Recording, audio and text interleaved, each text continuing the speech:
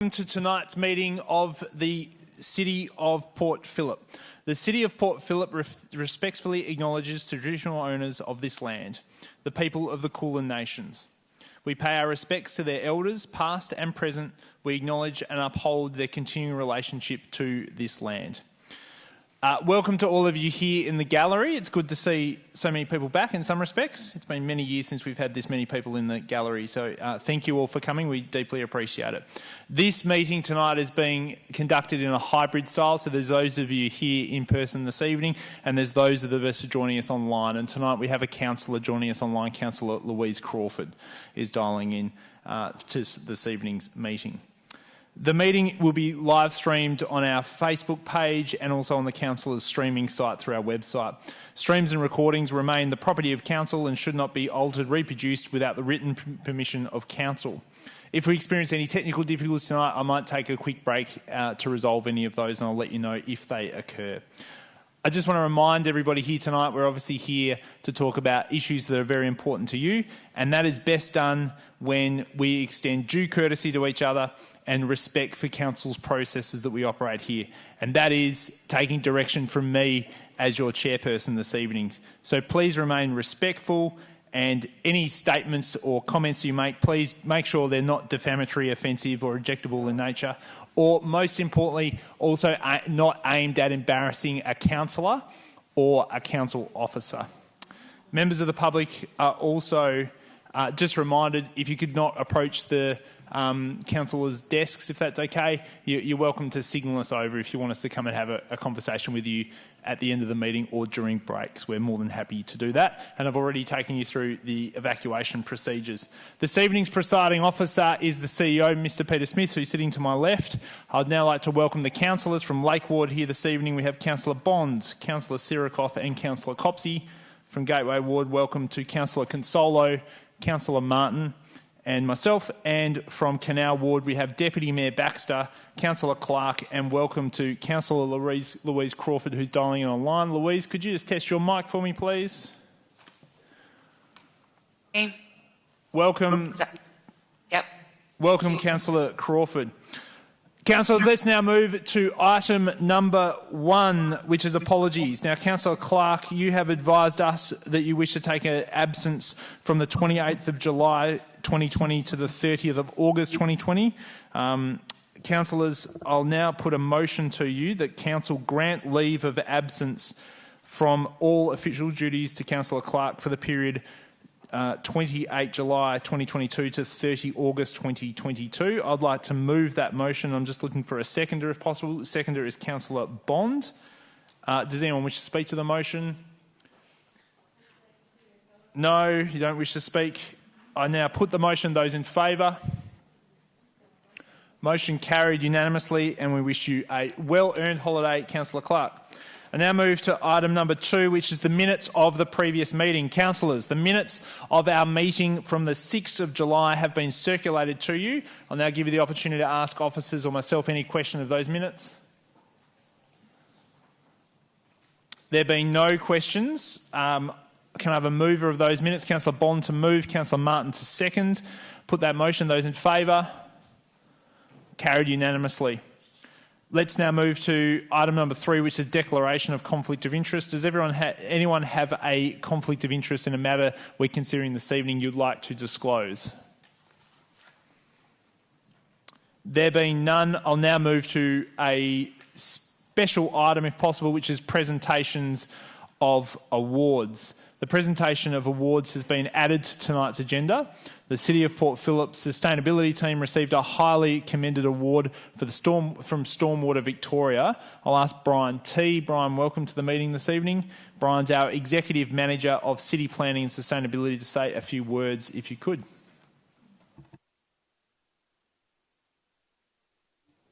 Thank you, Mayor. Mayor, in 2021, the City of Port Phillip undertook a project with E2 Design Lab, Spatial Vision and Hansen Partnership to look at the use of planning controls to improve permeability outcomes on private property. The aim being to look for innovative ways to reduce the flow of pollutants into the bay and reduce the risk of flooding. The highly commended award was received by Port Phillip from Stormwater Victoria for excellence in research and innovation. Congratulations, and thank you on behalf of councillors. If you could pass our congratulations to the officers involved in the award, Brian, and well done to you and your team. Thank you very much. Councillors, let's now move from item 3 to item 4, which is public question times and submissions. Just before I do that, I welcome Nina Taylor, MLA, to the chamber this evening. Welcome. You're always welcome to the City of Port Phillip. MLC, sorry. Maybe soon to be MLA, who knows. But congratulations and welcome to the meeting here tonight, Nina. Let's now move to item number 4, which is public question time and submissions. So the way we do this, ladies and gentlemen, is that there's one or two of you here this evening, so I'm going to ask you to limit your comments to 2 minutes. I would ask you to try not to repeat comments that have been made previously. We're all passionate about issues, but this process works best when we stick to the facts and we keep to the facts and try not to involve anyone from a personal nature. I'm a very nice and friendly person usually, but tonight you might see my different side when I get a bit narky, particularly when people start mentioning officers' names or referring to councillors directly. So stick to the facts, please, and we won't have any issues. But I'll run this fairly tightly this evening, as I'm sure you would reasonably expect me to. So please keep your comments to 2 minutes.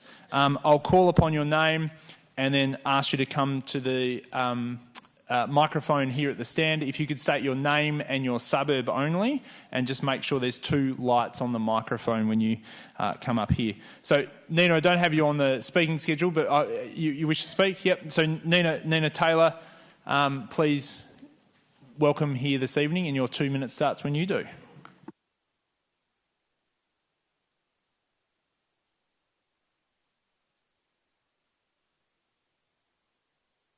Just get you to press the button for us. Thanks, Anna. Lovely, thank you. Okay, so I'll begin by acknowledging the traditional owners of the land on which we meet and pay my respects to elders past, present, and also to acknowledge elders from any other communities who may be with us here this evening. Can I also acknowledge the Mayor, councillors and the CEO and everyone here who's made the effort to be here for this community meeting. The purpose of me being here as a local state MP of the Victorian Government is to listen to the spectrum of views on the issue, that is to do with the bike path issue, and I'm happy to feed back any information shared today straight after the meeting. I understand that Vic Roads has worked closely and is continuing to do so with councils and other key groups throughout the implementation of the pop-up bike lanes, from planning, design, installation, monitoring and the evaluation of the trial routes. Hence, a collaborative approach is essential to a good outcome. Having said that, whilst there has been door knocking, letterboxing and social media engagement as part of the lead-in consultation, the active rollout of the trial ensures that people who aren't necessarily focused on local government matters get to experience the trial for themselves and have the opportunity to feedback as well. The temporary and flexible approach of a pop-up bike lane trial allows needs to be addressed as they change or emerge, ensuring they're fit for purpose. Hence, it is not a static space, but rather an active one. The purpose of these new lanes is to help relieve congestion on the road network and provide bike riders with better local connections. Thanks, everybody. Just hold on for a moment, Nina. We don't need any laughter and interjection, please. So let's just respect everybody and allow everyone to speak in silence. Please continue. Thank you. The purpose of these new lanes is to help relieve congestion on the road network and provide bike riders with better local connections and make it easier to get to and from Melbourne CBD. There is merit in continuing the trial and actively feeding back to Council information on your experience with the trial to continue the process of a community-led outcome from the trial. To close, just to reiterate that the government does not presume the outcome of the trial, and hence active community engagement is really important throughout the trial process. Thank you. Thank you for coming again. We very much appreciate it. I'll go just to our support team. I'll go through the virtual items speakers first, if that's okay, because there's not too many tonight. So I call upon Melissa Hillebrand, speaking to item 14.1. Melissa, can you hear us?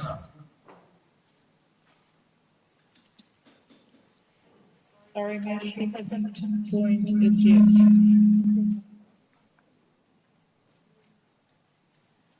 Why don't I go through the ones that are here, and we'll come back to the virtual ones if that's all right. So I call upon Ewan Young.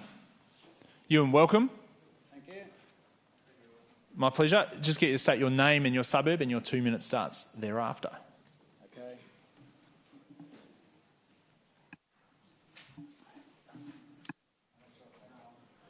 Two lights, yeah. Good evening, everybody. I'd like to introduce myself. My name is Ewan Young, and I've lived on Westbury Street for the last 30 years as a ratepayer and owner. My concerns are towards the safety of residents and users on Westbury Street. You only have to ask anyone for their opinion on the way things about the new pop-up bike lane design, and the response is unanimous. We all agree it's only a matter of time before someone is seriously injured or killed. There's already been one accident I know of since the design was implemented. Not only that, but the street is now ugly, confusing, and was never wide enough to handle all these obstacles. Council members need to take the time to drive, cycle or walk down the street, and you'll know what we're all talking about. My question to Council is quite simple. How will Council make Westbury Street safe again and get it back to its original beauty? I know I haven't got much time. I've got sub-questions here which I've handed out to everybody and also the council members, and I don't know whether I've got time to read through them or not, and also some feedback. You've given the questions that we come back to you, so why don't you go through the feedback? You've got a minute to go, so feel free to. Feedback. The department has now made the street into a 7-lane car park with car lanes, bike lanes and medium strips at the centre of the road. Westbury Street was not wide enough to handle all these extra traffic hazards and was never designed for these changes. Garbage trucks have no room to collect rubbish with only a few centimetres clearance from cars parked. Vehicles cannot overtake the garbage trucks unless they go into the bike lane, which could cause an accident. This means vehicles have to wait until trucks have completed the pickup, which causes traffic congestion. Bike riders' safety has now been compromised as the new design is nothing like anything else in Melbourne. The new road design rules have caused confusion and anger with motorists beeping at the horns at bike riders. Cars parked on the street will get damaged as a result of traffic moving through the centimetres to spare. This has only caused one accident it's already caused one accident on the 11th of July. And just lastly, residents trying to drive out of the thing and pedestrians and parents' concerns. Thanks, Ewan. We appreciate you coming this evening. Thank you. Julie Clutterbuck.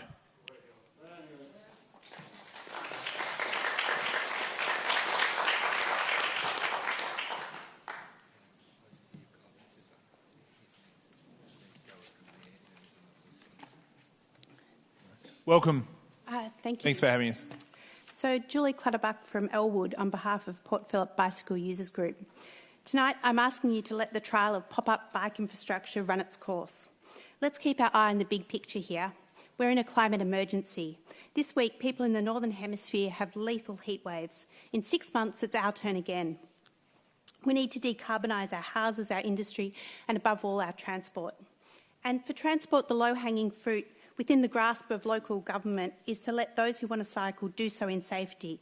In the words of Council's transport policy, we know the best outcomes are bike lanes that are safely separated from parked and moving vehicles.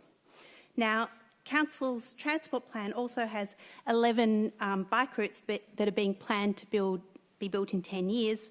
After 4 years, you've completed just one. Now, the Vic Road's trial only had one section of separated lane on Kerford Road. Following agitation from some councillors, that was canned. Thank you, Council. What's left of the trial is a lot of paint, some bollards, some speed humps, and some experimental treatments like on Westbury Street. On Sunday, a community ride evaluated these changes. Our findings were mixed, but overall our response was to let the trial go ahead before making a decision about what's there permanently. I've sent our data to council officers. Motion 14.1 is to rip out the infrastructure installed just weeks ago. This wasteful move is what gives local council a reputation as a bit of a laughingstock. I call on those councillors, particularly those who profess to be concerned about wasteful spending, to reject this. Motion 14.4 from Councillor Consolo urges a review and raises concern about visual amenity. Councillor Consolo joined our ride on Sunday, and I thank her for her very thoughtful consideration of these issues. These changes are actually a bit ugly. There's no doubt about that, but they're not permanent, and there's considerable scope to replace these with sort of bollards with planters, rain gardens, or even more trees. And there's already a review planned, so I don't think this motion is actually adding very much to the project. So I also urge you to reject this motion. In summary, if you don't like the paint, the speed humps, the bollards, then get a move on and build your own plan of proper separated, protected bike lanes. I urge you to be constructive and not obstructive. Thank you for listening. Thanks, Julie. Perfect timing. Thank you.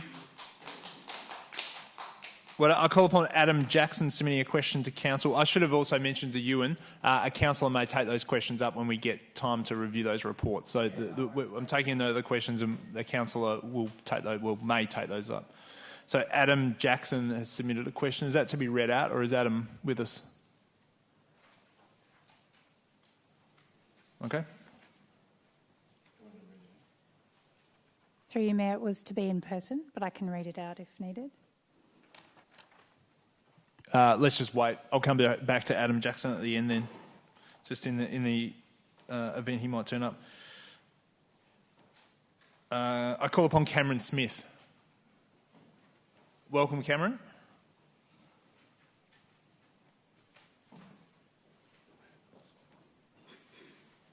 Just get you to state your name and your suburb, and your 2 minutes starts when you do.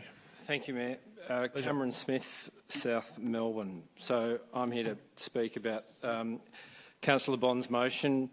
The entire local residents of let's call it the Dorcas Street, Ferrar Street area in support of the motion will like to see the bike lanes removed.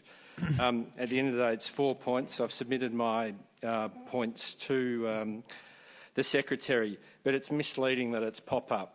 Pop-up at the council at the South Melbourne market means a 2 to 8 week stall. So we're 3 weeks in. So we're getting rid of them in 5 weeks. Is that what pop-up means? There's nothing temporary about thick yellow paint on the roads. That's entirely poor and misleading to call it pop-up. From a visual pollution and heritage perspective, it's poor. Clearly it's yellow lines on the road means we're at Mount Buller or Mount Hotham. We're not actually in Nelson Road, South Melbourne. It just looks horrendous. The design is poor. I've got 2 examples on top of the Westbury Street one.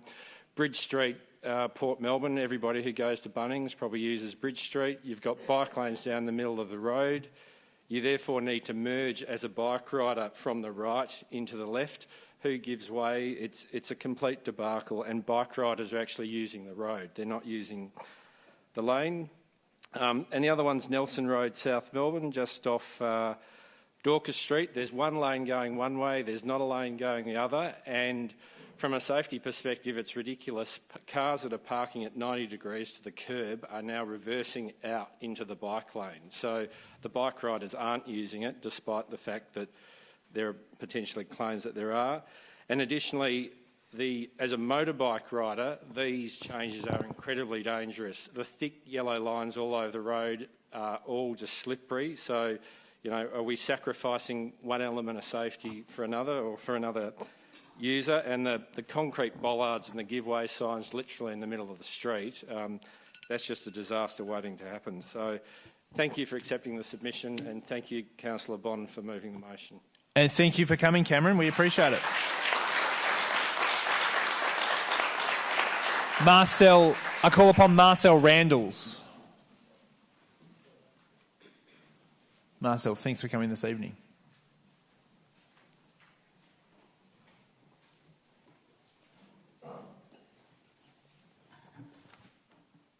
Don't need process. Go for it.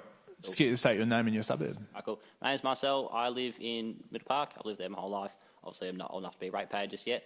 And I have cycled 6,000 kilometres this year. I'm a massive bike rider. I am also a driver, so I have both sides of the road. And I absolutely cannot stand any of the changes that we've made. I think they are dangerous, I think they're unnecessary, and I think they're hideous. If you take a look at all the comments on Facebook, Instagram, there was a petition recently with over 1,000 signatures in 3 days. everybody thinks they're unnecessary. I think the road's already perfectly safe. They're 40 kilometres an hour. Down Page Street, it's a give way sign at each intersection, so there's no need to add in all this yellow paint. I've seen people say it looks like a runway. I told my mum it looked like, what I say? I said it looked like road furniture. She said that was too nice. It actually looks like vandalism. I don't think anyone actually, I've tried to have a chat to a lot of people walking by, said, hey, what do you think? I haven't found anybody who supports it yet. The only person I did was somebody who's actually building them, and she said she supported it because she was getting paid to do the work, not because she actually thought that it was making it safer. I had a chat to other guys who were quite literally burning the logos into the lane, the yellow paint. They were burning it in, which is not temporary. And they go, oh, no, mate, you should have seen us yesterday. We're in Mooney Ponds. We installed 200 of these and we saw 3 riders. So I don't think we've had very good local community acceptance of these. I think they're dangerous because you're just adding obstacles to the road. Now I'm just dodging bollards left, right and centre. That does not make sense. That doesn't help me at all. All you need is a red light on the back of your on the bike. And I think if instead of spending money adding bike lanes, you spend a little bit of money and subsidise a couple of bike lights, we'd all be safer anyway. That's about it. Thanks for coming. Thanks, Marcel. I call upon Una Steele. No, I'll come back. Oh, no, sorry. Hi, welcome. Thanks for coming. It's all right. Is that okay? All right. Welcome. Thank you for coming. Okay. Good evening, everyone. We have attended this meeting to strongly complain regarding the recent pop-up lanes added to Westbury Street and surrounding areas. We live in Westbury Street and I'm a keen cyclist. I ride all over Melbourne, Victoria and previously overseas. I'm a member of numerous bike groups, including Port Phillip Bug. Up until recently, Westbury Street was a pleasant, wide-open, tree-lined street that was easy and perfectly safe to ride. It also had very light bike traffic. Unfortunately, it is no longer safe. It has been turned into an area with permanent series of roadworks, of concrete blocks, plastic speed bumps, bollards and hazard paint everywhere. The over-engineered roadworks are not beneficial to climate change, so I have to disagree with Julie, sorry, and you have ruined our local space both visually and practically. Who wants to live amongst that? But more than that is the extremely dangerous aspect of this perilous design. It literally pushes cyclists into oncoming traffic, while simultaneously we have to try and avoid all the obstacles. From a driver's point of view, it is now very difficult to navigate a safe entry or exit from the properties on the street. And we now watch the numerous near misses of accidents from our upstairs lounge and cyclists who are totally confused and riding in the wrong sections. Another dangerous issue is, I think someone's already mentioned this for one of the councillors, another dangerous issue is regarding the roadworks on crossroads and intersections. They push cyclists to the left and then to the right, so we're not able to go straight across. If you're riding slowly or in daylight, this is okay. But if you're riding at a decent speed, bang. We want to coexist on the roads, but instead of keeping us safe, it will further antagonise drivers. At the very least, you could have used systems already in place, i.e. white paint, bike symbols on some roads only. On Andrew's petition, there just are get you to numerous come to the end if you cyclists- could. Sorry, I'm just closing. That's okay. Just if you could close, that would be great. Yeah. There are numerous cyclists who have signed the petition, and one of them is head of Melbourne's biggest cycling group with over 4,200 members. Great. And as regards the roads that Port Phillip cycled on Sunday, I just want to point out, and I'm not dismissing their evidence or whatever, firstly, they were riding in a group. Secondly, they were riding on a Sunday morning. And thirdly, they weren't riding particularly quickly. So I just want to point out... Thank you. This is my last point. Quickly, please. If you're one cyclist and you're riding in peak traffic and you're riding fast, the whole situation completely changes. Thank you. Joe Leong. Joe Leong.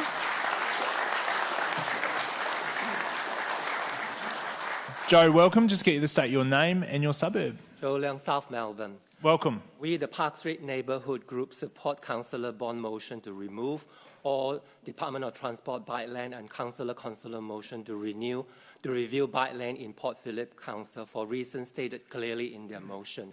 First of all, I want to point out that the pop-up bike lane in Park Street between Kingsway and Moray Street is also funded through the Department of Transport. I have some evidence just to answer Councillor Heather that we... I don't think we need to go through items of evidence. I'm happy to take your views and opinions, so let's not waste the time going through. If you need... I'm happy to hear it, so let's just keep going. Councillor meetings. We appreciate you sharing that to us. So we are part of the Department of Transport bike lane. And as a result, it's poorly designed and has created a hazardous condition for resident car parking, biker and visitor to Park Street. Firstly, the vehicle traffic lane is now narrower than the bike lane itself, making driver when alighting from car extremely dangerous. Many residents have complained that they were nearly hit by moving traffic when getting off the car, as there's no buffer between the car and the traffic. In addition, the narrow single traffic lane has created a major traffic congestion in Park Street, with cars turning into Kingsway, residents parking their cars, deliveries for small business, and rubbish collection, which I've mentioned by previous speaker. So I won't go into that because of time limit. Secondly, the floating car park has confused visitors to Park Street. It is reported that many moving cars have mistakenly stopped their car behind the parked car, thinking that those are the cars waiting to turn into Kingsway. So there's nothing can solve this problem because it's just unusual to have a line of car parking on the moving traffic. In addition, driver cannot read parking sign as they are positioned on the curbside, blocked by the wide bike lane and the buffer. Thirdly, bike lane is installed under the beautification program of Park Street. Almost there. In fact, the street is now littered with confusing yellow line, pollard, speed hump, we have mentioned by others. Because of time limit, I just want to mention that. Thanks, Joe. Okay. Let's come to the end. Mate, last comment. No, it's okay, mate. Your last comment? No? My last comment is that there's no consultation because of there's no consultation with with Park Street. And when we do have consultation with when we make the point to meet with councillor, they're just not listening to what we're saying. All right, thank you. Thank you, Joe. We'll leave it at that. Okay, and thank you. Good thing Again, I'd just like to remind people, let's not go into the specifics of councillors or officers, if that's okay. I now call upon Robin Taylor. Thanks for coming, Robin. Just state your name and suburb, please. Robin Taylor. I've lived in Middle Park for 30 years, and Albert Park. Great. I support Councillor Bond's motion to immediately cease the pop-up bike lanes program. We've heard from a lot of people about the ugliness of the yellow painted lines, sometimes over bluestone cobblestones. And can you imagine painting yellow lines and bicycle effigies around the Trevi Fountain in Rome?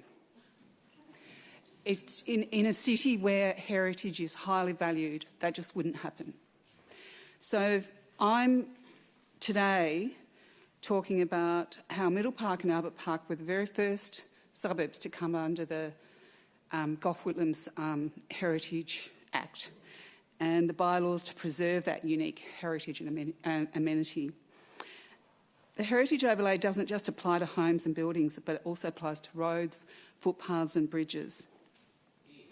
The pop-up bike lanes program was to be light touch, but it created undignified ugliness to once beautiful streets and thoroughfares. This has to be a violation of the Heritage Act bylaws, with the consequence of hefty fines and the cost of making good. I cannot understand how the City of Port Phillip Planning Department can enforce the colours we're allowed to paint our fences and houses, but does not have a say in the Department of Transport's desecration of our roads. The Department of Transport is obliged to consider our Indigenous heritage for every single one of their projects, as well as our non-Aboriginal heritage. So my question to the council is, did the Department of Transport in the City of Port Phillip consult with Heritage Victoria about the pop-up bike lanes program in an area with a significant heritage overlay? Thanks for your question, Robin. I appreciate that. Call upon Erica Anders. Erica Anders. Erica hasn't joined us this evening. I might just read this one out, actually. Why council cannot institute two roundabouts Why council cannot institute two roundabouts, one at the intersection of Nelson Road and the second at Tribe Street and Ifla Streets, to slow down the road traffic rather than having visually ugly and dangerous road narrowing that is currently taking place, is Erica's question. And councillor may take that up. Now call upon Mark Norton.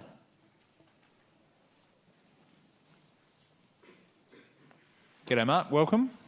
Just get you to state your name and your suburb, and your 2 minutes starts when you do.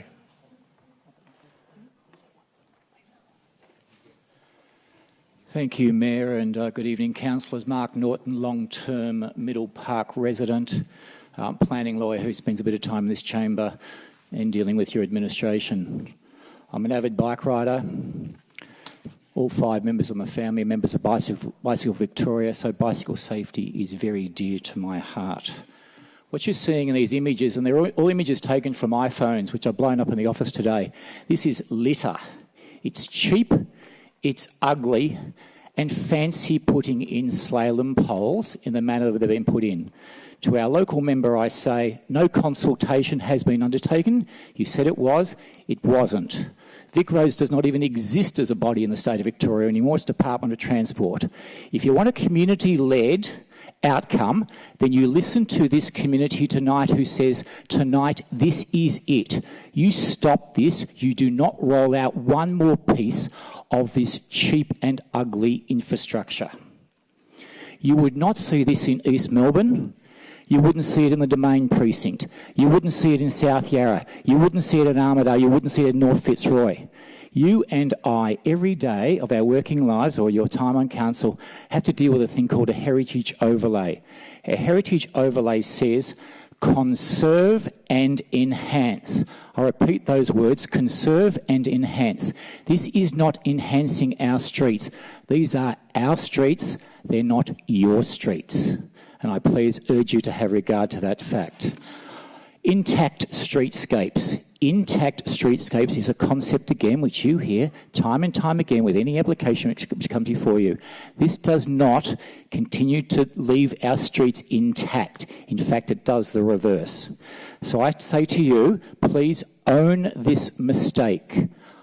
It's not your project, but I want you to own this mistake because it is a mistake. I want you to say to...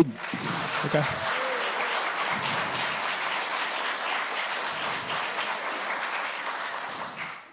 I want you to say, line in the sand, no more. Okay.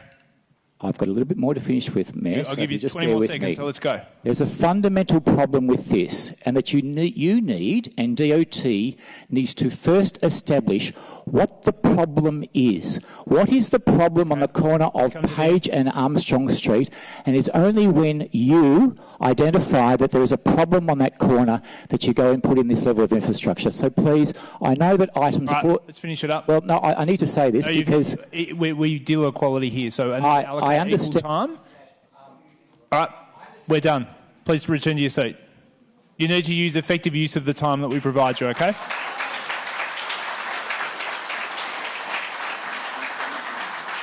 All right, Margaret Lester, please. Margaret Lester. Margaret, are you here? Welcome.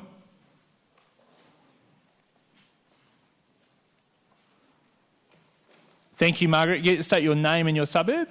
Margaret Lester from South Melbourne. Great, go ahead. I would like to support Councillor Andrew Bryan's motion. I can't help but think this is just a blatant PR exercise without any due diligence to its application.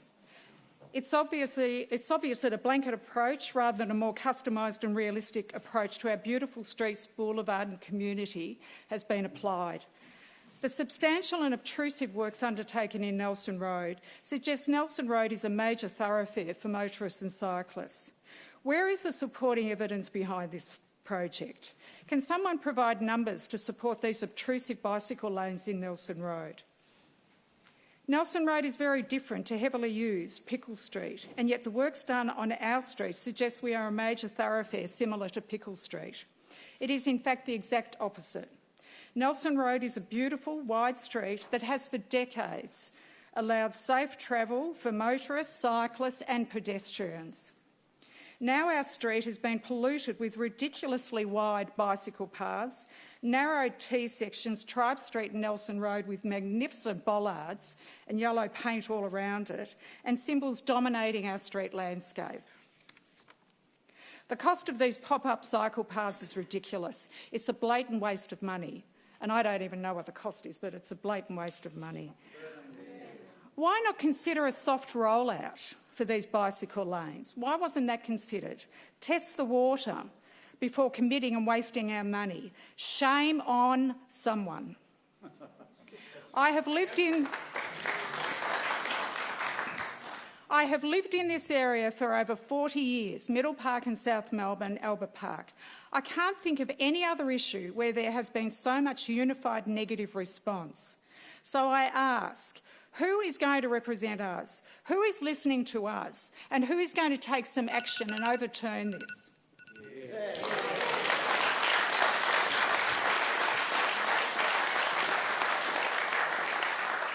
Thank you, Margaret. David Heffernan. Come on, David, where are you? There he is. Enter stage left. State your name and your suburb, David. Hi, my name's David Heffernan. I'm one of the directors of AMDC. And again, thank you for the opportunity to speak. Oh, I'm sorry, David. You're speaking to item 10.2. Sorry, the order's a bit jumbled up on my speaking notes here, which is the St Kilda Marina. So St Kilda Marina, sorry. Yes. Let's mix it up a bit, David.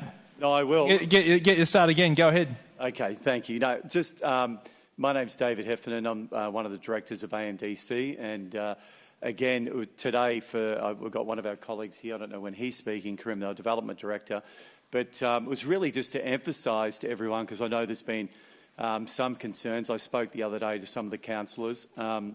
It's really just to point out that a lot of people classify us as developers, and it's a 50-year partnership, as you know, and we've committed and we're legally bound by our lease to deliver this vision, and the importance of just really saying that that you know what the asset that we have now and what we've signed up to deliver. You know, and certainly with the economic situation at the moment and cost blowouts and everything else that's happened, that we're really wanting the support of councillors and everyone for our application, because it is important, as we always said, to be sustainable. We know that what we're delivering is going to be world class, and it is really going to be a place of destination, and that's what we want everyone to embrace it. We invited community, boat owners, everyone at recently just as a get-together to share our vision and really explain the status quo and what's happening in the transition plans. And I feel that, again, that's really the sole message. We're not here to try and, I'm not going through the facts of all the details. Everything is within the DPO planning overlay and everything else. So it was really just to reiterate on behalf of our directors that we really do need the support. We've got a timeline to deliver this, and you know, again, if they could kindly look at our submission and understand that we really want to get cracking on this project, because it does take time, and would be grateful if you could support it. No worries, David. I might call you, give you the opportunity to be called back later on. Sorry, the order on my running sheet's a bit out of whack, so just in case councillors have some questions of you, which they may or may not, but if you do, we'll come back if that's okay, and I'll hear these in the group. So apologies, David. Yeah, no problem at all. I mean, you have to hang around a bit longer. Yep, no problem. Thank you. Noel Jones, speaking to item 14.1. Noel, welcome. Thanks for joining us. Thank you.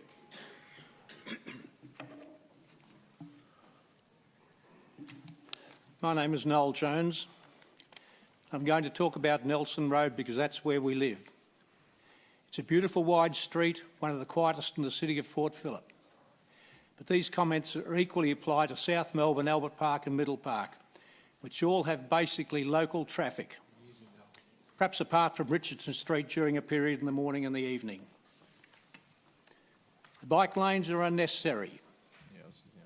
Where is the logic to implement a procedure without checking? Why was the plan to flood Nelson Road with lanes and signs? Here's a good example of the mess. Why are there an extraordinary number of those cycle signs on the road? For example, in Nelson Road, which is approximately 650 metres long, there are 36 of those signs painted on the road. Calm it down. It's okay. And some are just 10 metres apart. Do they believe that a cyclist needs 10 metres after he's gone past one place, he needs another sign to tell him where he is? I am a cyclist myself too, so I know what it's like. The width of the line has also been increased from 10 centimetres to 15 centimetres, which makes it even look more ugly and stand out. Now, here are some of the traffic stats to show why bike lanes are not necessary.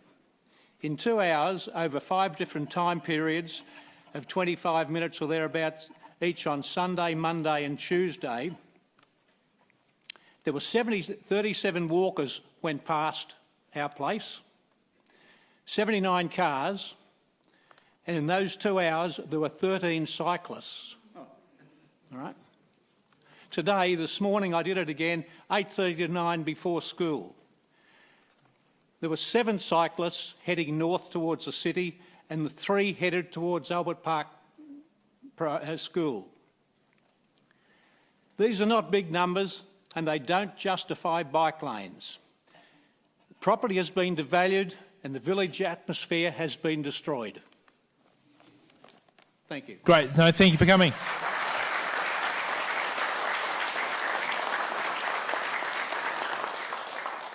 Guy Boston. Welcome, Guy. Just state your name and your suburb. Oh, hi. Guy Boston, Middle Park. I was going to originally talk about the community voice and just try and summarise it for everyone in the room, but I don't think that's necessary. I think we're all totally familiar now with how disgruntled this community voice is. And I have never, ever known a community voice to be so disgruntled, so angry and so flabbergasted, to be honest. I don't want to repeat a lot of the negatives around these installations have already been mentioned, but there's still more. It's like I'm lucky enough to be around in the mornings. I see kids riding their bikes up and down Page Street. I see kids riding to school up and down Richardson Street, going off to Albert Park College, riding along to Middle Park Primary, Albert Park Primary, going off to the schools in South Yarra. Perfectly fine. We're a beautiful neighbourhood. We look after each other. We take care of each other. We love to see our kids and all cyclists. Where was the problem in the first place? With what's been installed, we would have thought one would think that this place has been decimated with road accidents. Absolutely the opposite. The heritage overlay aspects that Robin has spoken of, I totally agree with. My question is, we buy and rent in this area, and our certainty with the area is underwritten by the heritage overlay policy. It basically is an insurance policy that nothing's really going to change. The historical characteristics of this area, the beautiful streetscapes, are going to stay as they are. And that's why the heritage overlay policy has been so successful, and Middle Park, Albert Park, Elwood is such a wonderful place to live. Why do we change it? Is this a segue into the removal of the heritage overlay policy? Did whoever was required... Come to the end, if you could, please. I will. I'm just finishing up right now. Thanks, Mr Mayor. Was there a permit received or achieved for these installation works? But I like to finish on a positive, really good positive. Quickly. We can always find a positive in anything. Very quickly. Positive with this trial is that we've learned what not to do. Okay, thank you.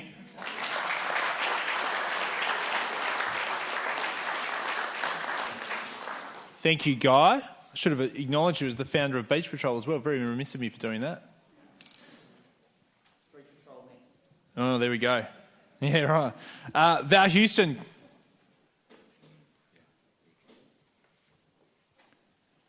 Welcome, Val. Thanks for joining us this evening. Just get you to state your name and your suburb. Sure, my name is Val Houston. That's all right. I live in Nelson Road, South Melbourne. Great. I've lived in South Melbourne for 14 years and I've run a business in Port Melbourne for 24 years.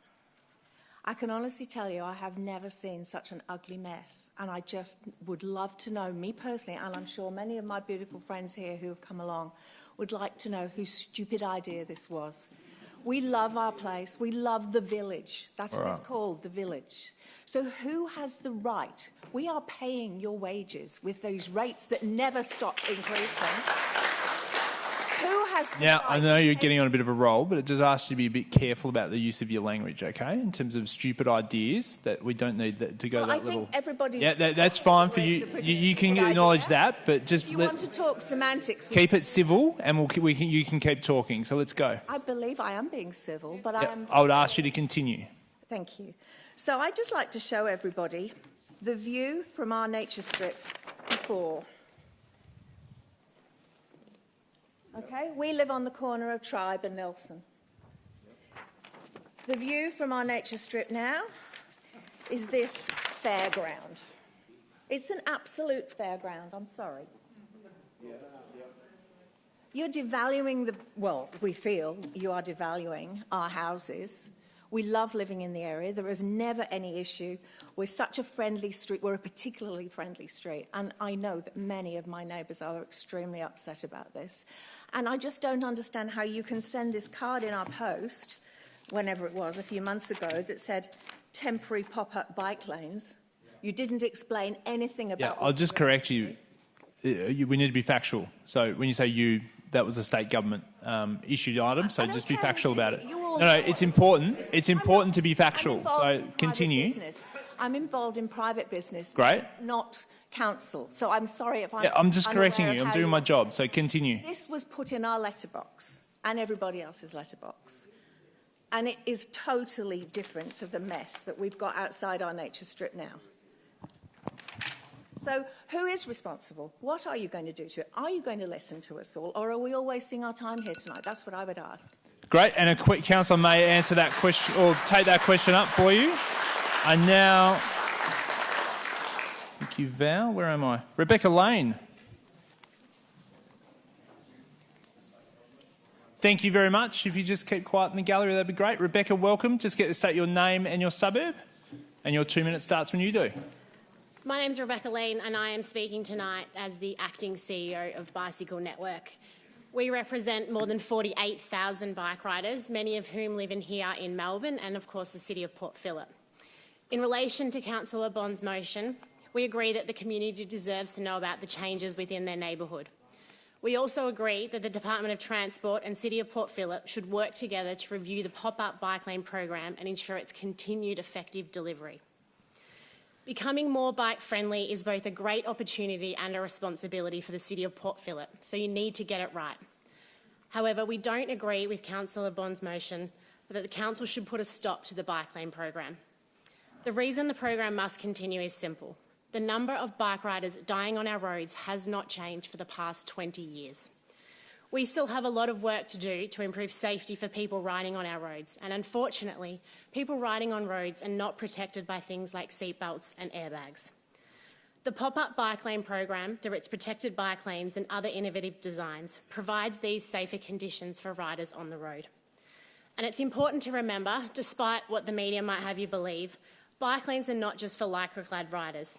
They are for children going to school, students and professionals riding to work, delivery riders who support the local economy, and family and friends who are creating memorable experiences here in the city of Port Phillip. Also, in a recent survey, 70% of City of Port Phillip residents said they were interested in riding a bike but concerned about their safety on the roads. As councillors, you must hear and cater for these residents too.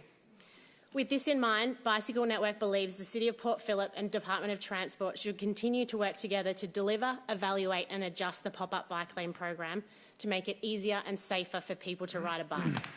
This pop-up bike lane program will make the City of Port Phillip a more inclusive, more sustainable and more livable region. But most importantly, the protected bike lanes can save lives and you cannot walk away from that. Thank you. Thanks for coming, Rebecca. Stephen Redding. Oh, Councillor Sirikoff, my peripheral vision's not working tonight. Would you like to ask? Yes, Mayor. Can you please remind speakers to state their suburb? Thank you. Yeah. That's fine. I was satisfied that she identified herself and she has filled out a form so we know the suburb. So I'm okay with that.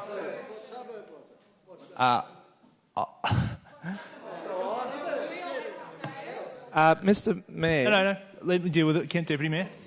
You're in a council meeting, okay? I'm the chair of the meeting. If somebody's requested not to have their suburb mentioned for certain reasons... No, it's perfectly reasonable. People deserve the right of protection. There's these people that have personal issues, domestic violence issues, etc. Just keep your calm, speak constructively and make your point. Trevor, Maurice Hanratty. I'll join the meeting for 5 minutes if you want a break. Do you need to calm down? No, you can't ask the question. Go ahead. Maurice. Maurice Hanratty, St Kilda. I'm kind of feeling a bit nervous because I'm speaking against Councillor Bob. Me too. Go ahead. We all have anecdotes. I've been nearly cleaned out twice on Richardson Street myself, because drivers don't understand sharrows. And I do have concerns about, some of the implementation of this, but I don't think it's tenable to actually unwind it and stop putting in bicycle infrastructure, because cycling has been shown to be climate friendly, it reduces pollution, it reduces traffic, it improves health outcomes, it's all positive, it improves amenity.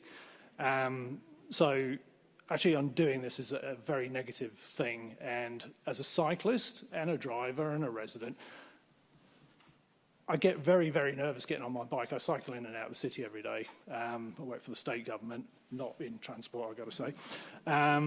And I've been knocked off my bike on St Kilda Road. So I've taken to coming down some of the sort of less busy parts.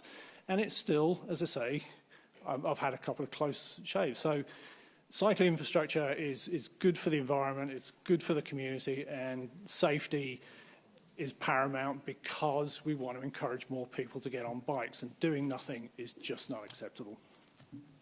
Thank you. No, thank you for coming. We appreciate it. John Finn.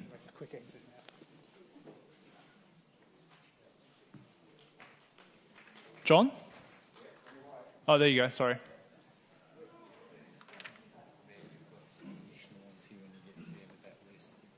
They're the new ones?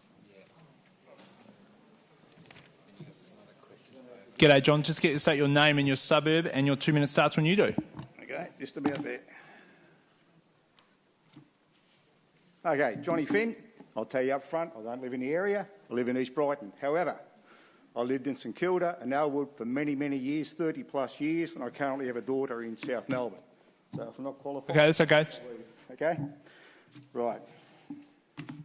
I speak in support of the motion. Riding my bike for 10 years when I was a kid, going to school, got knocked off twice. Been driving cars for 50-odd years. I drive every day from East Brighton over down to the Bolty Bridge through the area. Been doing that for a long, long time. And I think I'm qualified to speak on the matter. In the last 2 weeks, I've done 25 trips. I've counted 12 bikes. Tonight, I drove the full length of Beaconsfield Parade to Luna Park, went to Macca's, 2 bikes. Cannot see any way why, in any shape or form, we need these pop-up lanes. To be specific, item 3, you mentioned Bridge Street. I went down there the other day and drove through. Utterly confusing.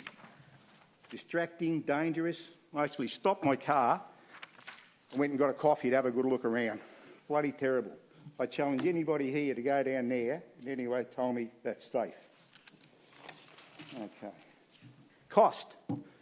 Been paying petrol for a lot of years. I built all these bloody roads. How come the bikes get them for free? You want to ride your bikes, you want those pop-up lanes? Get registered your bikes, get a licence and pay for it.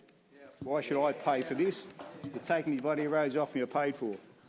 Right, we're getting outside the realm of council issues, right? So the comments need to be in relation to an issue relating to council. So we don't register bikes. If you could keep going. The lady said before from Bicycle Network that in 20 years there's been no change in the safety issue. Okay? If this goes up and stays here and there's no change in the next 12 months, get rid of them. Grandfather clause, please. Now, pollution, important to all of us. From what I've observed, the overall travel times for motor vehicles has been increased because of what's going on. Pollution's gone up, getting worse for all of us. I'll keep it for 2 minutes. Thank you very much. Thanks, Johnny. I appreciate you coming. Just loop back and see if Adam Jackson arrived. Adam? Adam's question, which I'll read out, which has been submitted. What action has been taken to determine the impact and noise consideration of the height... no, sorry, that's the one we talked about before, which is down for 14.1, but it's not. So we'll talk about... He will be here tomorrow, I imagine. All right, so I've got some more here that have been submitted, and then I'll go to the virtual one. So if we can get that ready to lined up to go, that would be great. Campbell Spence, welcome.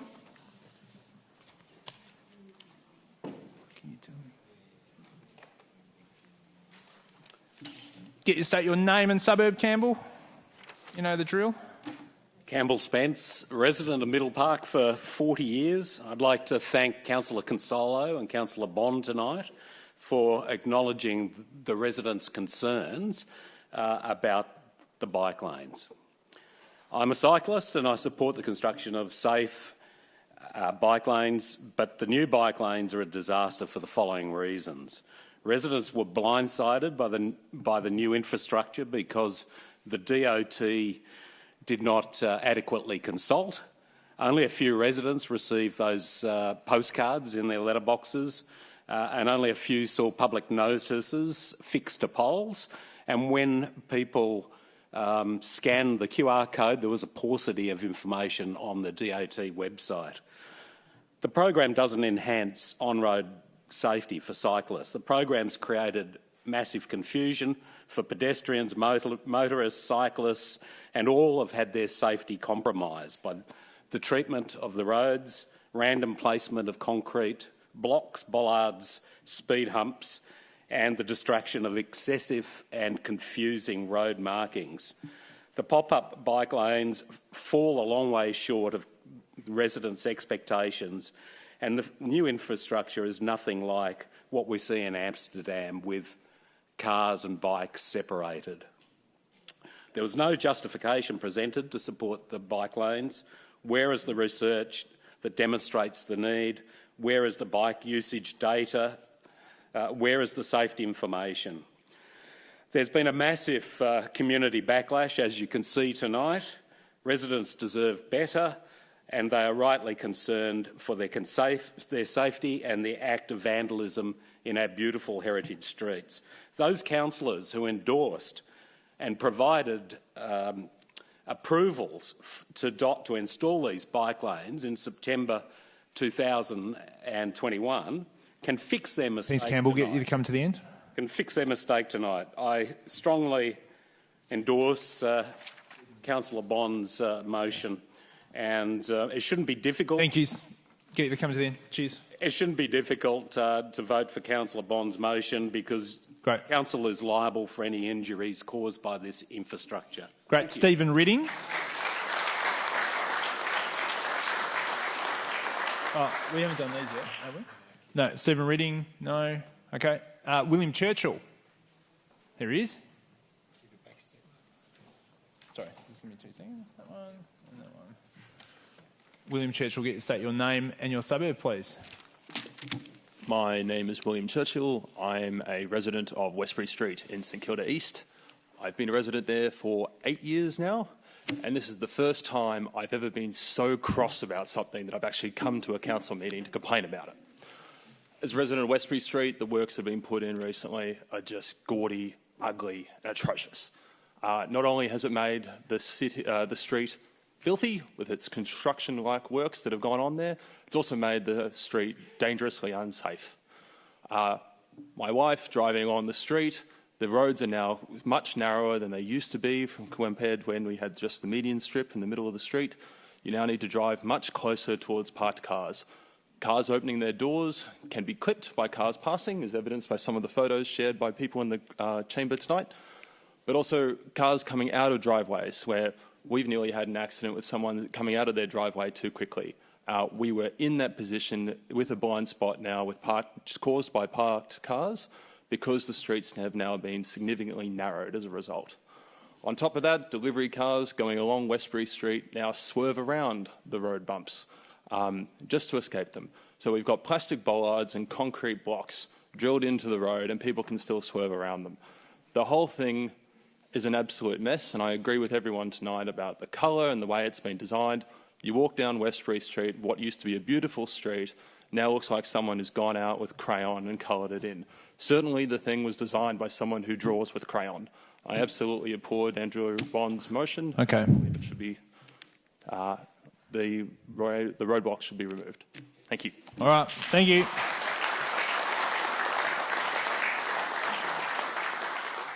Thanks, William. Janet Mitchell, rather.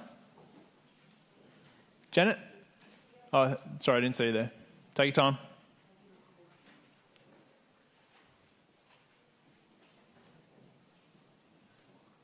It's all right. Thank you for coming. Just get you to state your name and your suburb would be great, Janet. Oh, yes. Hi, I'm Janet Mitchell. I'm in South Melbourne. I've lived in the city of Port Phillip for 38 years. I support Councillor Bond's motion. I live in Nelson Road because, as Noel Jones said, it's where I live and that's what I care about. I bought the house in that street because I felt it was one of the most attractive streets in the area. The approval of the trial has been tone-deaf and ill-conceived. I believe it's showing disrespect to your constituents and the ratepayers that you would agree to dish up such an inappropriate and heavy-handed pilot. There's been no meaningful consultation. The DOT website had a few dot points and a feedback section, which I tried to respond to, but it failed twice. It's not an acceptable method of consultation. The changes, albeit a trial, are quick and nasty. Cheap, ugly, excessive in number and intensity. DOT characterised the trial as light touch. I characterise it as cheap touch. Road markings are unsafe, inconsistent bike lanes proceed, and when you get to one corner and go around the corner, they completely stop. On one side of a roundabout, there are bike lanes, and on the other side, there are not. Road markings are excessive. In bright yellow, not necessary. One white bicycle caricature has been badly covered up and moved 30 centimetres away and replaced by a bright yellow one. Do the designers wish to torture us? Totally inappropriate in an area where residents are highly regulated by you, the council. You make sure that we paint our houses the correct colour. We don't leave our bins out. We construct renovations that are sympathetic to the area in which we live and put our lives on hold to do it through planning and regulations. And then we have this. As I look from the veranda of my painstakingly restored Victorian terrace through the carefully measured and height-compliant wrought iron fence, I see two thick 15-centimetre brightly yellow parallel lines separated by a massive bright yellow caricature of a bicycle. Quel horreur. It is totally inappropriate in a heritage area. Imagine if a resident defaced the area in such a way. The compliance officer would be on my doorstep the next day. Mark Norton correctly asked, what is the problem? Great. Thanks, Janet. Get you to come to the end when you could. Let's understand. Let's look for proper solutions instead of this nightmare. Thanks for coming. Susan Drakeford. Susan Drakeford? No? Okay. All right. Now, I'm going to go to Vicky Tutton, who's joining us virtually. And after Vicky, I'll go to back to Melissa again. Vicky, can you hear us?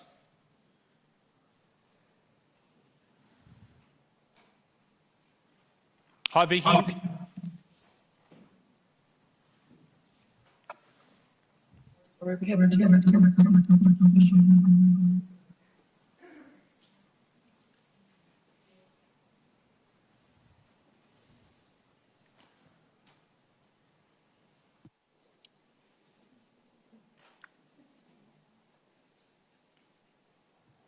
Do you need some time?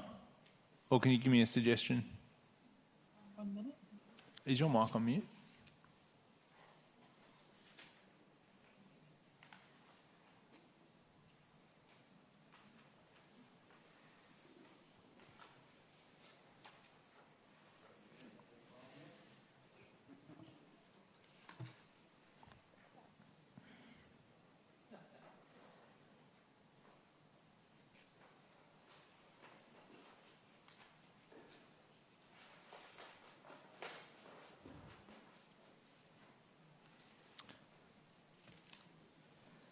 I'm going to move to the marina and I'll come back instead of adjourning.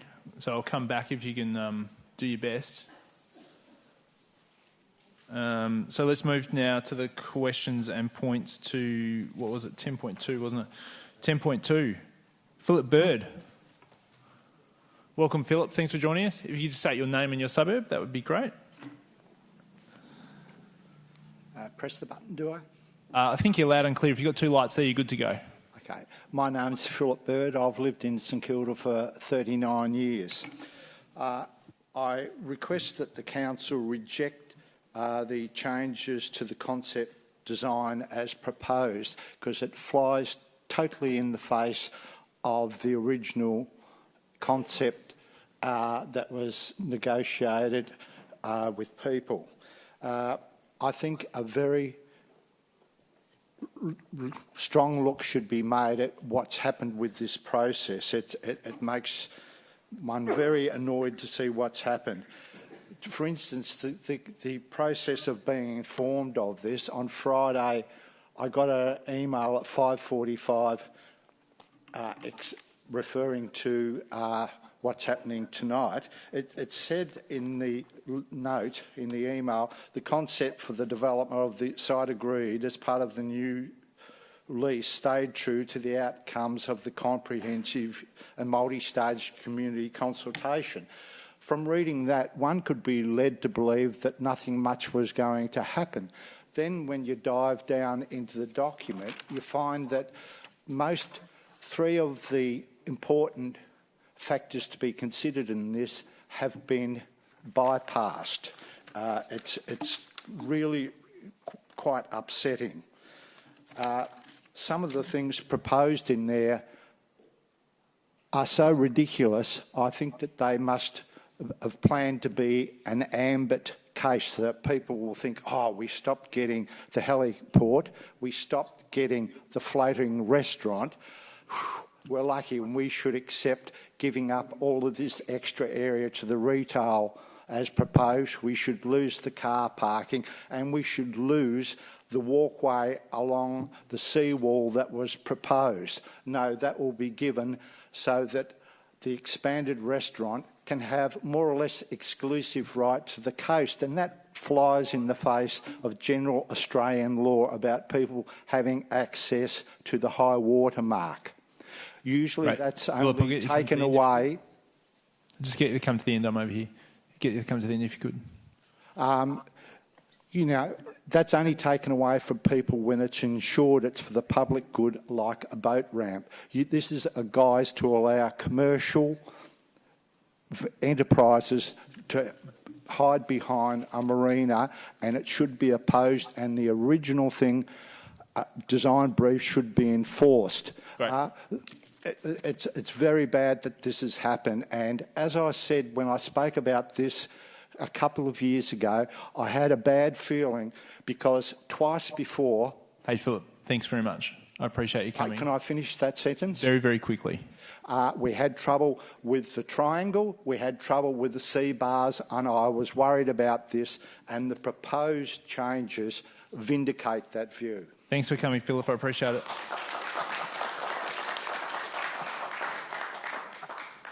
Trevor, we're missing Trevor, is that right? Karim.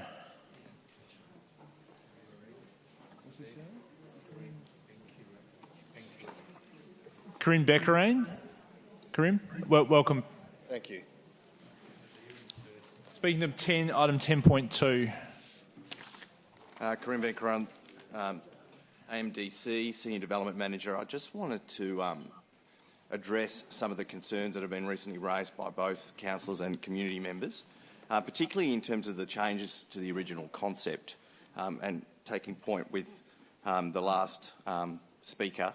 The original concept is remained largely intact, and principally intact. It is also fully compliant with the original site brief, the lease document, and also the planning scheme controls, which was specifically designed following the consultation with the community and council. The refinements to the design that you would have seen are primarily influenced by government and statutory authorities addressing contamination, fire life safety, the flood mitigation and building code requirements. In terms of public accessible open space, this again has also remained exactly the same as the original scheme, and in fact is double what is in the planning scheme requirements of 20%. The civic heart is larger than the original concept. It is now 4 times larger than what was in the site brief and the planning scheme requirements of the 700 square metres. The Marine Parade frontage is more open than the original concept, providing a larger apertures to the marina. We've provided bike repair stations at along the Bay Trail. The Bay Trail has become safer than the original concept by removing the service station access. We've provided public pontoons, barbecues to the civic heart, playgrounds along the foreshore, gym stations, scenic binoculars at the peninsula. We've also recycled the Brook Jetty piers before they were going to be scrapped, and created a sculptural urban art memorial for the general public as well. The additional commercial area has always been part of the planning scheme requirements. The 5,000 square metres has always been in the lease. Great. Get you to come to the end, if you could. In fact, our stage 1 net lettable area has decreased from the original brief by circa 600 square metres. The additional foreshore building is part of our development plan overlay, where we have to identify the balance of the 5,000 square metres. Great. Thank you. Thank you. John Hanna. Now, John, I'm not sure if you're speaking to the marina or the bike lane, so feel free. John, are you here? That makes it easy. That's probably why we don't know. Okay. Alex Schulman. Oh, is he? All right, so...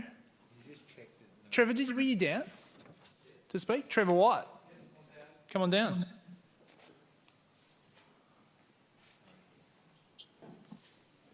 That's Trevor.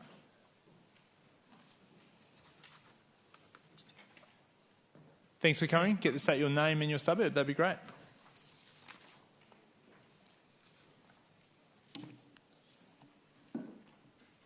Good evening. Trevor White, St Kilda. I don't need to give you my home address. I'm not going to repeat some of the issues that have already been sent to the councillors from Peter Holland on behalf of Unchained, and I'm going to concentrate on some of the other issues.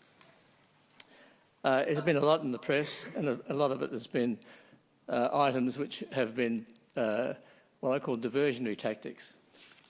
As our third-party rights of appeal have been removed, the only way that the community can give an independent input into the new ideas proposed by the tenant is to have the process paused. And that's what we're asking for tonight. We note that Council has a potential conflict of interest, as it is the planning authority, the landlord. It approves the design. It is also the compliance authority for the lease and the financial beneficiary of the commercial and community undertakings, whilst acting on behalf of the ratepayers and residents. What do we get? We want to get this project back on track and to move forward. Let's not get diverted by the private beach issue. This is not within the lease area. It's subject to Parks Victoria. It's on Crown land, and on Crown land to the high water mark is supposed to be unfettered public access as opposed to the Act.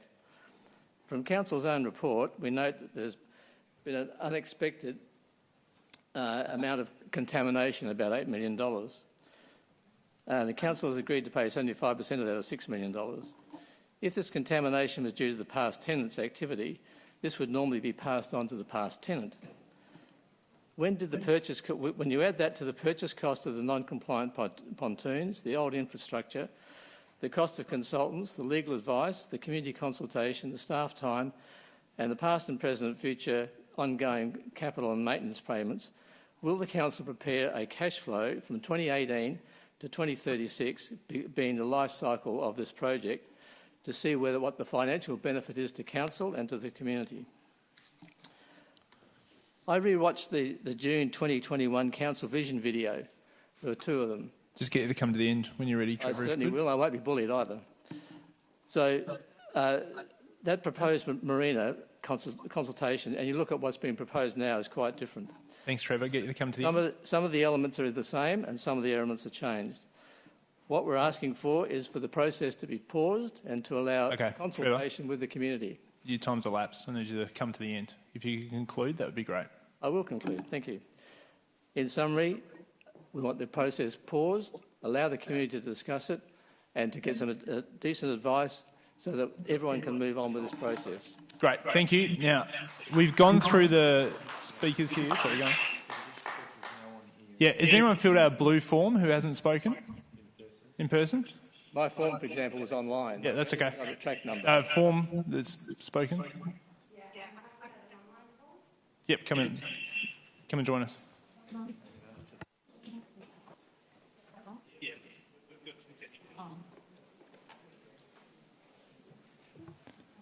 Welcome. Just get you to state your name and suburb. Yeah, hi. My name's Sally Jacobs. I live on Nelson Road, or near Nelson Road in South Melbourne. Thanks for joining us, Sally. Go ahead. Yeah, I'm here to support Councillor Bond's motion to remove the bike lanes. My level of passion on this has surprised me, but listening to everyone speak tonight, I think I'm maybe not alone. Like most people, I like bike riding, but I also like walking and I like driving. I think it's important to look after safety, the climate and the environment, but this is not how I think that should be done. And I think the pop-up bike lane should be removed on the grounds of safety and visual impact. The infrastructure and markings are distracting and confusing, and a lot of the safety issues have been thoroughly investigated or explored tonight. But for me, the markings don't make sense in the context of other bike lanes that I use around the city of Melbourne.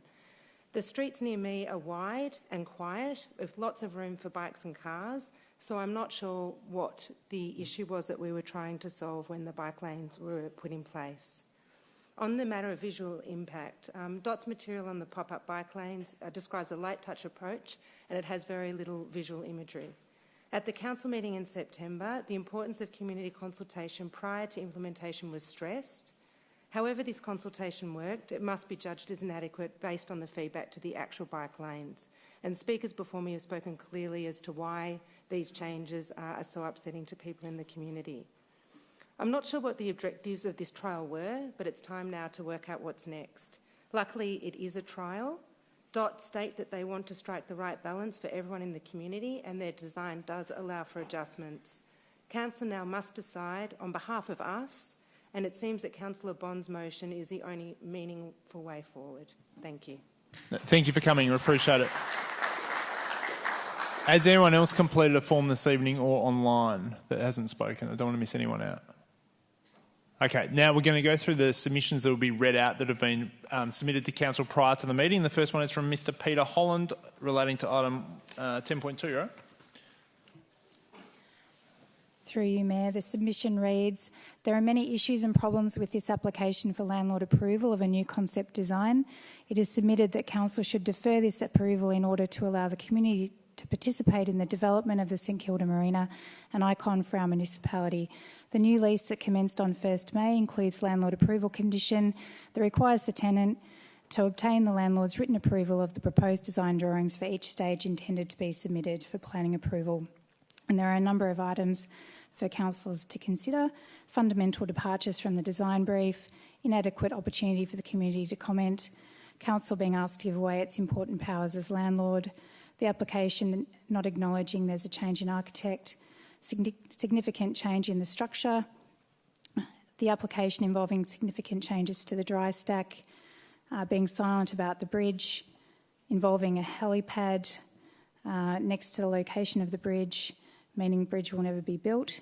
Significant concern about quality of design of the new buildings, non-compliance with built form envelopes, assertion that changed economic circumstances mean a driver for increasing commercialisation, significant increase in commercialisation, reduction in public open space, significant public space proposed to be replaced by event spaces, new Riva structure reducing public open space, significant limitation on Peninsula Promenade for riders and pedestrians, significant safety issues for bike riders going through the complex, and proposed extension and privatisation of the beach.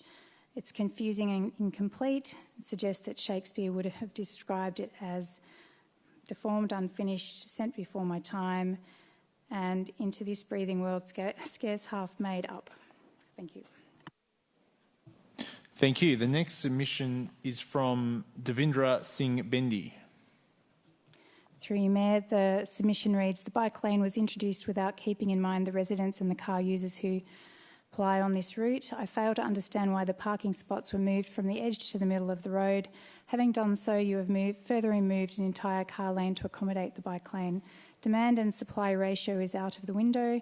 When someone wants to parallel reverse park in a vacant spot, they have to stop the ongoing traffic because there is only one lane. This problem has occurred because the car parking spots were moved from the footpath edge. The solution is simple: let parking spots remain where they were initially and make the bike lane next to it just like the other parts of your jurisdiction.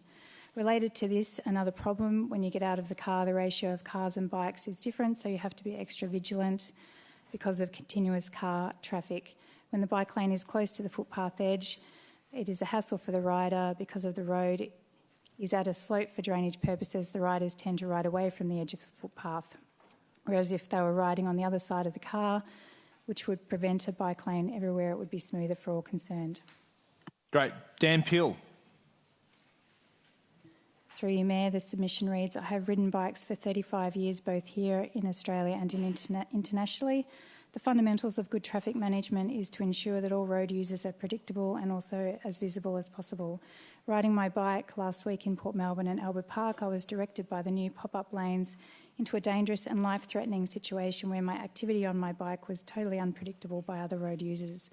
Given that bikes don't fare well when they come in contact with cars and trucks, and also pedestrians don't fare well when they come in contact with bikes, we can all agree that mass and velocity is a key measure to safety.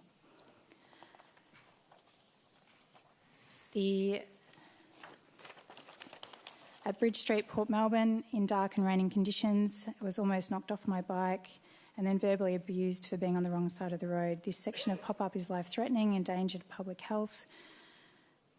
Councillors must be made aware of their responsibilities in terms of safety and legal consequences of neglect. The intersection of Pickles and Bridge Street, Port Melbourne, all motor vehicles are directed to turn left.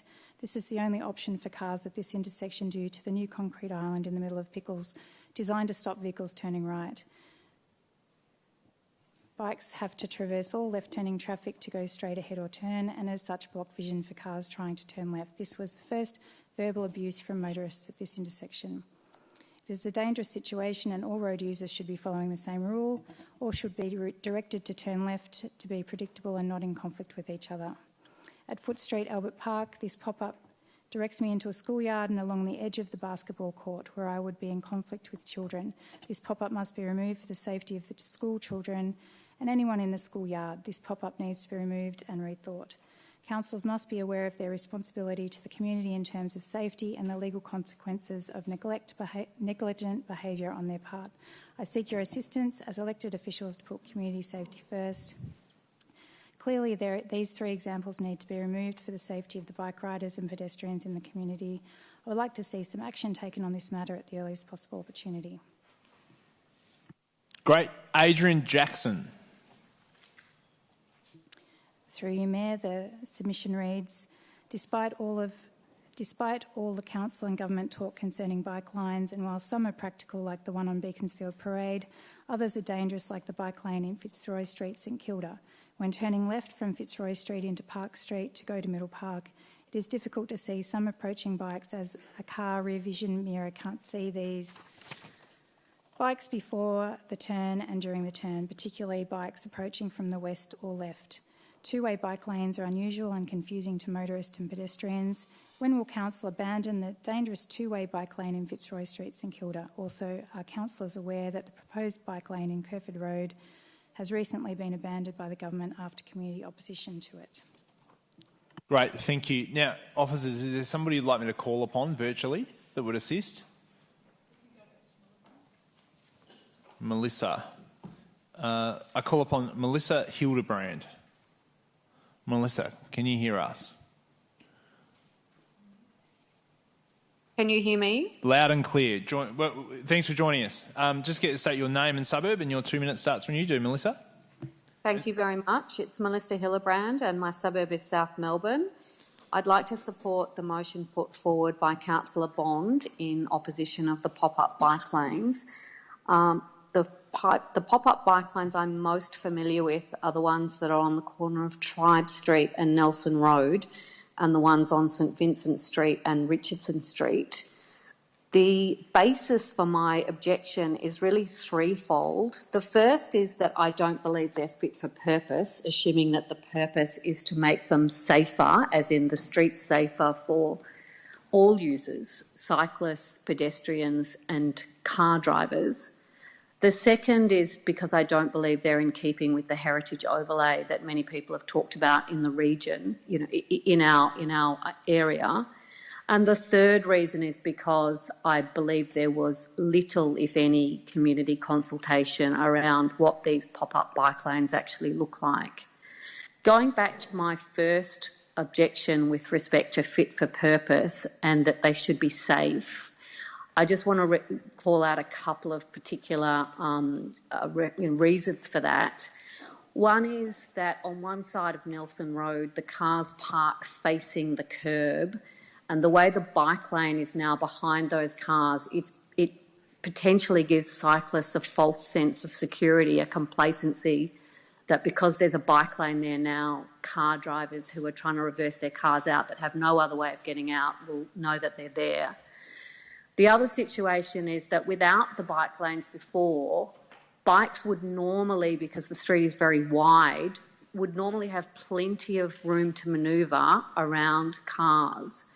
Now cars and bikes are pushed into the middle of the road, so the road is actually much narrower, much less scope for people to actually coexist, so that the safety issues are a real concern. When you then look at the infrastructure at the corner of Tribe and Nelson Road, again, you've narrowed that area so significantly. Melissa, if you come to the end, that'd be great. Yep.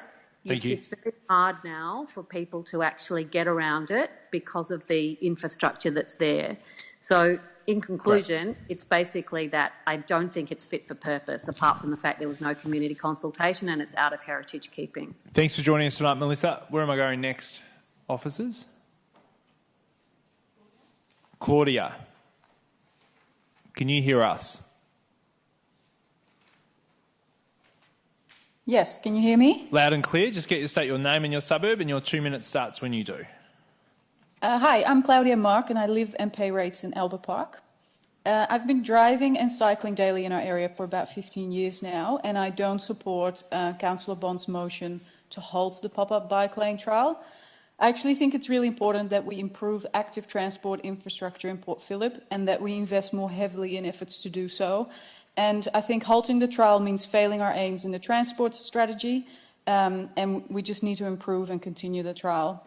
I actually think that Councillors Consulo's, sorry, I don't know if I pronounced that correctly, but that her motion is much more reasonable.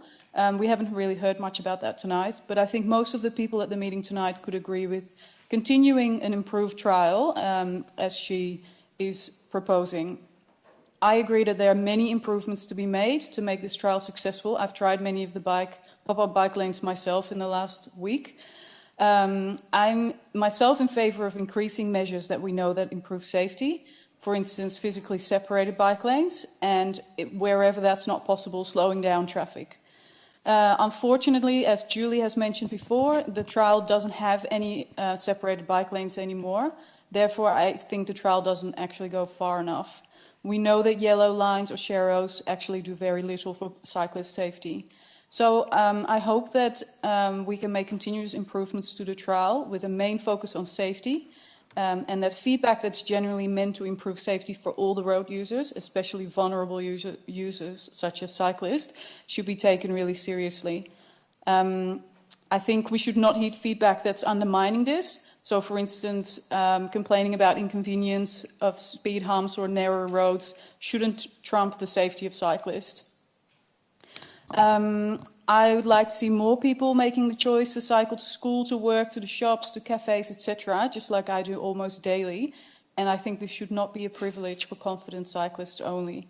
I think we need to make it safe so everyone has this option. That's going to require long-term investment, and we need to be brave and stick to it to see better outcomes in the long term. We know Thanks, that Claudia. this is better. Sorry, I've got one sentence. It's better for our health, for the environment, and it's the only real solution for traffic congestion. So I think we need to continue the trial, but take constructive feedback that will. Oh, okay. Who's next? Tim Norman? Yes. Tim Norman. Yes, Mayor. Great. Go ahead. If you just get to state your name and suburb, Tim, go ahead. Tim Norman, resident of Port Melbourne. Thank you, Mayor and councillors, for the opportunity to speak with you on road safety this evening. I'm speaking on behalf of the board of Abutting Womajenko Family and Children's Centre on Liardet Street, Port Melbourne. I wish to make two brief comments. Firstly, the board acknowledges and thanks the ongoing efforts to improve road safety for all users. As part of the pop-up bike lane program, speed humps have been installed along Liardet Street, immediately in front of the Abutting Womajenko Family Children's Centre. We've received reports from families of erratic driving behaviour from motorists. We've seen motorists and cyclists swerving around the speed humps in order to avoid them, and they're swerving closer to the parked cars. This is dangerous for young children and families who are loading in and out of cars, often with prams, as they are attending the childcare centre. We've also received reports of the intersections in the immediate vicinity of Bubba, where they've had traffic incidents, the corner of Esplanade West and Lyons Street, and the corner of Liardet Street and Lyons Road. We support motion 14.1 by Councillor Bond to urgently remove the speed humps along Liardet Street in the interests of safety children and families. Secondly, councillors will recall we delivered a petition to the February 2021 meeting containing 212 signatures from family and local residents calling for a raised wombat crossing to be installed on Liardet Street to reduce traffic speeds and reduce the risk of a child being struck by a vehicle. We thank the council for all the work done to date on that project, and we ask for an update on the delivery schedule of that project. Thank you very much for the opportunity to speak with you. Thank you, Tim. Vicky? Vicky's next. Officers? Yep. Vicky Tutton? Yes. Welcome. Just get to state your name and suburb, and your 2 minutes starts when you're ready. Vicky, live in Park Street, South Melbourne. I've got two young preschool kids, and I'll be brief, 1 minute. The pop-up bike lane is a safety hazard, and it's an accident waiting to happen. Thank you. That was like 10 seconds. Thank you, Vicky. Now, where do I go next? Alex Schulman. Is Alex still on the list? Alex, can you hear us? Okay.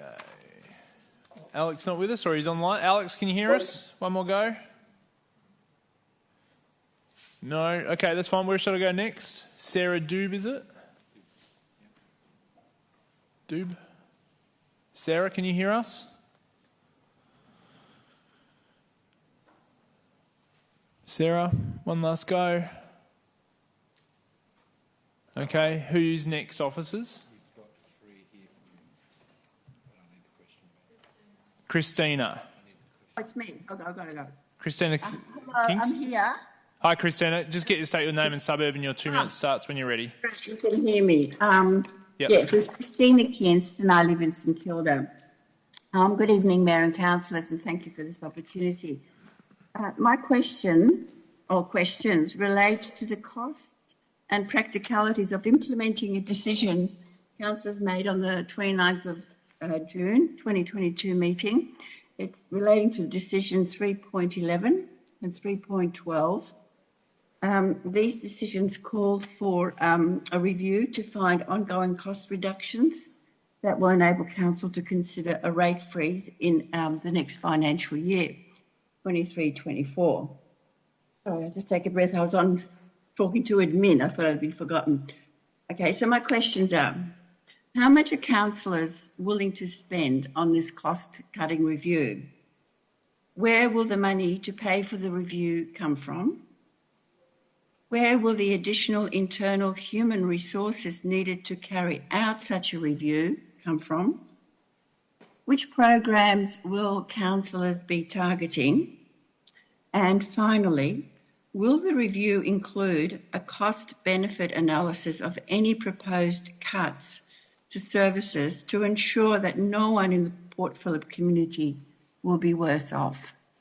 Thank you. No, thank you, Christina. Councillors, you've probably realised that the three questions we're about to hear are part of general questions. They're not specific to reports. So, CEO, could I get you to answer these questions quickly if possible? Thank you, Mayor, and through you. The motion calls for us to cost this and bring it back to Council as soon as possible. We'll brief councillors on those costs in the next 2 weeks, and there'll be a report hopefully in August going to Council, which will be a public report so the community will be able to see the costs, and that will also include the additional human resources. The programs that Council will be targeting will be the subject of the review. That will be up to Council, and yes, we'll be proposing to Council when we brief them that there is a cost benefit and impact analysis on any options so that they understand both cost benefit of those options that they pick, as well as the implementation timeframe. Some of them may be tied to contracts and things like that, and any change costs. Great. Rhonda Small wishes to submit a question to Council. Rhonda, can you hear us this evening? Yes, I can. Thank you, Mayor. Welcome. It's Rhonda Small, St Kilda. And apologies I can't join you at the Town Hall tonight. I've been overseas in Germany since May, helping out with my son and partner's newborn twins. Oh, congratulations, and we're looking forward to welcoming you back. Thank you. So I've been much less attentive to council matters recently, as you can imagine, but I did listen in on the special council meeting on the 29th of June. And I congratulate councillors on not adopting a rate freeze for 2022-23, alleviating somewhat the challenge of maintaining and improving service delivery as costs increase, especially in high inflationary times. This was a vote for the common good rather than for the interests of a few. Having made this decision, though, I was mystified and disappointed that amendments at 311 and to 313 of the rates motion were approved by all but two councillors. It's my understanding that the state government introduced the rate cap to limit the amount by which rates can be raised to no more than the rate of inflation. And in fact, as has happened this year, the cap is well below the rate of inflation. It is also my understanding that the budget process every year includes extensive consideration of potential efficiencies and cost savings already. And that, of course, is part of good governance of public finances. But to add a separate process of seeking out cuts with the specific aim of trying to achieve a zero rate rise in the next financial year is gravely concerning. As the CEO pointed out at the meeting, this would certainly mean cuts to services. So while I want to register my disappointment with the decision that has been made and its potential implications for our city, the process is now in train, and I have a couple of questions. They are directed to the CEO and relate to these sections 311 to 313 of the rates motion. 1. How will you work with Council to identify options for ongoing cost reductions? Specifically, will councillors guide you in the process by putting forward a list of areas for investigation for cost reductions and/or identifying areas they do not wish to be subject to cost reductions? And 2, is it possible at the end of this process that councillors will conclude that options for cost reductions for the sole purpose of reducing rates below the rate cap in 23-24 are not at all acceptable? Thank you. Thank you, Rhonda. And CEO, can you help us with some answers to those questions, please? Through you, Mayor, the scope will be put to councillors in a briefing and then made public, including the terms of reference and parameters of the review. That'll be up to council to determine when it comes to council in August, and the community will be able to comment on that scope at that point. Yes, councillors will guide the process in terms of identifying areas for review, including which areas they want to do a deep dive on, and depending on the areas identified, the extent of review. The review is scheduled as per the decision of council to end in November, and at the end of November Council will determine through formal decision which options are then put through to the budget process and which may require further engagement, and those options will go into the budget process along with other priorities, and Council through that budget process and further engagement will determine which options they take up and which they don't. Great, thank you, CEO. And the final question for this evening is from John Spearings, is it? Through you, Mayor. Oh, it's been read? Through you, Mayor, Okay, I will read out. If you could, that would be great. The following questions relate to parts 3.11, 3.12 and 3.13 of the rates motion passed at the 29th of June 2022 meeting and are directed to the CEO. 1. Given these parts of the motion were adopted without community consultation, is the resolution passed by Council consistent with the community engagement principles set out in section 54 and with the budget principles set out in section 94 of the Local Government Act? 2. Will the terms of reference for the proposed spending review be subject to community consultation? Will the terms of reference be made public? 3. Will there be a community consultation process as an integral part of the spending review, not just following your report to Council in November? 4. With rising inflation and supply chain costs, is any other local government in Victoria considering a rates freeze in 2023-24? 5. The Mayor recently said councillors facing catastrophic financial risk in relation to Fisherman's Bend, with eye-watering bills for roads, footpaths and drainage on the horizon. In these circumstances, is exploring a rate freeze for 2023-24 justified, especially given the compounding financial risk of such a step? Great. You've got 2 more questions there. Want me to respond to those? Oh, sorry, pardon me, if you answer those, but you've got 2 Through you, more. Mayor, I'll be very quickly and try and do it in 2 minutes. Yes, I believe the decision was consistent with the community engagement principles because the terms of reference and the scope of that review will come back in the first report, and the community will be able to comment on those terms of reference. Will there be a community engagement process? Part of the review will identify both stakeholder and broader community engagement that needs to be undertaken in addition to any engagement that occurs through the final budget process. Am I able to comment on other councils in Victoria? No, because it's talking about speculation for next year. And the question around is exploring a rate freeze justified, that's a matter for councillors. Our job is to do the review. Thank you. Call upon Alex Schulman, who's joining us online. Speaking to item 10.2. Alex, welcome. Sorry to bounce you around a bit. Just get to state your name and suburb, and your 2 minutes starts when you're ready. No, that's quite all right. Thank you. I've been doing put down with an iPad in one hand. It's all good. My name's Alex Schulman. I'm a resident of St Kilda. What's brought me to the council meeting this evening is some letters that I've gotten from community members expressing concern about the changes to the marina development. Now, a couple of years ago, when the original proposals were being spoken about, there was also some concern. And one of the things that changed my mind at the time and got me on board with the development was actually going down to the marina and meeting with the council people who supported it, having a walk around, being shown what was going to be done where.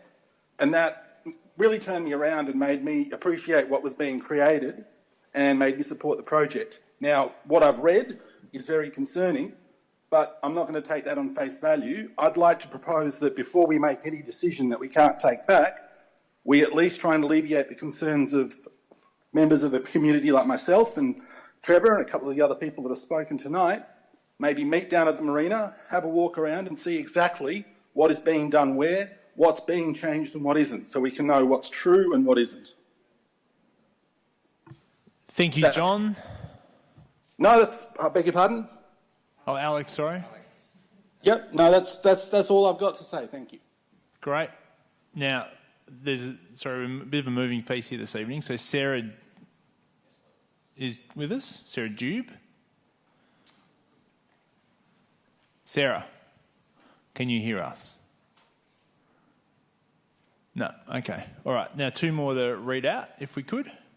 I don't have the names in front of me, so if you could read those names out, that'd be great. Reading out a submission on behalf of Jenny Roper for item 14.1, removal of pop-up bike lanes. I support Councillor Andrew Bond's motion, removal of pop-up bike lanes. I'm a bike rider, a car owner and a car driver. I support bike lanes, but not these pop-up bike lanes that have been installed in the last 4 weeks. The current pop-up bike lanes that the Department of Transport have placed around the city of Port Phillip are dangerous and are an accident waiting to happen. I'm extremely concerned about Bridge Street, Port Melbourne and Westbury Street, St Kilda, where children ride to school. Someone is going to get seriously hurt. Bike riders going down the middle of a road with the car behind them doesn't make sense. This is unbelievably dangerous for everyone involved. The concrete slabs, bollards, words, symbols, speed humps are dangerous for bike riders. The separating strips on Ackland Street are unsafe. Being a bike rider, if you accidentally ride on these strips, you would lose your balance and fall off. A lot of the pop-up bike lanes have been placed 20 to 30 metres away from the already existing bike lanes, and what were perfectly beautiful, safe streets are now unsafe and confusing. The Department of Transport should be improving these already existing ones. The character and heritage of the city is being destroyed. There are restrictions and heritage overlays in the city of Port Phillip. In some cases, you are not even able to put a placard on your own fence or paint it a different colour. The bike lanes have created visual pollution in our historic streets. The consultation has been poor and insufficient information was given to the local community. Thank you, and we have one more to go. This is it. And the final submission from Jeff Gowers, speaking to item 10.2, St Kilda Marina. The Marina Community Panel, of which I was a member, spent months scrutinising and reviewing the Marina design brief. The final design brief was largely endorsed by the Community Panel. The panel did express concerns over the extent of commercial space and the limited public space. It is now evident that the Council included discretionary clauses in the design brief to allow design changes such as those now presented. Does the landlord now have unlimited authority to change the scope of the Marina design brief without any community involvement and without an independent design review? Why has the landlord unilaterally recommended substantial changes to the design brief without community involvement and agreement and without an independent design review? The design iteration in the attachment 1 is shown at a different scale, thus misrepresenting the actual change in scope and size of the proposed changes. Why is the Council proposing that ratepayers are to fund an estimated cost of $6 million for environmental remediation? This was raised during the community panel meetings. Great, thank you. Councillors, I'm going to move to item 5 now. Does councillors have any questions of officers? Councillor Consolo. On a generic question that was raised, can we have an update on the Wombat crossing on Laird near Bubbut, please? Brian, if you could help us out with that, that'd be great.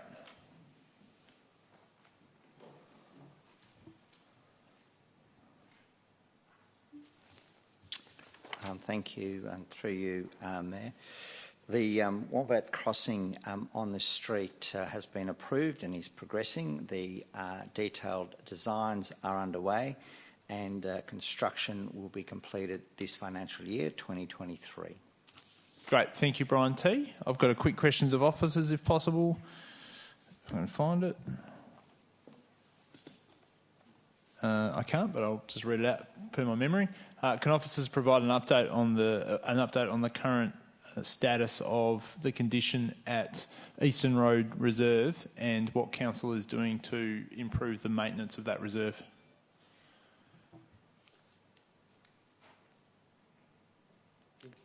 Through you, Mayor. Lachlan Johnson, welcome. Thank you. Through you. Eastern Reserve is an extremely popular dog off-leash area, being the only fenced dog off-leash area in the city of Port Phillip at the moment. Unfortunately, due to the size of the reserve and its popularity, as well as the soil condition and shading, the surface is in a very poor condition. Council's maintenance regime has included fencing off small sections of the reserve to give the turf time to be able to re-establish. Whilst this has proven temporarily successful, it is particularly challenging at this time of year when grass will not grow. In September, once favourable conditions return, the reserve will be mechanically aerated to improve the drainage and soften the topsoil. This, with the temporary fencing of sections of the reserve, will hopefully allow grass coverage to return ahead of the rest of the spring and summer months. I note the construction is nearing conclusion at the new MO Moran Dog Park, and we are hoping that this will alleviate some of the Eastern Reserve usage once open. Also add that Council's draft public space strategy includes actions to review existing dog off-leash areas in the city of Port Phillip, and it's likely that this work currently being scoped and is due to be complete by the end of the 2022-23 financial year. Thank you, Lachlan. Councillors, any further questions of officers? Councillor Bond. Thank you, Mr Mayor. I've got a question or two concerning the bike lanes. A couple of the questions that were raised by submitters here this evening. Is now the appropriate time to be... Could we do it when we talk about the report? Is that okay? There'll be an opportunity to ask questions. Yep, I'll make sure there is. Any other general questions from councillors to officers? All right, let's move now from item 5 to item 6, which is the sealing schedule. We have no items of sealing to tonight's agenda. And I move now to item 7, which is petition and joint letters. And note, councillors, there are no petitions or joint letters on tonight's agenda. Councillors, I'm going to give a short adjournment until 8:30. Many of you have been going since 8:30 this morning. And then I'm going to run through a change of agenda. So given there's a number of people, I presume, watching online and in the gallery today, I'm going to move some items forward so the bike lane items get addressed straight after that adjournment, and then the marina will go after that. So if you come back at 8:30, have a bit of a freshen up, and then we'll get into the items of business.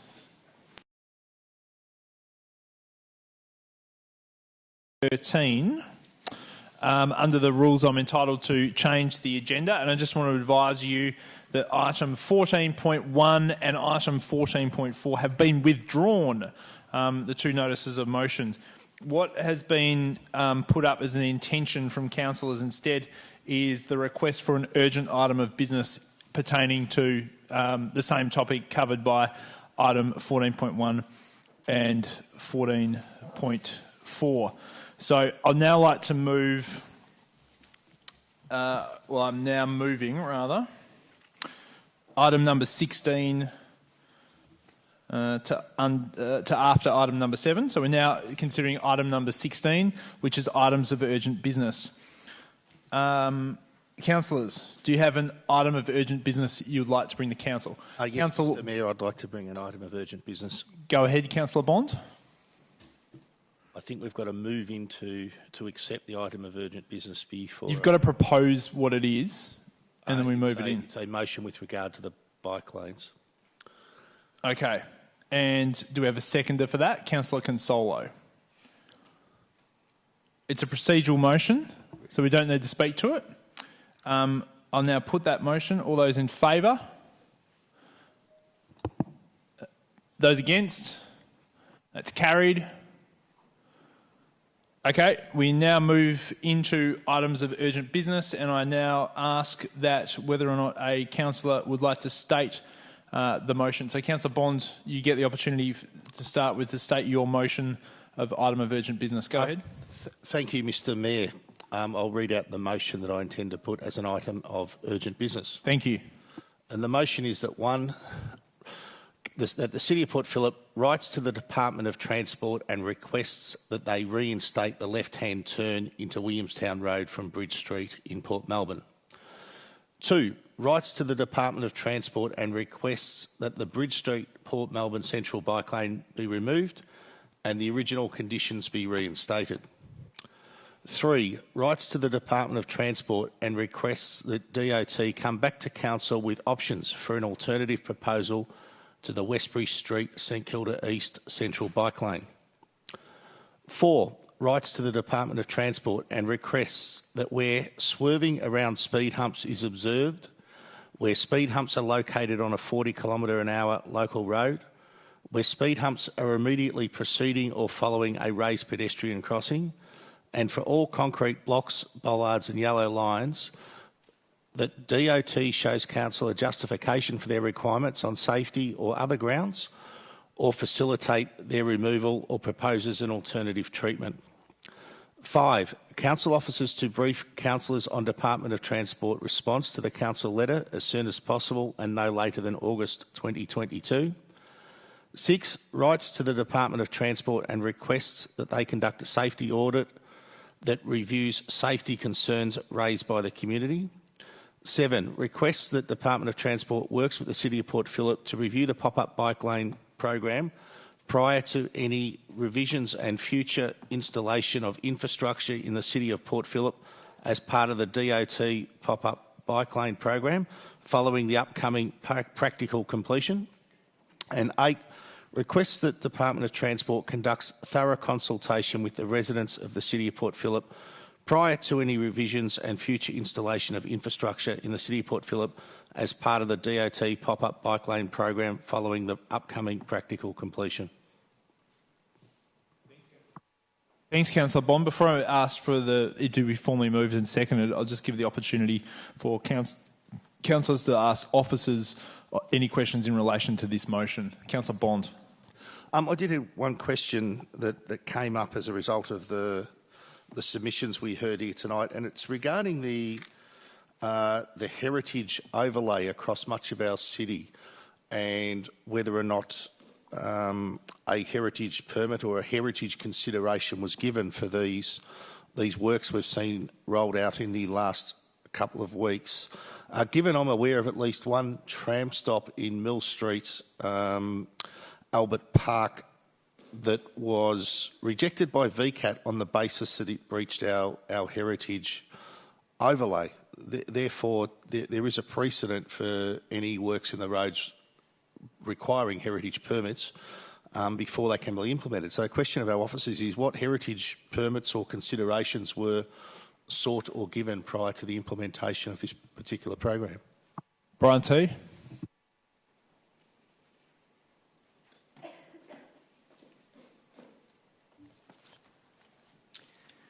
Through you, Mayor, I can confirm that council officers did investigate the heritage requirements, including any listings of any of these areas at Heritage Victoria, and found that none of these areas had Heritage Victoria listing. We also consulted with Council's Heritage Advisor, and their advice was that because of the nature of change that had occurred in the streets over recent years, specifically including changes to the replacement of the bluestone curb and channel and the installation of curb outstands and roundabouts. These had changed the nature of the streets over the years, and secondly, because much of the infrastructure is temporary and can be removed if required. For those reasons, there were no heritage considerations. Thanks, Brian T. Councillor Bond, would you like to ask another question? Just a follow-up question. There's, I think, two submitters tonight mentioned the Park Street, South Melbourne bike lane. I'm of the impression that that is a separate project to the bike lanes that have been installed across the remainder of Port Phillip. Therefore, it's not a subject of the current Department of Transport pop-up bike lane program. Can officers just confirm that that is correct and that any decision here tonight will not impact the Park Street outcome directly or indirectly? Brian T. Thank you. Through you, Mayor. I can confirm that Park Street has been considered by Council separately to the pop-up bike lanes. The Park Street temporary bike lane was considered by Council as part of the Park Street Streetscape Improvement project, and this is the part between Moray Street and Kingsway. And on the 2nd of March 2022, Council made a decision to proceed with the detailed design and construction of the streetscape, including that temporary section. This decision has now been acted on and cannot be rescinded. Subsequently, Council requested that the Department of Transport fund delivery by Council of the temporary bike lane on Park Street as part of the pop-up bike lane, and DOT has agreed to that request and has funded that part of the project. So I'm going to clarify, the decision's separate but the funding pool's the same, is that what I'm hearing? The decision is separate, but the funding pool is the pop-up. Right. Thank you for the clarification and good question, Councillor Bond. Councillor Clark, go ahead. Could I follow up that question? So we made the changes for the bike lane and the tram, and then we've added a pop-up bike lane to this area on top of that recent change. Is that what you're saying? I'll answer it. It was part of a separate council decision which has already been made. Yes. In terms of the sequence of events, that's probably accurate, Brian T. But I'll add to you if you should ask the question, but it's kind of separate, part of a separate motion of council. But go ahead, Brian T. Yes, that's right. So in March, a decision by council was made in relation to Park Street, both the temporary section and the permanent section, and then subsequently in September, council requested funding for that to implement that decision. So following on from the permanent change we made, which was separate to this, there was room to still make further pop-up bike lane adjustments to the road on top of what we'd already made. I would have thought we'd cover, I guess what I'm saying maybe is, would we not have covered all the bike lane changes that were required in the original separate changes that we made? Brian T. Through you, Mayor, if I understand the question, the answer is in March, council considered two bike lanes for Park Street, one section being permanent and the other section being temporary, and approved effectively both of those in March. And then subsequently the request was that part of it, the temporary part of it, be funded as part of the pop-ups. By the state government, which was approved. Okay. Councillor Zemo, for further questions. We got one. Councillor Consolo. Yeah, a few actually. Many people have talked about $13 million. What proportion of the state government pop-up bike lane program funding, which is $13 million, is allocated to routes within the City of Port Phillip? Brian T. Thank you. Through you, Mayor. Councillor, we do know that $13 million has been allocated to this project across the Greater Melbourne area. We don't have from the Department of Transport a number in terms of how much has been allocated to the City of Port Phillip. What we do know is of the 100 kilometres of pop-ups, of that we do know that 38 kilometres has been allocated to Port Phillip, and if we assume that it costs roughly the same to deliver a bike path, and that's a big assumption, but if we assume that it costs roughly the same to deliver those bike corridors, then the proportion that the City of Port Phillip received is worth $4.94 million. Just to clarify, is that an estimate, or is that's a number we've estimated, or is that a number that's come from the state government? Just for clarification. That is an estimate. Great. It has not come from the state government. Thanks for the clarification. Keep going, Councillor Consolo. Were councillors briefed on the inclusion of Bridge Street in the proposed design approach? Brian T. Thank you, Mayor. Mayor, the councillors' Move Connect to Live transport strategy supports a protected bike lane on Bridge Street because of its connection to Fisherman's Bend. However, there is no design approach included in the ITS. Council has had several briefings on the pop-up bike lanes.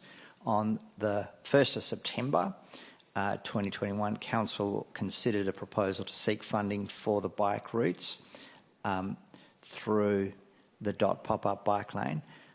That Council decision did not include Bridge Street as a proposed route. Subsequently, DOT proposed this route, and the route was then included in a councillor briefing to Council on the 2nd of March, and on the 16th of March, a Department of Transport presentation was provided to councillors as a briefing note, and that identified the Bridge Street as a proposed route. It did not include detail on the design approach. It simply marked it as a road for the proposal. The Department of Transport online bike lane pin drop map does include a high-level image of the design for all routes, including the design approach for Bridge Street. However, that was not included in that earlier material and was not available for that. Thanks. Councillor Consolo. Thanks. What is the reason for a yellow or orange paint colour instead of white? Brian T. Thank you, Mayor. Mayor, this issue has been raised previously, and we've asked the Department of Transport as to why they've used yellow instead of white, and they have advised us that yellow is the established treatment for temporary works. They've advised that yellow helps building awareness because of its difference for all road users of changed conditions, and that yellow provides an identifiable marker for cyclists. Thanks, Brian T. Councillor Consolo, keep going. Yep. Thanks.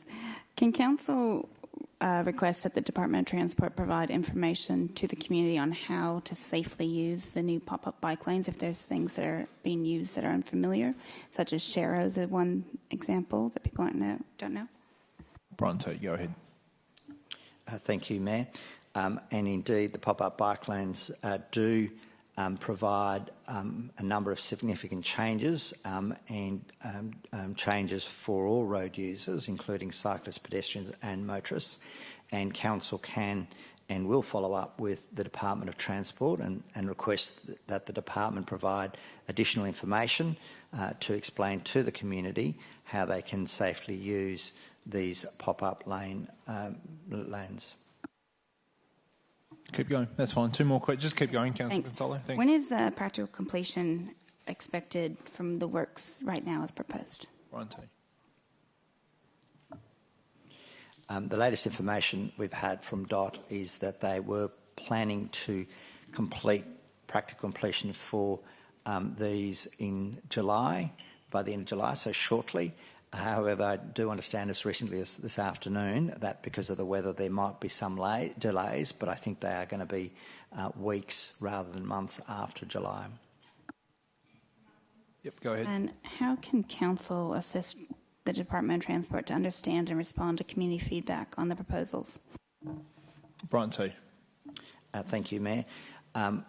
Council is collecting community and councillor responses, and we are forwarding them to the Department of Transport.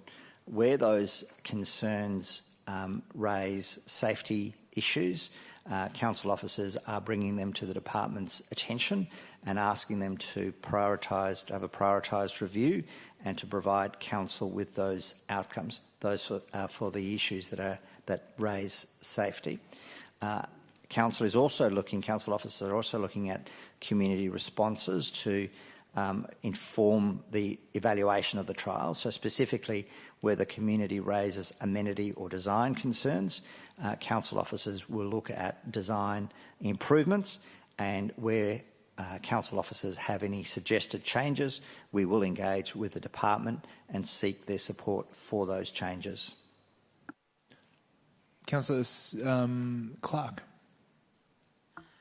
I just wanted to check with the painting of the yellow lines, is that something that Council was aware of and officers were aware of, and were councillors briefed on the fact that it would be yellow lines? Brian T. Thank you, Mayor. Council laws received a number of briefings. In those briefings, there were photos of other treatments which were used to demonstrate the types of treatments that would be applied in the City of Port Phillip, and those representations included yellow lines. But can I just clarify, I think the photos may have illustrated, did the briefings contain that yellow markings would be used in the specific instances around the city? I think that's what your question is, Councillor Clark, isn't it? Not to put words in your mouth. CEO, if you could help us out. Through you, Mayor, I've personally reviewed both briefings that were provided to Council on the 2nd of March and the 16th of March. They contain clear pictures of yellow sharrows, yellow lines, speed bumps and orange bollards. And sorry, a follow-up. So it was your expectation that yellow lines would be part of this trial then? Brian T. Yes. Thank you. Councillor Sirikoff, Councillor... Just to follow up on the lines, in the event that there are remedial work, in the event there is remedial work to all of these pop-up bike lanes, then the orange will go. It'll definitely go. I'm just wondering. Do you need some clarification of the question, or? So, just if you restate the question for me, yeah, the pop-up bike lanes are temporary. They are orange or yellow, but in going down the track, whatever happens with remediation and whatever ends up being permanent, then the orange will go and replace with white. Given that we've got a better outcome. Councillor Sirikoff, are we saying so? If it became permanent, would the yellow lines and orange bollards, I presume the lines perhaps would turn white, and would the bollards be still installed if any of the routes became permanent? How'd I go, Councillor Sirikoff? Yes. Yep. Okay. Brian T. Thank you. So there are a number of opportunities for changes to the current pop-up bike lanes. Upon practical completion, then the department have indicated that they are open to review of them, particularly based on safety, but more generally, based on the and no decisions have been made, but based on what's occurred elsewhere in Victoria, that will not result in a change of the colour from yellow to white. However, the bike lanes are in place, the temporary place are in place for 18 months, and after that, a further decision will be made in terms of the retaining of the bike paths. The department does not want to manage them after the 18 months, so that'll be a decision that we'll have with the Department of Transport at that time, and that might be an opportunity then for changes if that's what's if we reach that stage for those bike lanes. Thanks, Brian T. Councillor Bond. Just to go back to the briefing that had the pictures of the bollards in it, it was a picture of a bollard and there's also a picture, I can't remember if it was a speed hump or a concrete block. It might have been one of those rubber speed humps and one of the orange bollards. The text underneath those two pictures said to be used sparingly. Have I correctly identified the page on the briefing that we're referring to? Ron T, CEO, can you help us out? Can you just clarify through your Mayor? You're talking about the briefing on the 16th of March or the 2nd of March, the two briefings? It was one of them. I think it was the briefing for noting that you just referenced about where there was a picture of an orange bollard as a possible treatment. I'll have to take that on notice, Councillor Bond. There was another picture beside it. Your judgment. And it had the words to be used sparingly underneath it. Okay. Councillors, any further questions or are we good to move on? Councillor Clark. Sorry, just to clarify again, Brian. So you said 18 months before with the yellow paint. So as it's temporary, it's a pop-up trial. If the trial was deemed to have not been successful and we wanted to change it, the yellow paint wouldn't be moving or wouldn't be changing for 18 months. Is that right? Or Brian T. So there are opportunities for design changes which the department are open to prior to the 18 months. But as I've said, generally they want to retain the yellow there because of the reasons I've given. After 18 months, the department would like for the temporary to become permanent. That would be a decision, and they wouldn't want to do that. That would be a decision that they'd want council to effectively be part of. And at that time, there is more of an opportunity to have that discussion because it changes after 18 months. They're in place for 12 to 18 months, and then afterwards they want to have a discussion with council as to what happens to them. So I thought the trial was for 8 weeks. Have I made that up? It's possible. No, the trial, the temporary bike plans are in place for 12 to 18 months. That's what the temporary time is. I think the 8 weeks might be either the time for completion or the time that it might take them to start reviewing it. They are open to reviewing it after it's been in place for a time, and it might be that was where the 8 weeks came from. Not to answer the question, but I think that's correct. So there was and I can rephrase this as a question, but there was a period of safety review and implementation review of 8 to 12 weeks that was reported to councillors, but the trial period would be 12 to 18 months. Is that correct? Yes, ma'am. Thanks, Brian T. Thank you. All right, Councillor Louise Crawford, if you could. Hi, could I please just check with officers? So we met with DOT. So prior to any of these motions, they had already agreed to work with us to address safety audits and concerns. We already had a process in place to do that. That was agreed upon. Thank you, Councillor Crawford. Just to clarify, the meeting you're referring to is the meeting last week? Well, a week or two ago. I just want to clarify, we came to an agreement on a process to review, tweak, adjust. Right. Brian T. Yes, that is correct. We had the briefing with the department where they outlined for us the process. So upon practical completion, there would be a walkthrough, there'd be a safety review, and after that, as part of the community engagement and feedback, they would be open to working with council and indeed the community on changes to the pop-up bike lanes. Councillor Crawford, any other questions you'd like to ask? No, thank you. No troubles. All right, councillors, so there's a motion. Councillor Bond, do you wish to move the motion? I think I already have. No, you've read it out, just need you to move it. I'll move it. Got it. And Councillor Consola, would you like to move, and did you want to suggest some minor edits with the permission of the mover? Yeah, I'm just seeing some typos up there, but maybe they've been fixed while we were looking there. Yeah, okay, they look like they've been fixed, actually. If no issues? Been fixed, it should be fine then, yeah. Great, thank you for doing that. Appreciate it. Councillor Bond, do you wish to speak to your item? Yes, I do.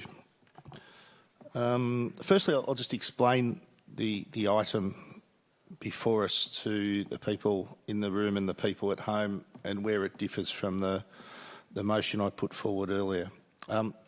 Item 1 is a very easy to understand. It deals with the left-hand turn lane into Williamstown Road in Bridge Street, Port Melbourne, that is causing just such great concern for those residents. Item 2 deals with the centre bike lane in Bridge Street, Port Melbourne, and requests that the bike lane in that particular street revert back to the bike lane that was there prior to these works commencing, which was a left-hand side of the road bike lane. Item 3 deals with Westbury Street in St Kilda East, which didn't have a bike lane on it prior to these works. So what we're requesting here is that the Department of Transport come back to Council with an alternate proposal for a bike lane in that particular area that isn't the central bike lane down the middle of the road that is deemed by many or most to be an unsafe treatment. Item 4 deals with all the bollards, the concrete blocks and the speed humps across the city, and says to the Department of Transport, we'd like you to review all these, and including the yellow lines, and come back to us with the justification for why these have been installed, either on safety or other grounds. And if you're not able to satisfy us that these are serving a purpose, we would like them removed or come back to us with an alternate treatment.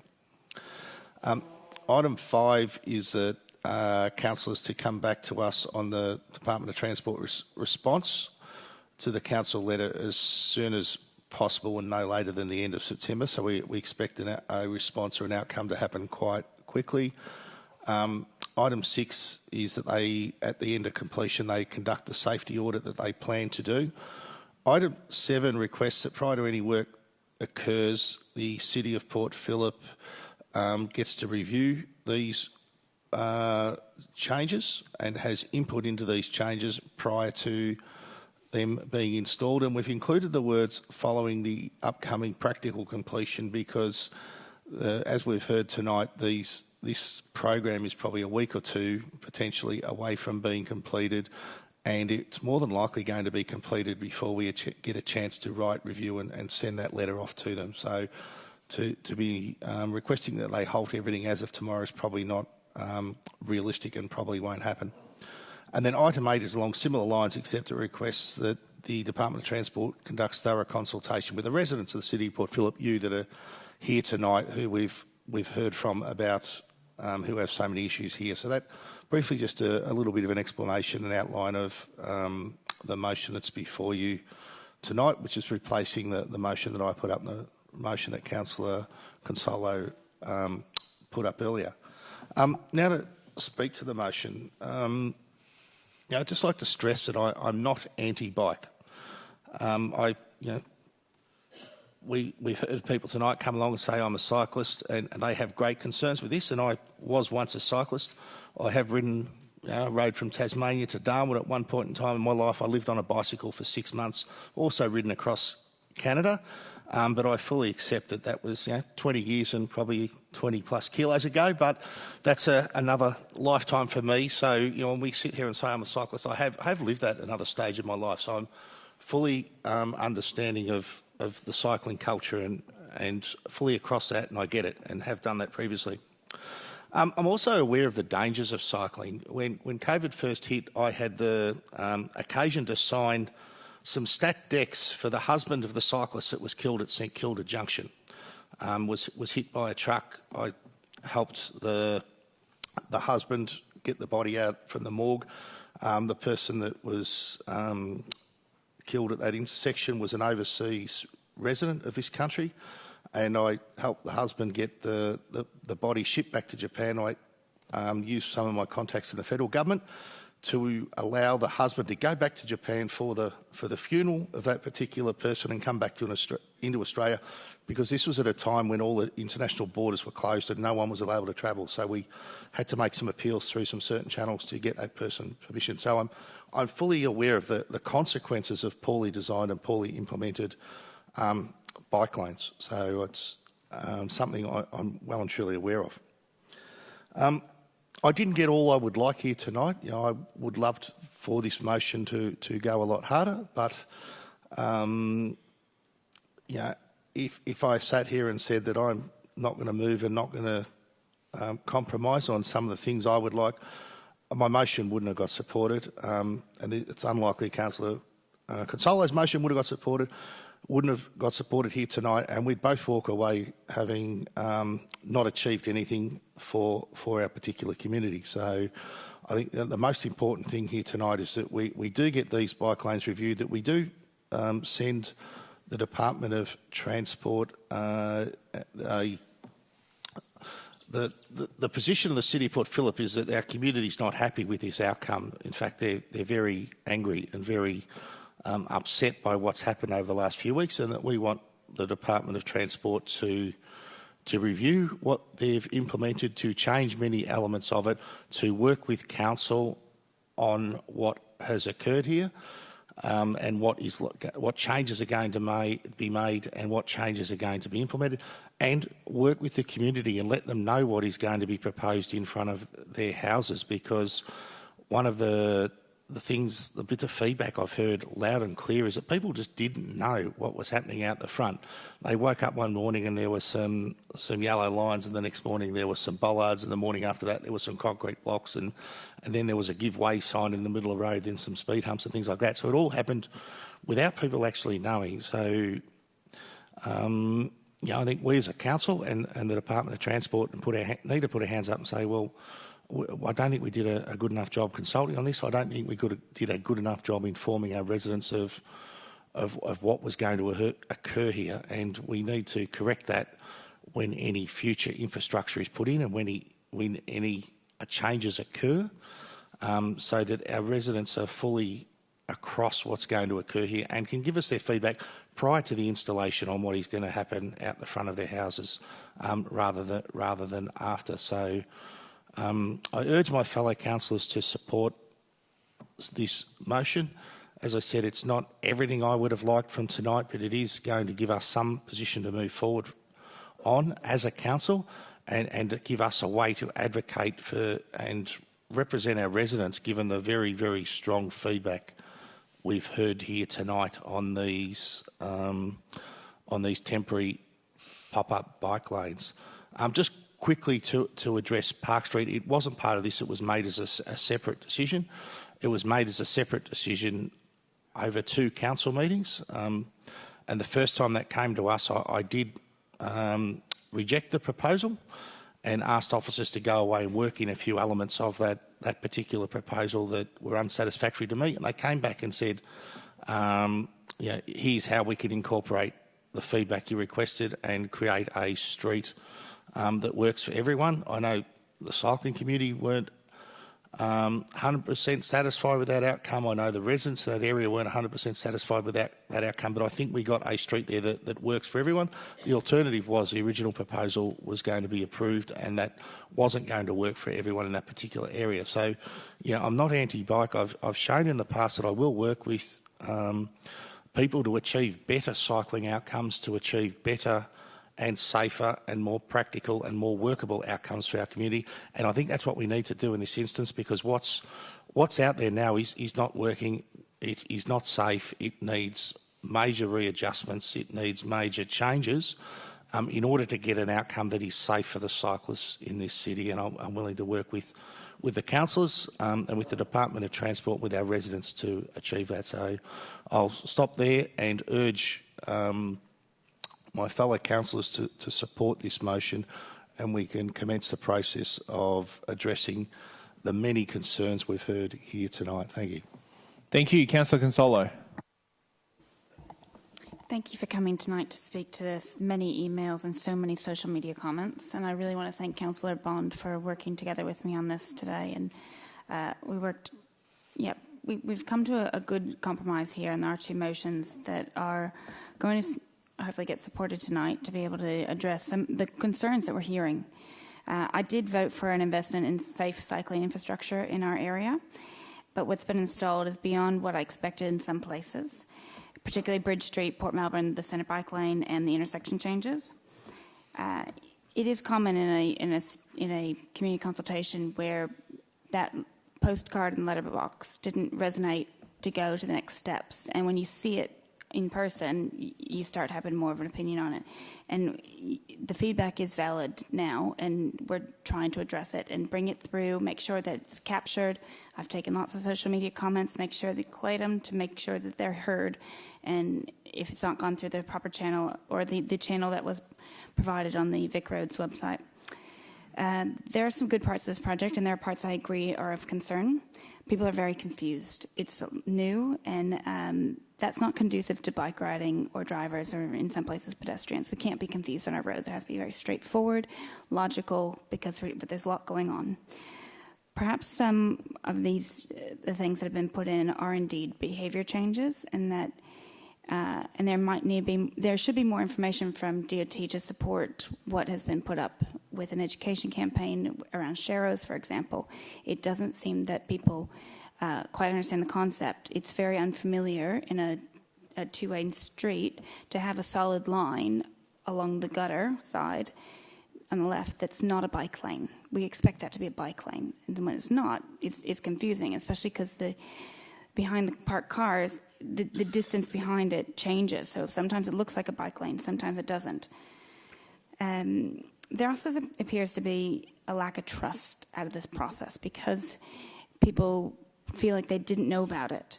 And the community concern to date and about what's happened already and what will happen in the future. So we're trying to, in this motion, bring it back to council to review, get some more community consultation done when things are going to change. Now, I agree with Councillor Bond on a lot of the concerns, and we had different approaches. But again, neither of us were going to necessarily get 5 votes. So coming together was the opportunity to get some changes up here. We've all spoken so much tonight, and you've already outlined a lot of it, so I'm going to skip a bit of the explanation. But I do support not halting and going through practical completion, because there are some places that are not as finished as others, such as on Beach Road at Glen Huntley Road. There's a lane change that's pretty significant there, that if it's left as it is, if we just stop right now, tomorrow morning, don't do any more works, we leave ourselves in a very dangerous situation. So it's only a few more weeks. Let's finish it out and address it this way in a really sensible, pragmatic way. Identify the safety concerns first, then we can get to the aesthetics. We owe that to, the tax money is already been spent. It's really good that we can get an independent safety review out of this as well. That's been agreed by DOT already. And yes, I'm just trying to skip through a lot of it. The vehicles swerving around speed humps, I understand the speed humps are put in there to slow down traffic, but this new movement that's a lot of people are doing it, has introduced more of an issue, especially around the childcare centre. So these are, and the look of the bollards, the placement of the bollards, all these things have been mentioned in the motion to get picked up. I'm sure I'm missing a lot, but I think that you get the gist of what we're trying to achieve here, and I hope you'll support it tonight. Thank you. Thanks, Councillor Consolo. Who else would like to speak to the motion? Welcome, Councillor Sirikoff. Thank you, Mayor. Even though we no longer have 14.1 and 14.4 from Councillor Bond and Councillor Consolo, the combination of it I'm still happy with, and I would still like to address it as if I was before we had this change in the motion. I have here, as somebody else did in the audience earlier on tonight, an original pop-up bike lane postcard from Department of Transport, which was delivered to all households back in March. On one side, it lists all the suburbs where pop-up bike lanes were installed: Port Melbourne, Albert Park, St Kilda and Elwood. However, it failed to list Middle Park. Also, when I spoke with shop owners in Armstrong Street Village about the DOT postcard, not one of them were aware of it. Of those residents living on Armstrong Street, some said they had received it but ignored it, as Middle Park was not mentioned on the card, while others said they had not received it at all. I reported this back to Council and DOT, and sometime later I was informed that DOT had followed up with the shop owners, but I am not aware of any rectified postcards being sent out to residents, notably in Middle Park, so that they could be informed that this was going to affect their streets. In briefings last year, the information from Council and Department of Transport did not mention the installation of any bollards, concrete blocks encased by yellow lines which overextended onto the roadway and resulting in narrowing of road intersections, forcing bikes and cars to merge into one lane, where previously the road could safely manage 2 cars or a car and a bike. Also, no mention of bikes share symbols, literally painted down the centre of two-way streets, where bike riders would end up travelling head-on with oncoming traffic.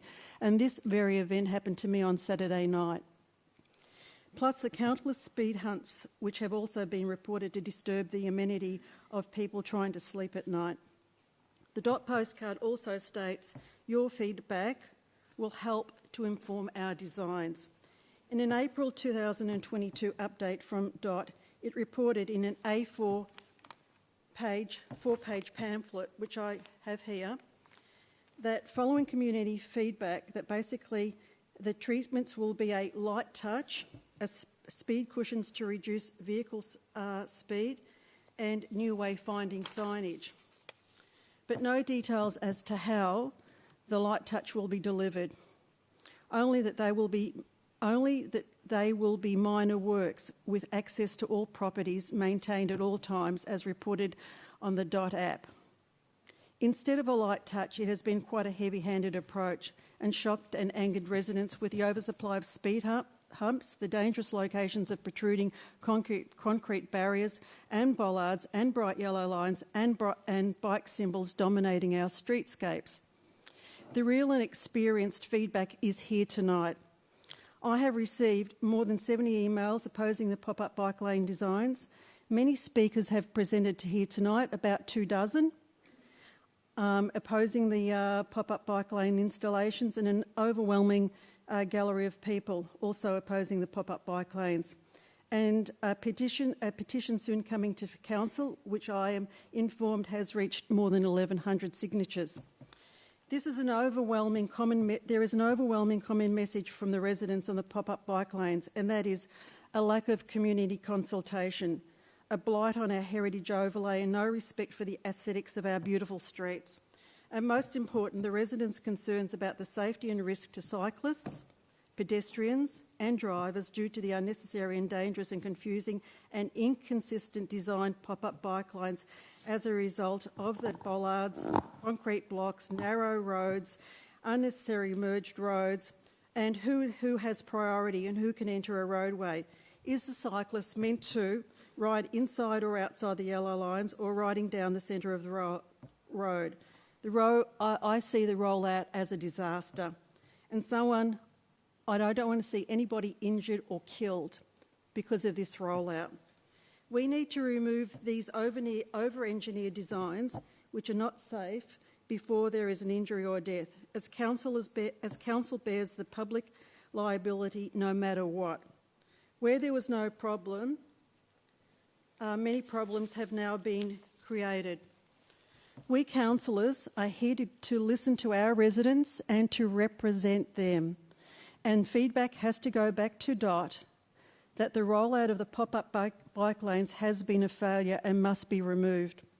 Not a motion for DOT to just investigate and review. We have an opportunity through this motion to ensure that the community feels safe and secure in their environment, whilst ensuring community amenities to their households and business is not affected. And that also includes parking for residents and access to retail businesses.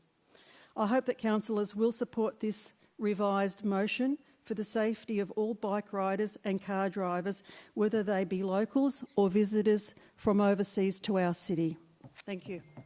Thanks, Councillor Sirikoff.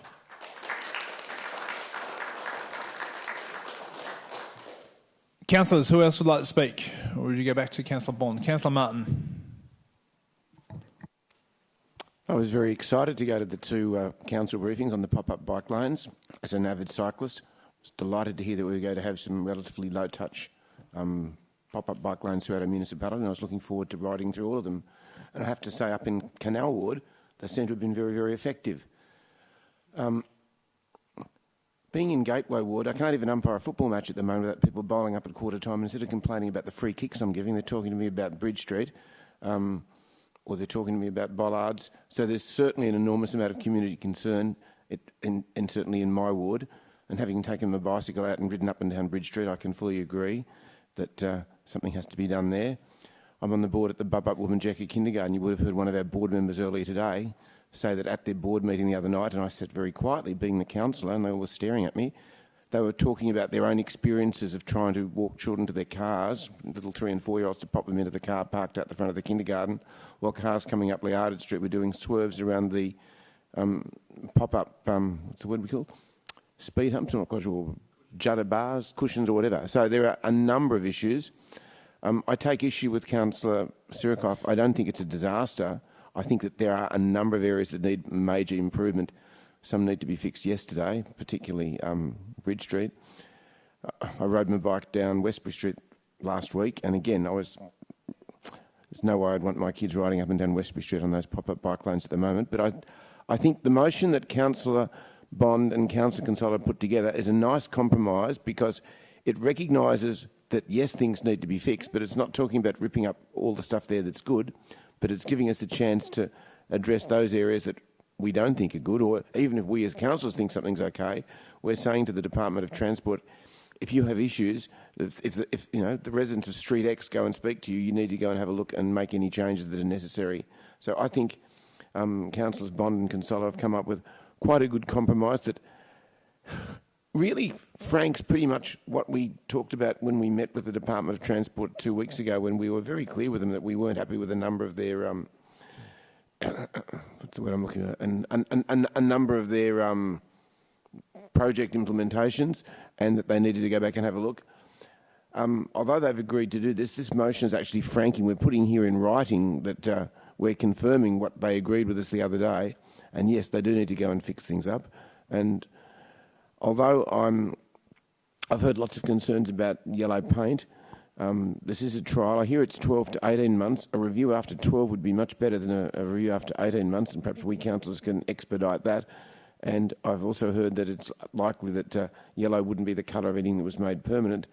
I'm far more concerned about pedestrian, motor driver and cyclist safety than not so much about the colours.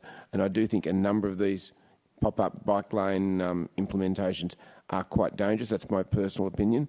If I'm wrong, I'm happy to be proved wrong, but I'm looking forward to the Department of Transport doing a full investigation and looking forward to major improvements. And then I'm hoping that over the next 12 months we can have a much larger review. So things like the aesthetics of the program, and as I say, my concern is more for safety than aesthetics, but if we're going to review the whole thing, we've got 12 months to review the aesthetics as well, and we may end up with something that looks quite a lot different in 12 months' time to what we've got now. So I will be supporting the motion because I think it's an excellent compromise between the needs of our cyclists and the fact that a number of these pop-up bike lanes are actually quite good, but a number of them need urgent action to either be removed or replaced or altered. Thanks, Councillor Martin. Where are we going next, councillors? Back to Councillor Bond. Deputy Mayor Baxter, go ahead.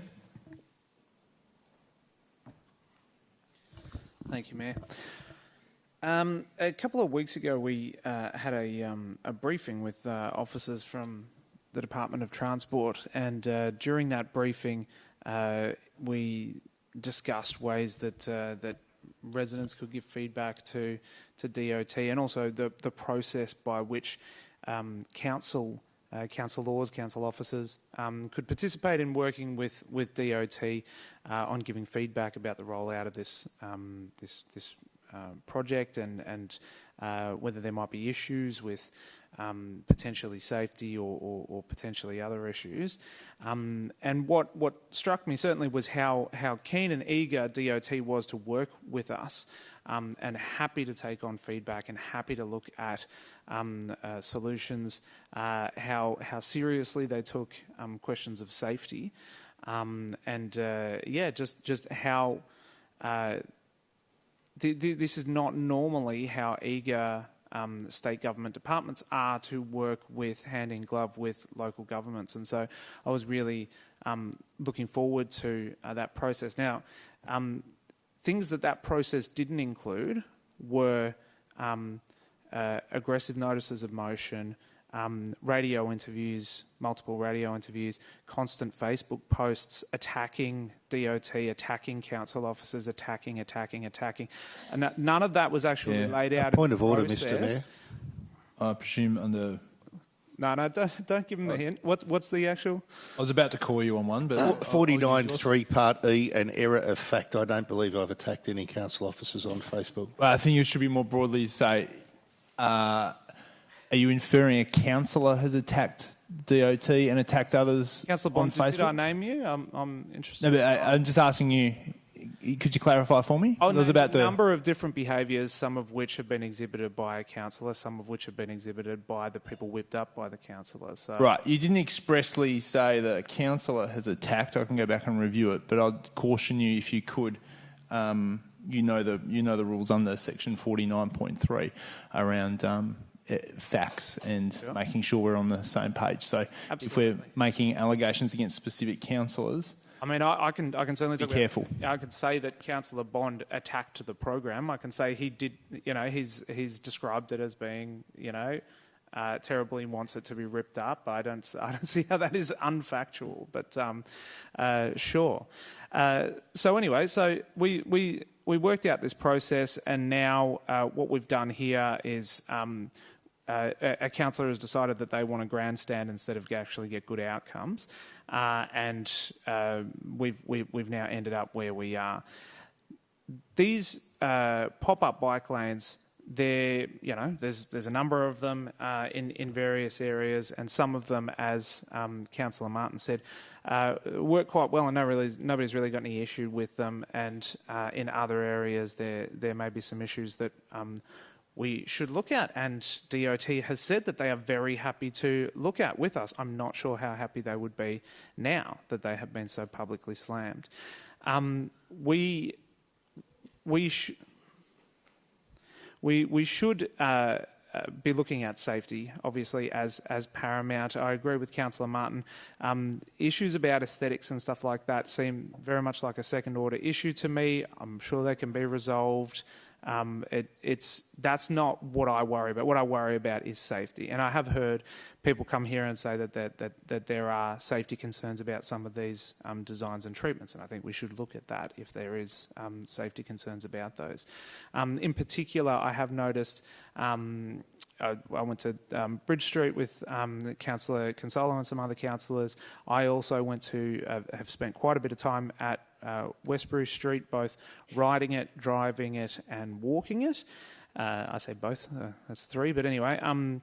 It certainly is a little strange, but what I would say is the solution is not necessarily to simply rip these things out. These things are fixable. These things can be looked at in a holistic fashion. I actually think that with both Westbury Street and Bridge Street, the issue that we've ended up with the middle lane and this, what some might describe as an over-engineered solution, is because of the diktat that not a single parking space could be lost in the design of these bike lanes. I would actually prefer to go back and have the discussion that says, well, look, hang on, what if we do remove some parking spots here? Would that actually end up with a much better designed and much safer solution? I would much prefer to have that conversation. And then we can decide, okay, if it's, 8. Is 8 too much? Get you to stop for me, Councillor Baxter. We don't permit people to take videos or pictures in the gallery for a number of reasons. So if I ask you to delete those pictures, that would be great. And please don't take pictures of councillors. I'm not debating, so yeah, just don't take pictures. Thanks. Deputy Mayor Baxter, back to you. I will also just make a comment about some of the behaviour that's here.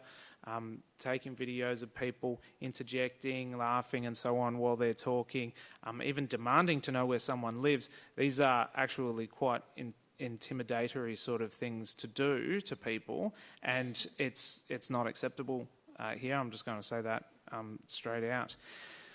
So what I would prefer to look at, instead of simply saying, we remove things, we just rip them out, we won't have them, that means we get no solution at all. We get nothing that works. Instead, we could look at how we can redesign things. Again, there was a process that we could have gone through. I'm not sure about that process. Now that we've decided that we will do a public, external attacking advocacy process, I also have an issue with, some of the complaints here have been about the bad behaviour of drivers, that the bad behaviour of drivers are somehow a reason why we should remove things that are there for the safety of cyclists. If a driver approaches a speed cushion and swerves out of the way into the bike lane, the solution is to remove the speed cushion? No, that is bad behaviour by a driver. Drivers should not be doing that.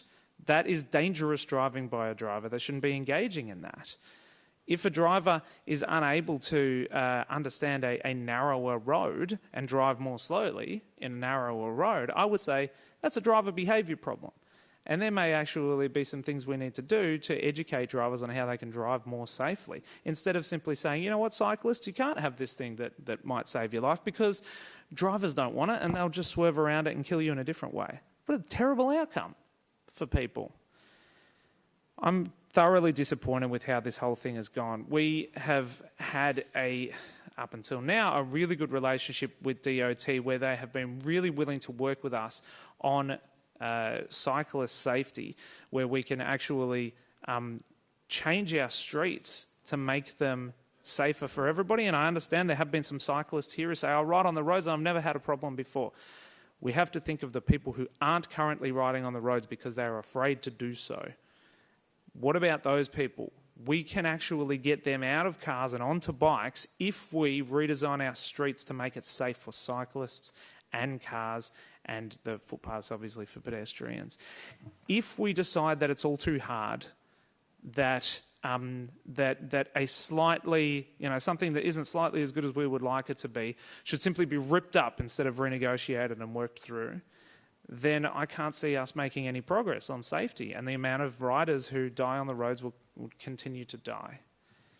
So I'll be opposing this motion because I don't see that it establishes a constructive and productive way forward for how we can get there. Instead, it's more slinging mud. Thanks, Deputy Mayor Baxter. Councillor Crawford. Thank you. Look, I will be supporting this motion reluctantly. One of the things we know in the city is that retrofitting city streets for cyclists or pedestrians is always controversial and can be really difficult. And we also know that behaviour change of any sort is uncomfortable and takes time. And part of the whole point of these pop-ups is because we as a city have not done much in this space over the last 6 years, and before me, obviously, on previous councils. And we actually have a responsibility to cyclists and pedestrians and car drivers to actually provide them with safe ways to make their way around the city, particularly given we know that the data will show us that we'll be gridlocked within a couple of decades if everyone gets in a car, and also let alone the carbon emissions. So we actually need to find ways of finding that balance. And I think this whole process is often made harder because the idea that you would lose a few car spaces in order to deliver some of these required infrastructure to make it safer for residents is often made a higher priority than people's safety. And we know with the pop-up venues that we had in COVID that a few car spaces less here and there can actually add to the amenity and with bike paths, safety of the community. So I think the conversation needs to be more nuanced and realistic about a growing city and how we maintain its amenity but also its safety. So I know that it's part of our responsibility to look after residents in all different ways, and I do think we have been rather remiss. So this was a real opportunity to trial some of those things, to see what does work. It's not just for the current riders, but for future riders.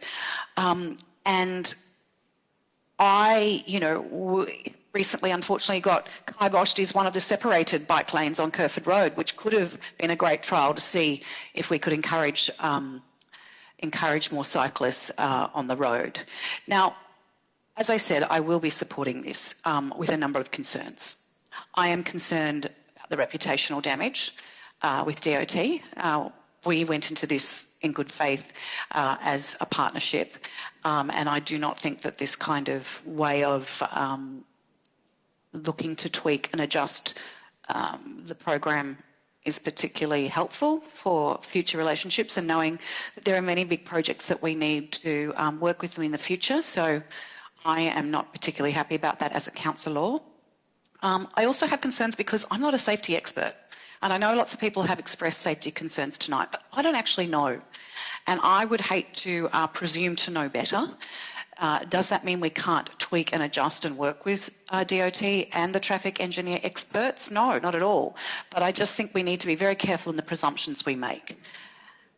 The other major reason that I will be supporting it, but with many reservations, is that we had already agreed process with DOT, a respectful, agreed way of addressing some of these safety, amenity, all of these concerns, and we had worked that out already. So, in some ways, this motion feels a little unnecessary to me because we had already had that agreement. Now, we wanted to hear from our community and we want you to feed back, but to do it in a respectful manner, whether on social media or emails to us.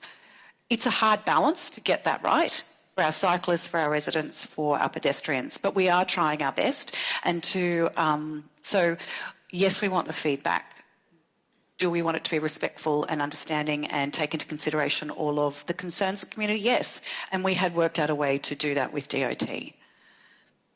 And the other thing I wanted to mention, it's a trial. The whole point was to create behaviour change and see if these routes actually worked, and to bring awareness. And can I say, I have one that goes past on my street that is working quite well, and the drivers have definitely slowed down. And there are things I personally thought I knew a little bit about cyclists. I have learnt from this trial a lot of things. So to say that I think that in some ways it is definitely working. Do we want to improve it? Of course. And I look forward to working with DOT, but apologise that we are doing this perhaps not the most conducive way to get change and good outcomes in this public kind of arena. But I am listening to community and I am taking it on, and we did receive a lot of emails that want this to continue as well. So I look forward to working with DOT in the future. Thanks, Councillor Crawford. Councillor Clark, go ahead. Thanks, Mayor. I'm one of only 3 councillors who voted against this motion when it came to Chambers last year. And unfortunately, my fellow councillors did not support me, because if they had, we wouldn't be having this debate tonight and listening to hundreds of quite rightly outraged residents in tonight's meeting and via many, many emails. Sorry, Mayor. Just in relation to that earlier point of order about statements of fact, can we just talk about the fact that there are not hundreds of people that have come here tonight to say that? Sorry, Yeah, if you fair listened point. to what I said hundreds of quite rightly outraged residents in tonight's meeting and via email. Yeah, okay. So I'll take your point of order and I'll allow what you said there, Councillor. You can't possibly know how many emails I've Just let me received. talk, Councillor Clark. I'm going to do a point of order. It's not hundreds. Excuse me. Councillor Crawford, let me rule on the first one first. I'll take that as a point of order. I'm satisfied with what you've said there, Councillor Clark. Thank you. Councillor Crawford, what section are you referring to? Go Point ahead. of order, 49.3, on the grounds that that's an error of fact. We have not received hundreds. We have received a lot, but hundreds is overstating. It's overruled again because we've already ruled on exactly the same point of order. So you're just repeating Councillor Baxter's, which has already been ruled upon. Thank you, Councillor Mayor. Clark, you are clear to continue to speak. As you would expect, because it's factual. Thanks to all the speakers tonight and to everyone who has emailed and called. Councillor Baxter referred to these bike lanes being okay in other areas, but our focus is on our own streets. The feedback that we've received from residents that we all represent, and some councillors seem to... Sorry, be Mayor, can I just talk about another error of fact there? Yep, point of order under 49.3. Yes, so I talked about them being okay in other areas of our city. I'm not talking about other municipalities. If Councillor Clark could not misquote me, that would be great. Okay, I think it's fair and valid. If we're going to quote, let's do it exactly. But if you want to do, That's fine. Correct that and take that, Councillor Clark, that would be great. Continue. And the feedback, the focus should be on our own streets, the feedback from the residents that we all represent, and some councillors seem very concerned about our relationship with the Department of Transport. I'm more concerned about our residents' concerns. And yes, we have to work with the Department of Transport, but it's not our primary focus.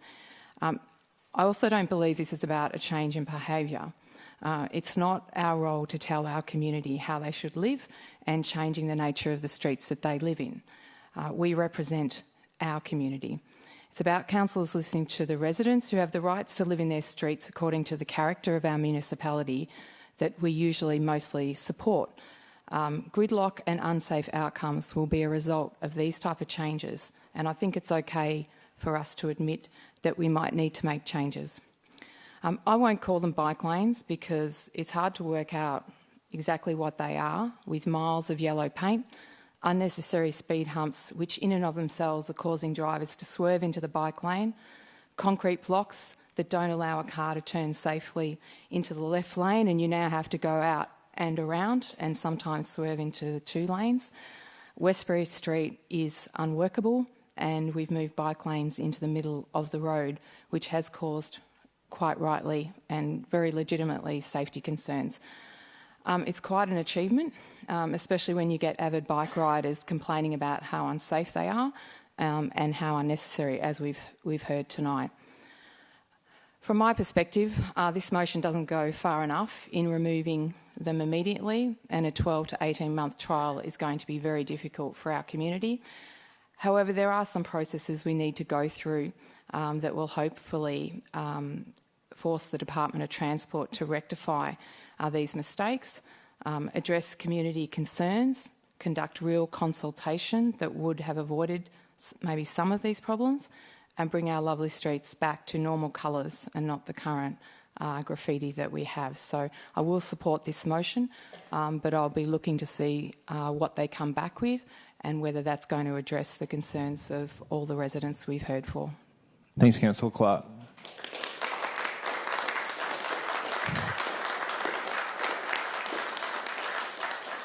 Councillor Bond. Councillor Copsey, go ahead.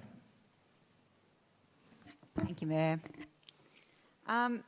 So, funnily enough, I share very similar sentiments to what Councillor Crawford has outlined around the process that the Department of Transport had established. However, I come to the conclusion of not supporting this motion this evening. Just to take one simple example, I think that what Councillor Crawford raised around none of us being traffic safety experts is very valid, and so I'm very hesitant to be requesting or instructing the department on any of these points. I think one thing that I wanted to mention publicly is to thank the department for its openness to feedback. These trials are designed to be experiential and to have continuous feedback. So I believe that that's probably a better way for them to get a fulsome response, and also to see how the temporary infrastructure is being used and assess that using far more sophisticated methods than, sort of passing sentiment. I am looking forward to seeing how these are used, seeing whether we can increase more people riding on the roads and feeling more, feeling safer to try going out on a bike.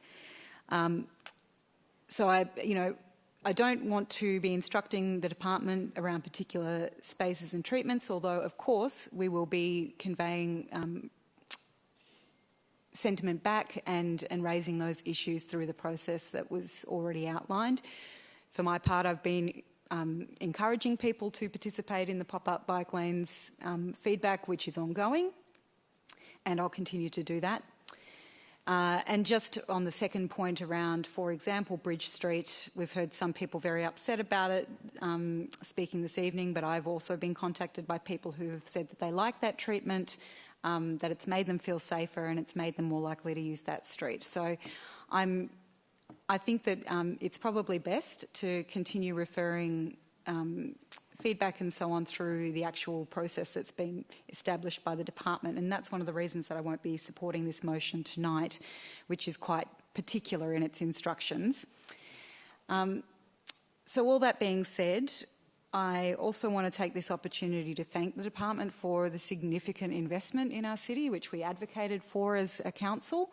I was really, really pleased when we were in receipt of a rollout of the pop-up bike lanes program, which has been really successful across Greater Melbourne and is already seeing really successful outcomes in many other municipalities with great increases in people riding and using the infrastructure. And admittedly, it is a bit of a change. It's been great to see things rolling out, and I'm really excited about now we get into the testing and experience phase of this, which is how the program is designed, and I think that that's really useful because obviously there is a lot of fear of change, but we can move towards really great outcomes for our streets by trialling things and seeing what works and tweaking, which is something that I always expected through this process. One of the biggest things that I've been committed to during my time on this council is safer streets and streets for people. We are in a very unenviable position in the city of Port Phillip in that we just don't have room to accommodate increased congestion on our roads, and so mode shift has always been a really important factor for our council, and I think that actually coming through the pandemic, we saw a massive increase in people using their bikes for a variety of reasons, but that was one of the COVID silver linings, and so I'm really pleased that the department and the state government have taken the momentum that's available there and invested significantly in the pop-up bike lanes program. I really want to congratulate and express gratitude for that because it's something that we've been keen to partner on. I think it's really excellent to see that commitment, and I also hear the calls from the community around what more we need to do in this space. I also was particularly upset to see the protected bike lane on Kerford Road removed from the scope. I'd like to see that reinstated. And certainly, as we go through here, one of the consistent themes in feedback that I've been seeing is that people would like to see more protected elements as part of the pop-up rollout. So I hear that, and I know that that's what the research shows we need in order to get people riding. To some of the comments from cyclists tonight, I hear you. I'm a relatively confident cyclist myself, although there's still streets in Port Phillip that I avoid, notably St Kilda Road, which is still, unfortunately, the worst location for dooring outside of Sydney Road in the state of Victoria. And I think it's excellent that there are confident riders and that you're, out and advocating, but I echo what Councillor Crawford said around the fact that I'm also very interested in what is preventing people from riding.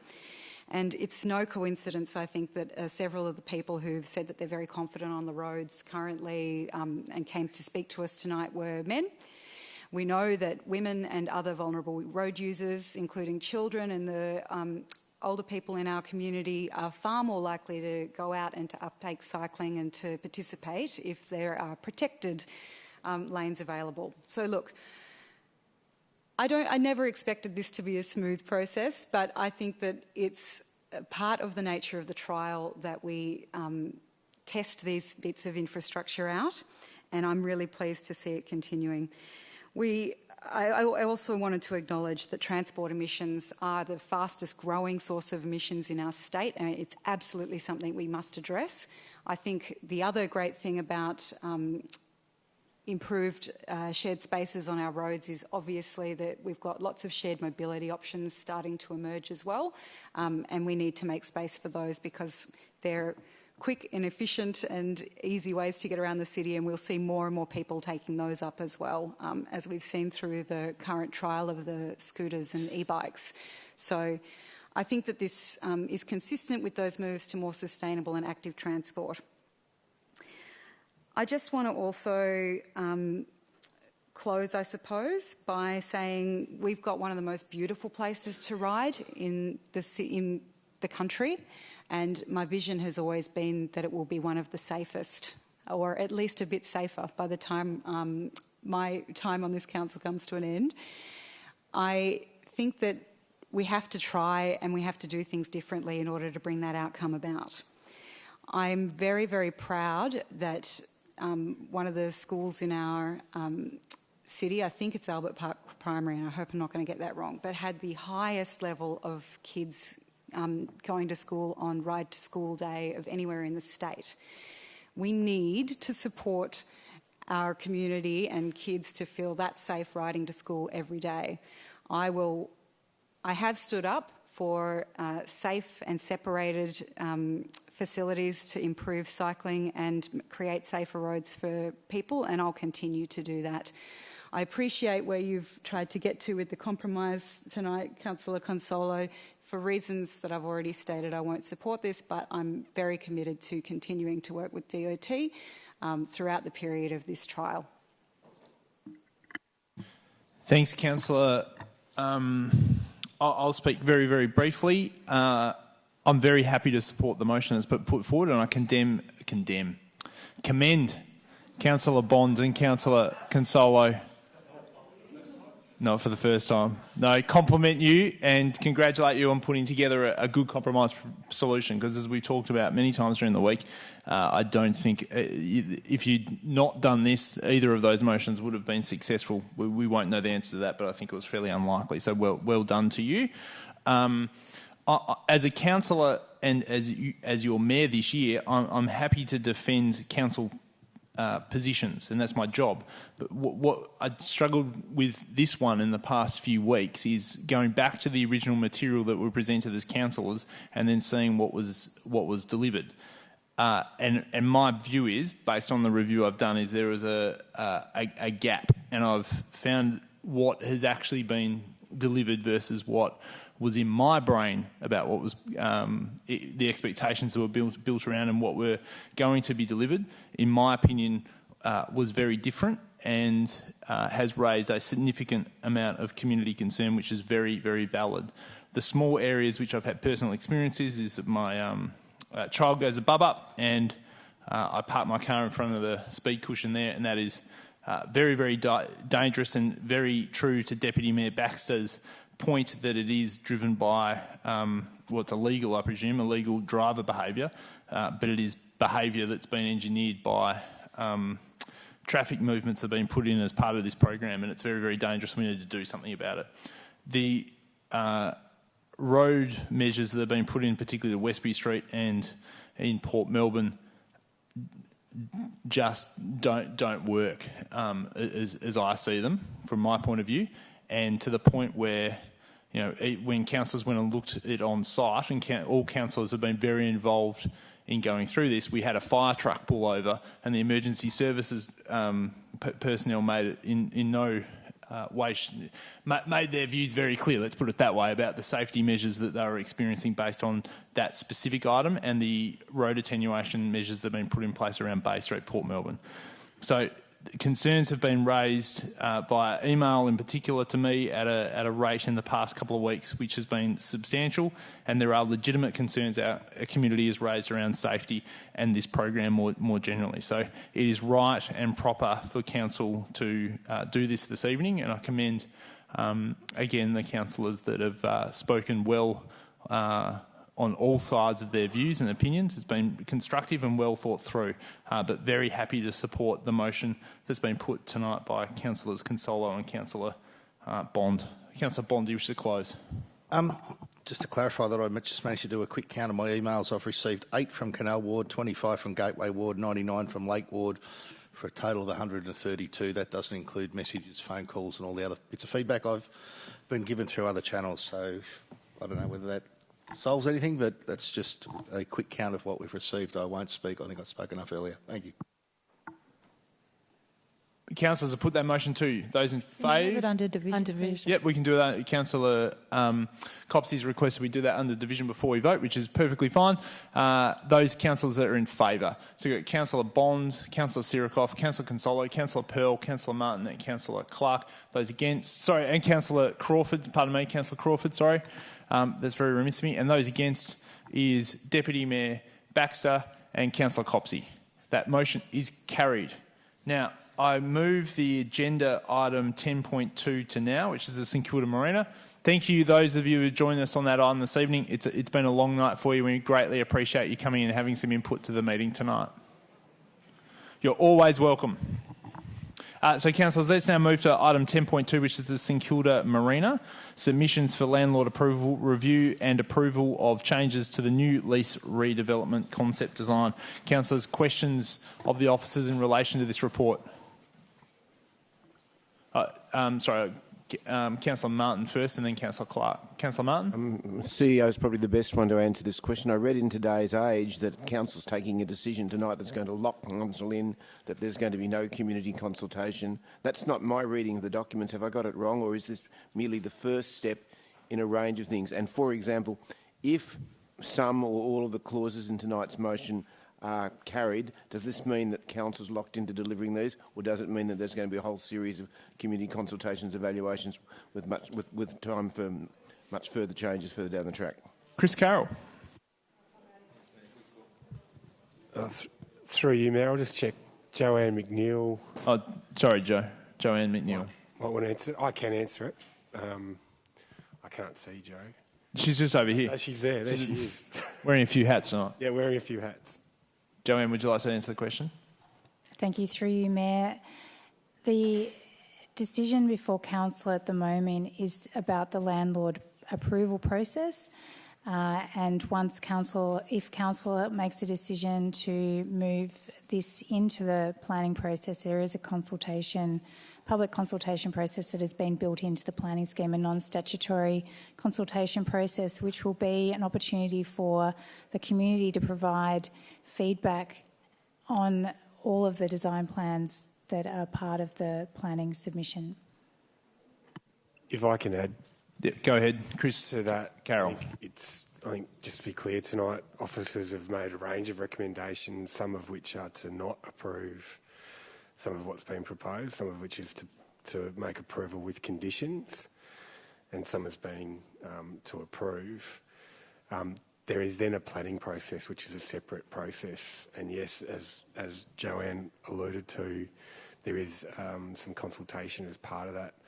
But there will be a more detailed technical assessment around compliance with the planning scheme as part of that process to ensure it meets what was developed after a lengthy consultation process with the community councils and key stakeholders, and aligns with the intent of that the site brief and the planning scheme. Thanks. Go ahead, Councillor Martin. Go ahead.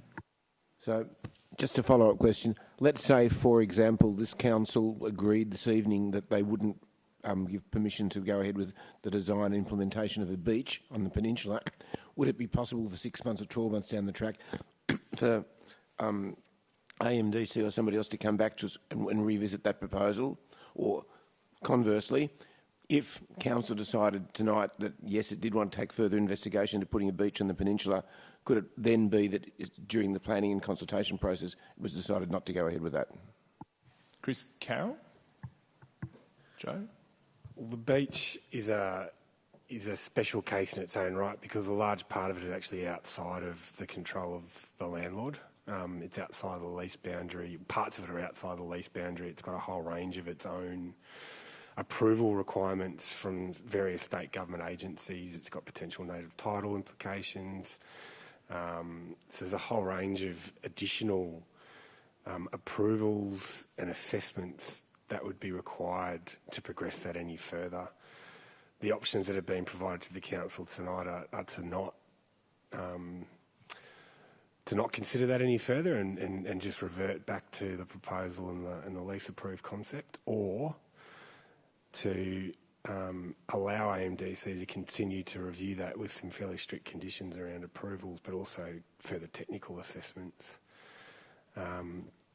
So it wouldn't be a fait accompli that this would then lead to the implementation of that. There'd be a whole range of hurdles for that to get over.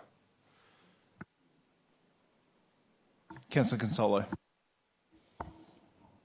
Thank you. If the beach area is outside the lease area, whose responsibility is it for the further planning and investigation, and then who would pay for it as well?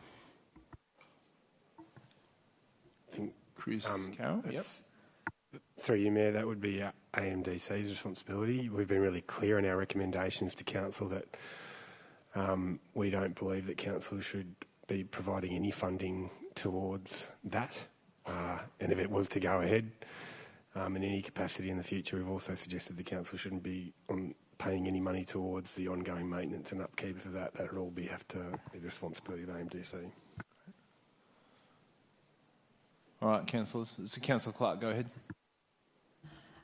Could you confirm what is the current sort of open space that we've got currently, and then what is the change with the new design? And I'm assuming that includes the car park changing as well, please. Through you, Mayor, the current percentage of open space, of quality open space, is about 4% at the moment under the current site plan, the existing conditions. And so the requirement in the planning scheme is to achieve 20% of open space. What the approved plan in the lease achieved was around 50%. And so what we're looking to protect is that number. So just to add to that, Mayor. Go ahead, Chris Carroll. As the report indicates, we're not quite sure at the moment what the impact is. AMDC has indicated that they believe it's equal to or greater than the public space that was provided under the lease approved concept. We haven't been able to align the methodologies for measurement yet, and that's some further work that we've been seeking to do. There might be some marginal differences between what was in the lease approved concept and this proposal,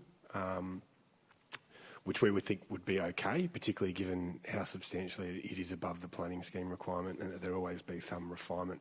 But we haven't been able to reach a landing from an officer's perspective around what the percentage allocation looks like at the moment.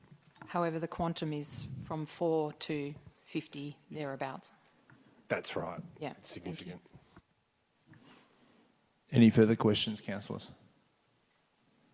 Councillor Sirikov, go ahead. Thank you, Mayor. Some residents have raised concern about the change in net lettable area from 3,745 square metres to 5,000 square metres. Can Council provide some clarification as to how this might change or increase or decrease over the years as the development changes? Thanks, Chris Carroll. Or Joe McNeill. Thanks, Joe McNeill. Through you, Mayor.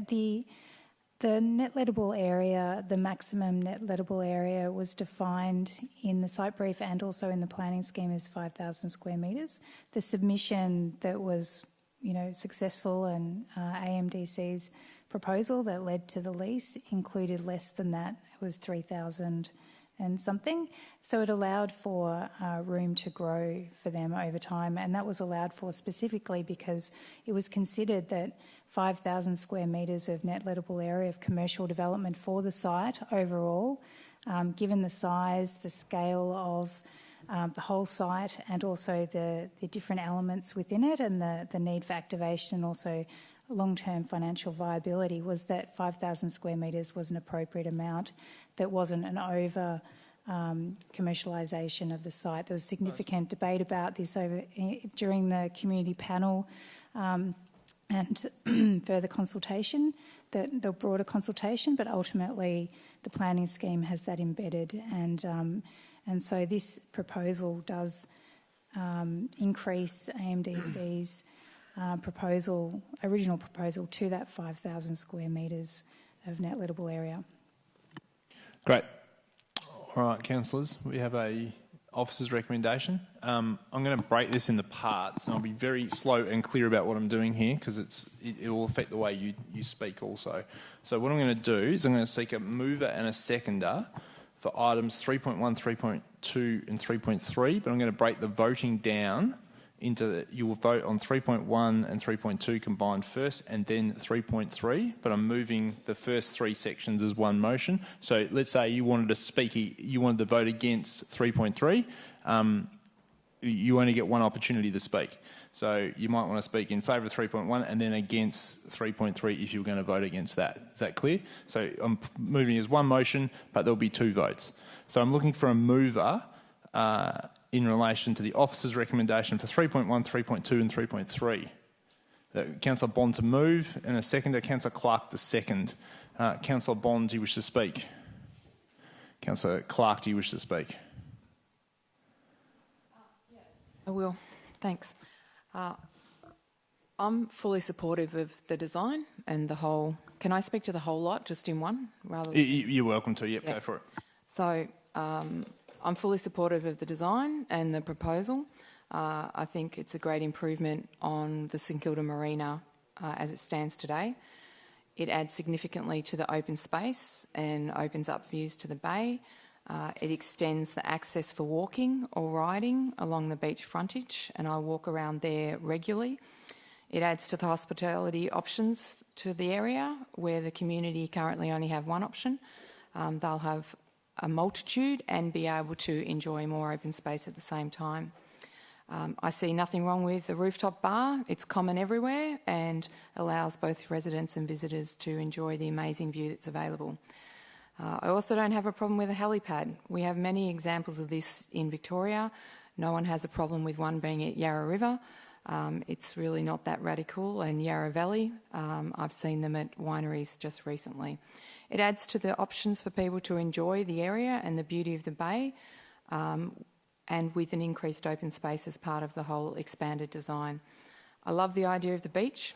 It extends the beach along the area, and you see plenty of man-made beaches in Europe. South Bank in Brisbane is very popular, and other cities. So it's really not that uncontroversial and will be funded not by the residents, so that makes it even better in my view.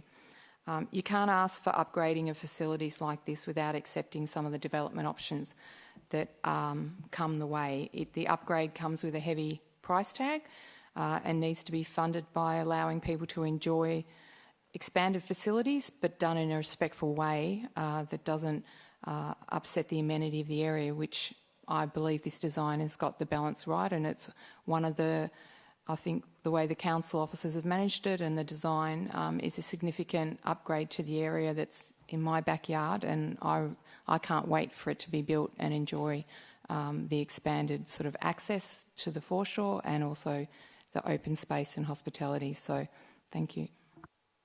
Thanks, Councillor Clark.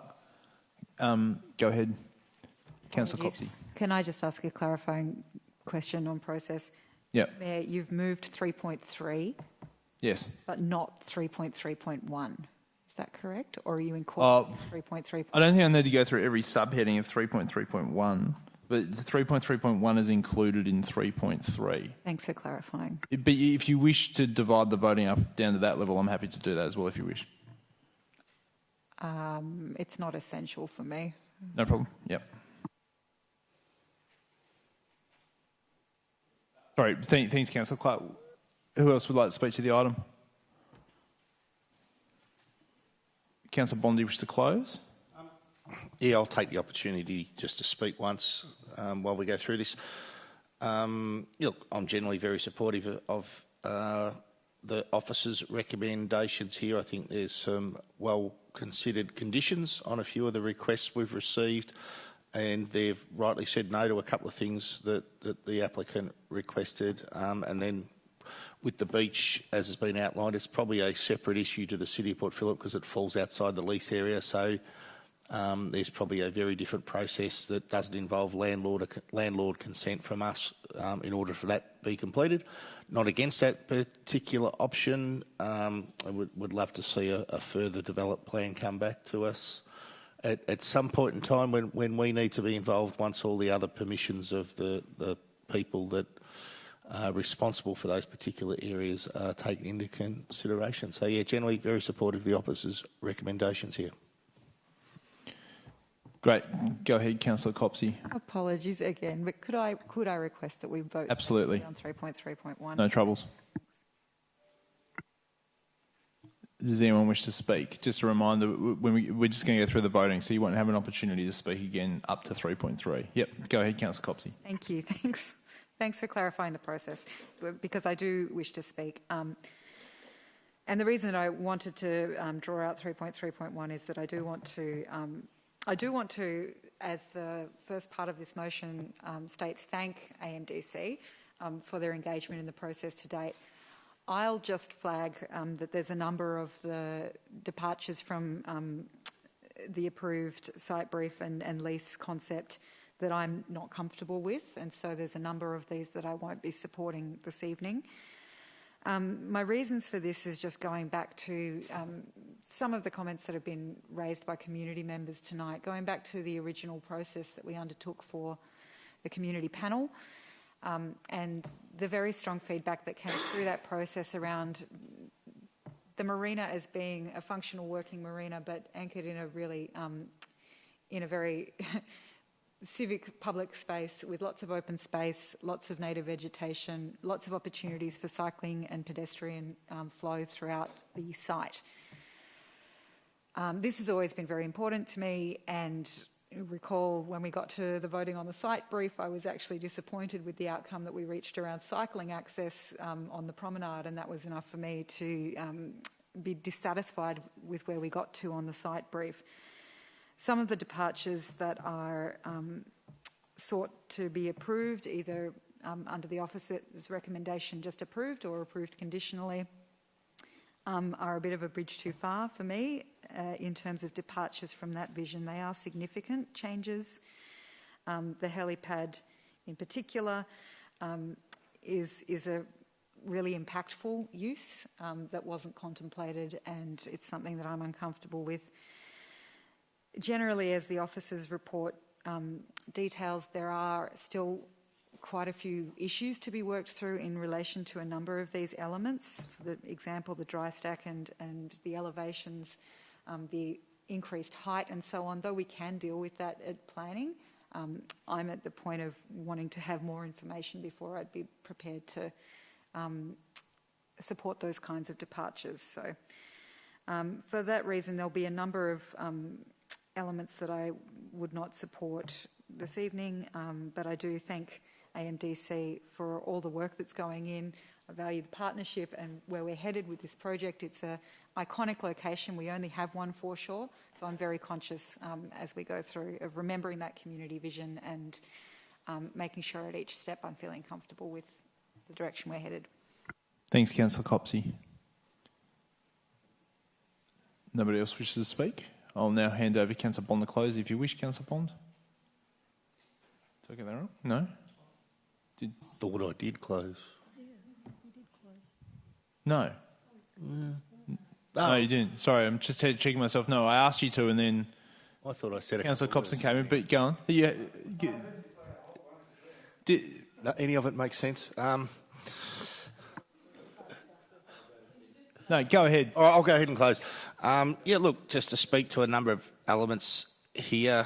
The net lettable area that's been requested is permissible under the site brief we originally put out. The inclusion of the helipad, it's 4 lifts and takeoffs per month, which is not enough to make it a commercially viable operation, but certainly gives the St Kilda branch of the Australian Volunteer Coast Guard, which is based at the marina, another emergency takeoff and landing point should they ever need to the facilities of a helicopter at that particular site. And I know if I was being brought in on a boat by them, I'd want a helicopter pad nearby if the need arose.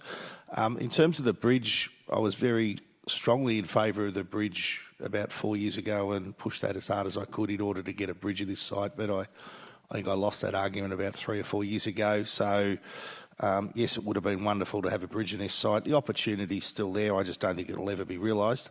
And the helipad, I don't think stops that opportunity. I think there's probably a very good financial reason that it won't happen rather than a helipad. Whilst I'm disappointed there's no bridge, I got over that disappointment about 3 years ago. The beach is not really us, it's another level of government. The open space on the site, I'm not concerned because currently 4% of the site is open space. This proposal is going to take the open space on the site up to 50% of the site area, so I think that's a terrific outcome. So I don't have any concerns with any loss of public open space as a result of these changes, and I don't think there will actually be any. We don't actually know as yet, but we are going to land at about 50% of the site's going to be publicly accessible and publicly open, which I think is a great outcome and creates a great facility for the community. And I fully accept that in order to deliver these things, you do need some level of commercialisation. The guys that are here tonight in the meeting are not doing it out of love for the city of Port Phillip. I can assure you they're doing it in order to get a commercial return. Unless we have elements in this proposal that allow them to make that commercial return, they're not going to do things like put the 50% site coverage of open space in there for us. So that's just the reality of the situation we find ourselves in, and I'm perfectly comfortable with that. I still think this is a great outcome for us with all these changes, so that's all. Thanks, Councillor Bond. So just a reminder, we do 3 votes now. So the first vote is 3.1 and 3.2. And I put that to you. Those in favour? That's carried unanimously. Now I'm putting a vote for 3.3 only. That excludes 3.3.1. Okay, so 3.3 only is what I'm voting for. So those in favour? That's carried unanimously. And I'll put the vote now for 3.3.1. Those in favour? Those against? That's carried. Okay, now let's move now to 3.4. I'm looking for a mover for 3.4 and 3.5, and I'm going to break the voting down as we talked about before, which I'll just explain to you now. 3.4 will be voted on first. 3.4.1 and 3.4.4 will be voted on too. 3.4.2 will be voted on third, and then the remaining clauses, which is 3.4.3, 3.4.5, 3.4.6 and 3.5 will then be voted on. Okay? So again, but you only get one chance to speak. So I'm looking for a mover for item 3.4 and 3.5, please. Councillor Bond to move, and looking for a seconder. Councillor Clark to second. Thank you. Councillor Bond, do you wish to speak? Councillor Clark, rather, do you wish to speak? No? Does any other councillor wish to speak? All right. Go ahead, Councillor Crawford. That's okay. Just get you to move your microphone a little bit closer to your face, Councillor Crawford. Sorry, is That's that better? Okay. Much better, thanks. I guess I just wanted to speak overall. I thank you for the people who came and spoke around their concerns. I do think what we are looking at tonight is not the final process, and that there is further opportunity for concerns to be met under the planning process. But there are some things that obviously we're going to vote on tonight that may not get landlord approval. I just wanted to say thank you to the people that came and spoke tonight. We are taking on board, but I do feel comfortable mostly that a lot of the original vision and site brief is being met through this process, and slight adjustments is not unexpected and still will deliver the vision for the area. Thank you, Councillor Crawford. Does anyone wish to speak? Anyone else wish to speak? Councillor Martin, go ahead. Thank you. Ditto to Councillor Crawford, bearing in mind that there's going to be an extensive community consultation. There are all sorts of things I'd like to know a lot more about. For example, a huge concrete helipad with 18-inch deep footings is not something I'd like to see. But if the helipad can be designed in a way that the space can be used for everyone, and that it can be roped off for 15 minutes where necessary, there are all sorts of things that could be worked out in a consultation process. We don't put these up for at least general discussion. Now they might get lost. On the other hand, I'm quite happy if we approve these today to then debate them further as we go through the consultation process. If a couple of them fall over, not concerned at all. Thanks, Councillor Martin. Councillors, any further comments? Councillor Bond, I presume you don't wish to close? Okay, now, to be clear, I'm putting to you now the motion in parts, 3.4. Yeah, correct. 3.4 only, and none of the sub-clauses being put to you at the moment. Those in favour? It's carried unanimously. Now I'm putting to you 3.4.1 and 3.4.4. Those of you in favour? Those of you against? That is carried. Cool. Okay, now we're putting item, the third part, sorry, not third part, but the third vote is 3.4.2. Those in favour?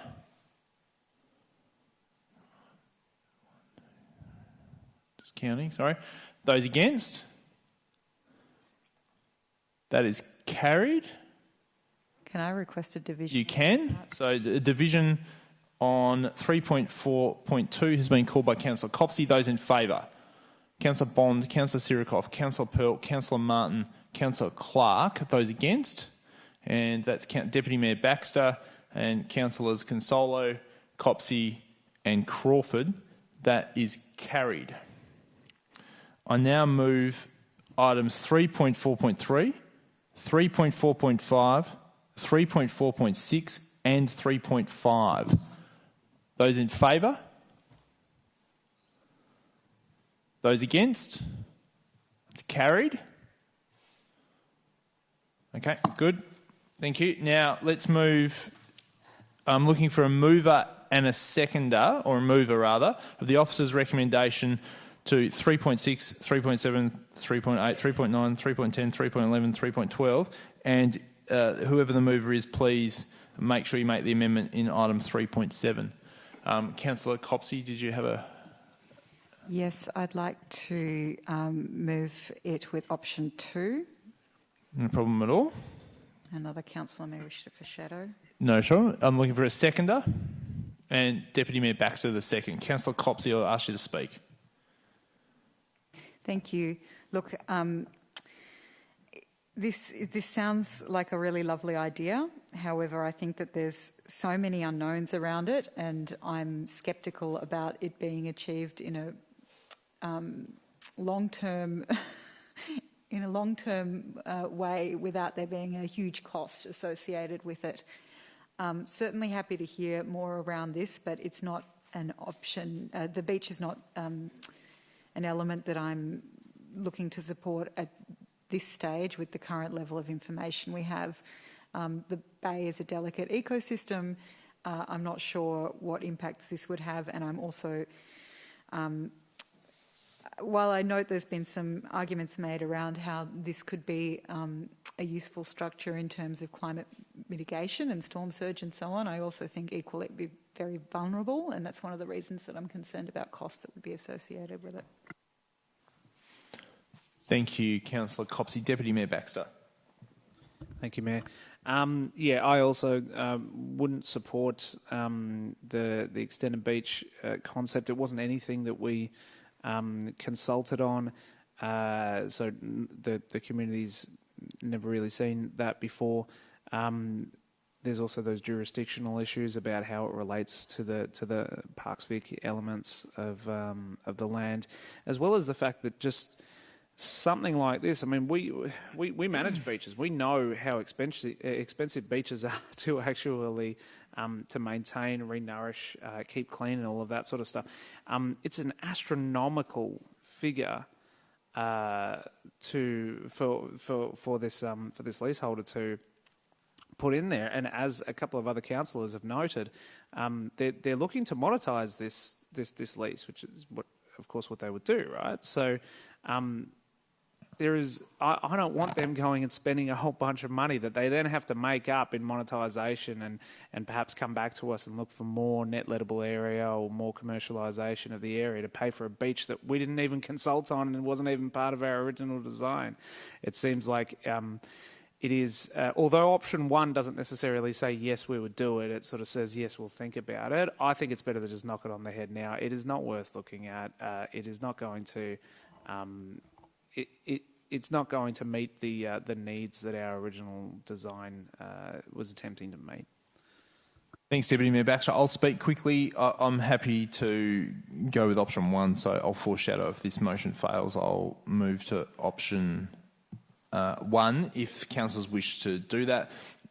Agree with Deputy Mayor Baxter around the concerns around a viability of it and the way it would operate, but I'd be happy to say we should at least consider it as a concept and as an idea. It is a potential increase in open space after all. I'm happy to have a look at it. So happy to foreshadow that. I'm happy to move it's not an officer's recommendation, but the officer's option one under 3.6.1 if this fails.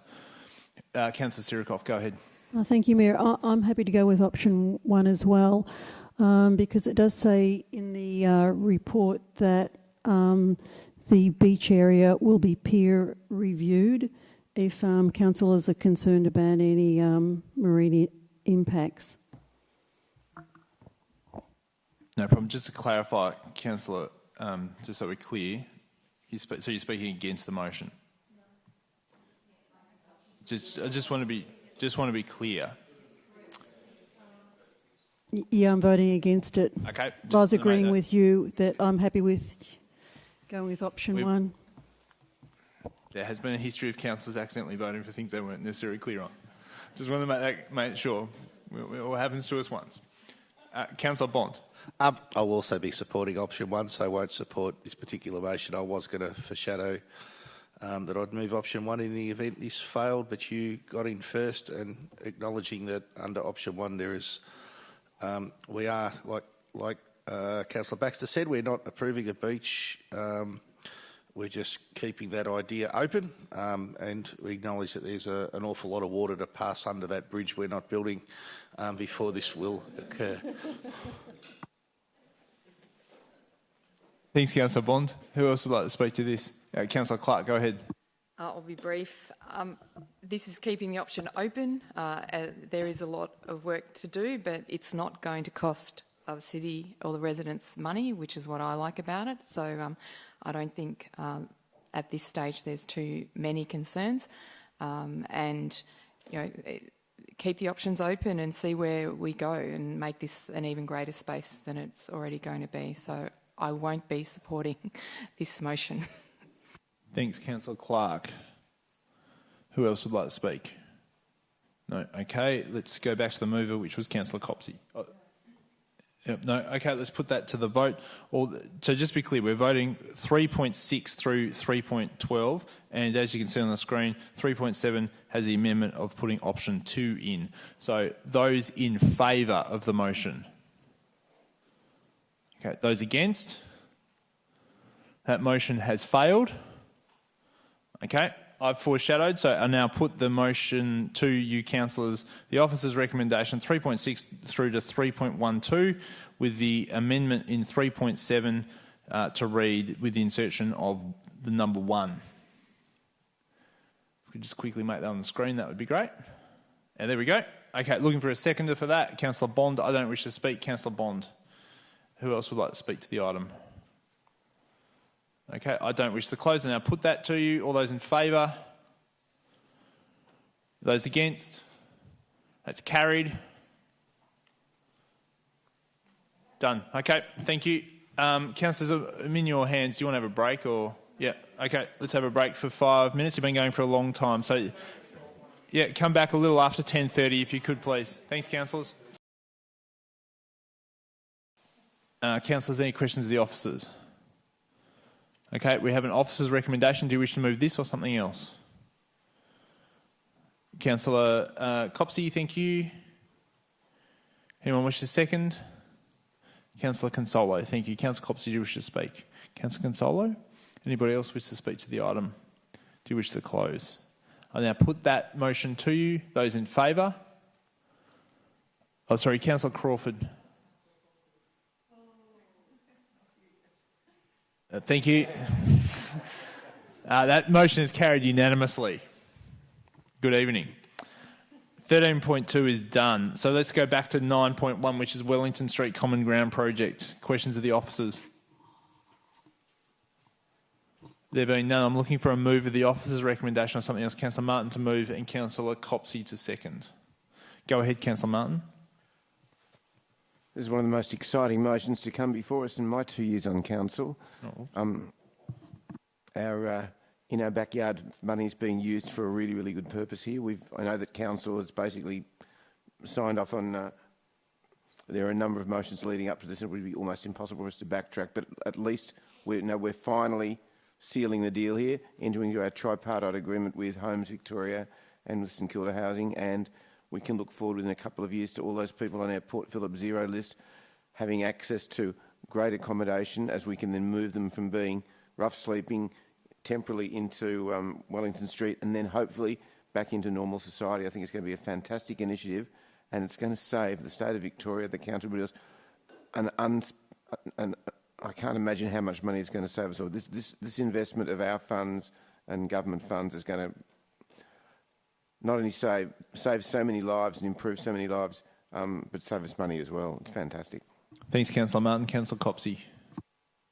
Thank you. Yeah, I'm so pleased to see this project advancing, and congratulations to the officers involved in moving us to a really excellent outcome. I know that this has been a very long-term endeavour, and it's fantastic to see the project get to this stage. We know that this is what works in order to help people to secure housing long-term. And I'm really, really keen, not to sound sappy, but this will actually be a life-changing facility once it's completed, and providing housing and support to some of the most vulnerable members of our community. This is the stuff that makes council, such a rewarding role, is knowing that we can actually invest in these kind of facilities for our community and to actually improve people's lives. I have one slight niggle that I want to put onto the public record, that it's true in our backyard policy looks to secure housing in perpetuity. I note that we're looking at a period, under the current proposal here for 30 years before we would see a change. I don't personally consider that quite satisfies the requirement under the policy. However, I'm also very convinced in this case that this is a very worthwhile investment for the funds and the small amount of land that council is going to be contributing. So just wanted to note that for the public record. I think it is really important, particularly when we're investing council sites, that we look to continue to enforce that in perpetuity requirement, so that the benefit remains for our community long into the future, past, future councils and so on. But all that said, this is fantastic. Great to see it moving forward, and I really can't wait for the golden shovel on this one. It's going to be a really great day for our community when we see this facility open. Thanks, Councillor Copsey. Who else would like to speak to the item? Councillor Bond, go ahead. Just very briefly, everyone is fully aware of the issues we have in our municipality with homelessness, and it's probably most obvious on Fitzroy Street and Ackland Street at times. People often say, what are council doing about this? Well, how are council going to fix it? How are council going to solve it, etc., etc. I know we go down there every day and clean. I know we go down there every day with a local laws team. I know we go down there every day and try and address this situation. But they are short-term fixes or medium-term fixes. They're not the solution, the long-term solution to this problem. This particular facility on Wellington Street is much more a long-term solution to the issues of homelessness that we see on our street. I know it's very easy to sit here and say this is not our remit as a local government, it's a state government responsibility, and all of that is true. But given the unique history of St Kilda and the situation we're currently experiencing in St Kilda on Fitzroy Street, Ackle Street, and I'm sure a number of other areas of our municipality, it is a good outcome for us, for our city, and a good use of funds from this city for us to step up and to support a facility like this in conjunction with St Kilda Community Housing, who I believe have a very, very good track record of managing facilities such as this and responding to the needs of the community and the concerns of the community surrounding these properties, which is why I'm only too happy to support this particular proposal because I have a lot of faith in St Kilda Community Housing to be able to manage this. So, some other housing providers, I wouldn't be so confident that this will be managed very well, but with St Kilda, I certainly do have that confidence that they will be able to manage this very well in conjunction with the council and in conjunction with the state government. So I commend this proposal to councillors and hope they can see fit to support it. Great. Thanks, Councillor Bond. Who else would like to speak to the item? Deputy Mayor Baxter, thanks very much. Thank you, Mayor. Look, obviously, this is a wonderful project that we've managed to get going, and I'm only too pleased to support it. This is going to save lives. This is going to change lives. When I do end up finishing on council, whenever that may be, let's hope it's not too far in the future. Never intended to be one of those lifers, but who knows? Sorry, no offence, Councillor Bond. But if I look back and want to say, what have I achieved? How have I helped people? How have I made a difference? Right? And I'm only part of this, but I'll at least be able to say I voted for this, and we as a council have been able to improve people's lives in that way. So I think that's something that everyone in this municipality should be proud that their council is doing in terms of improving people's lives in that way. Okay. Thanks, Deputy Mayor Baxter. Who else would like to speak? I think we're done. Okay. Councillor Martin, do you wish to close? Very quickly, I'd just like to congratulate all the councillors on the last council who worked towards this, and all the council officers who have been involved in this. Councillor Bond said this is a great outcome for the city of Port Phillip. It's an even better outcome for the people on our current Port Phillip Zero list. One of the best things I think I'll ever be involved with as a councillor. Thank you. Now put that motion to you. Those in favour? It's carried unanimously, and thank you to the officers for hanging around. We appreciate it. Gary and Katrina, thank you. All right, councillors, 10.1, Strategic Advisory Services Tender Panel. Questions of the officers? I'm looking for a mover. I've got Councillor Consolo to move and Councillor Bond to second. Thanks very much. Councillor Consolo. Do you wish... yeah, just quickly. Yep, the add-in, sorry. One of the things I like. This is a big budget on external consultants, but they are the experts in their field, and it's really good to see when we get a mix, a diversity of ideas and concepts in the designs, and ultimately the built form then is enhanced. And it's one of the most important tenders to me because of that. Then, you know, there's things about the VCAT witness hearing witnesses and things like that in this list. So it touches a lot that we do, and I hope everyone. I don't know why you would vote against it, but. Yeah. No, thank you, Councillor Gonzalo. Councillor Bond, do you wish to speak? Would any other councillors wish to speak to the item? Thanks, Councillor Gonzalo. I take you don't wish to close, so let's put the motion. All those in favour? Thank you. That's carried unanimously. Councillors, let's now move to item 12.1, which is CDF Key Organisation Multi-Year Funding 23 to 25. Questions of the officers? Looking for a mover of the motion. Councillor Crawford, did you want to move? Yep. Councillor Crawford to move. Deputy Mayor Baxter the second.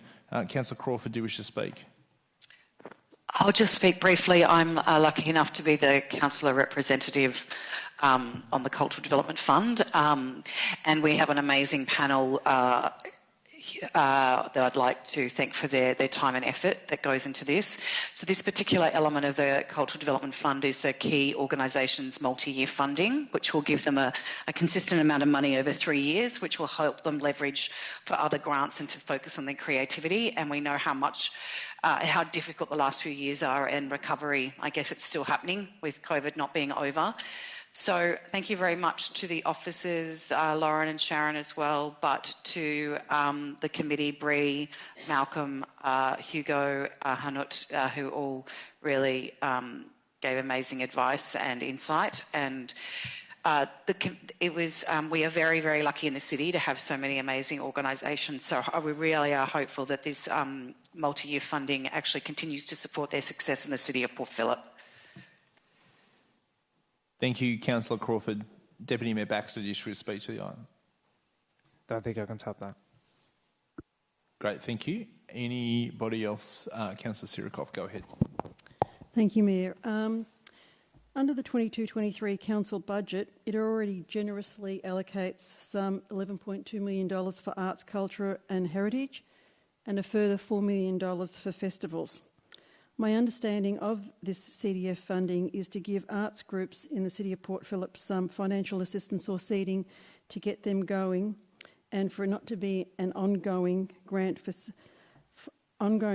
the same groups where it becomes embedded or reliant on this funding. The aim, as I see it, is to give the group, the aim being that the group becomes self-sustaining.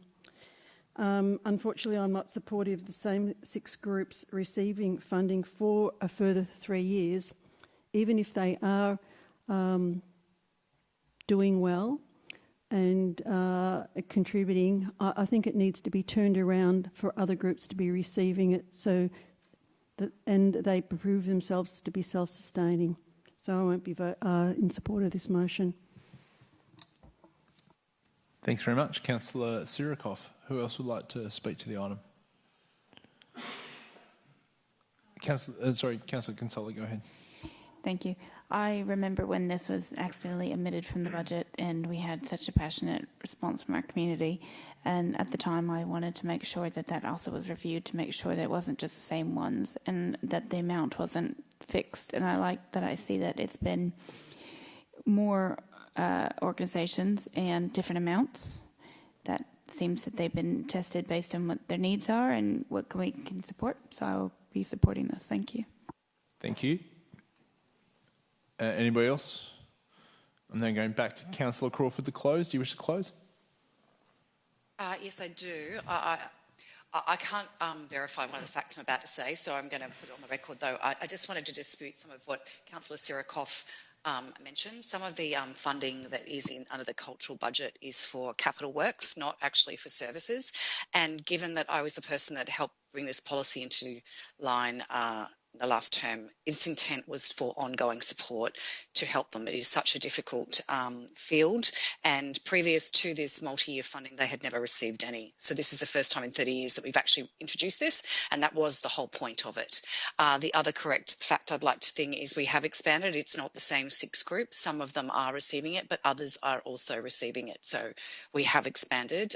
More groups were able to apply. We received a number of applications. So again, it's not correct to say that other groups should receive it. They were all able to apply, and not obviously some groups did not. So the intent of this funding is clear, to support them in an ongoing fashion. A large percentage of the cultural funding that is in the budget is for capital works, so we need to clarify that. It is not for ongoing support of actual organisations. And it disappoints me to think that that is the reason you'll vote against it, when if apparently numbers are important to you when people contact us around big issues.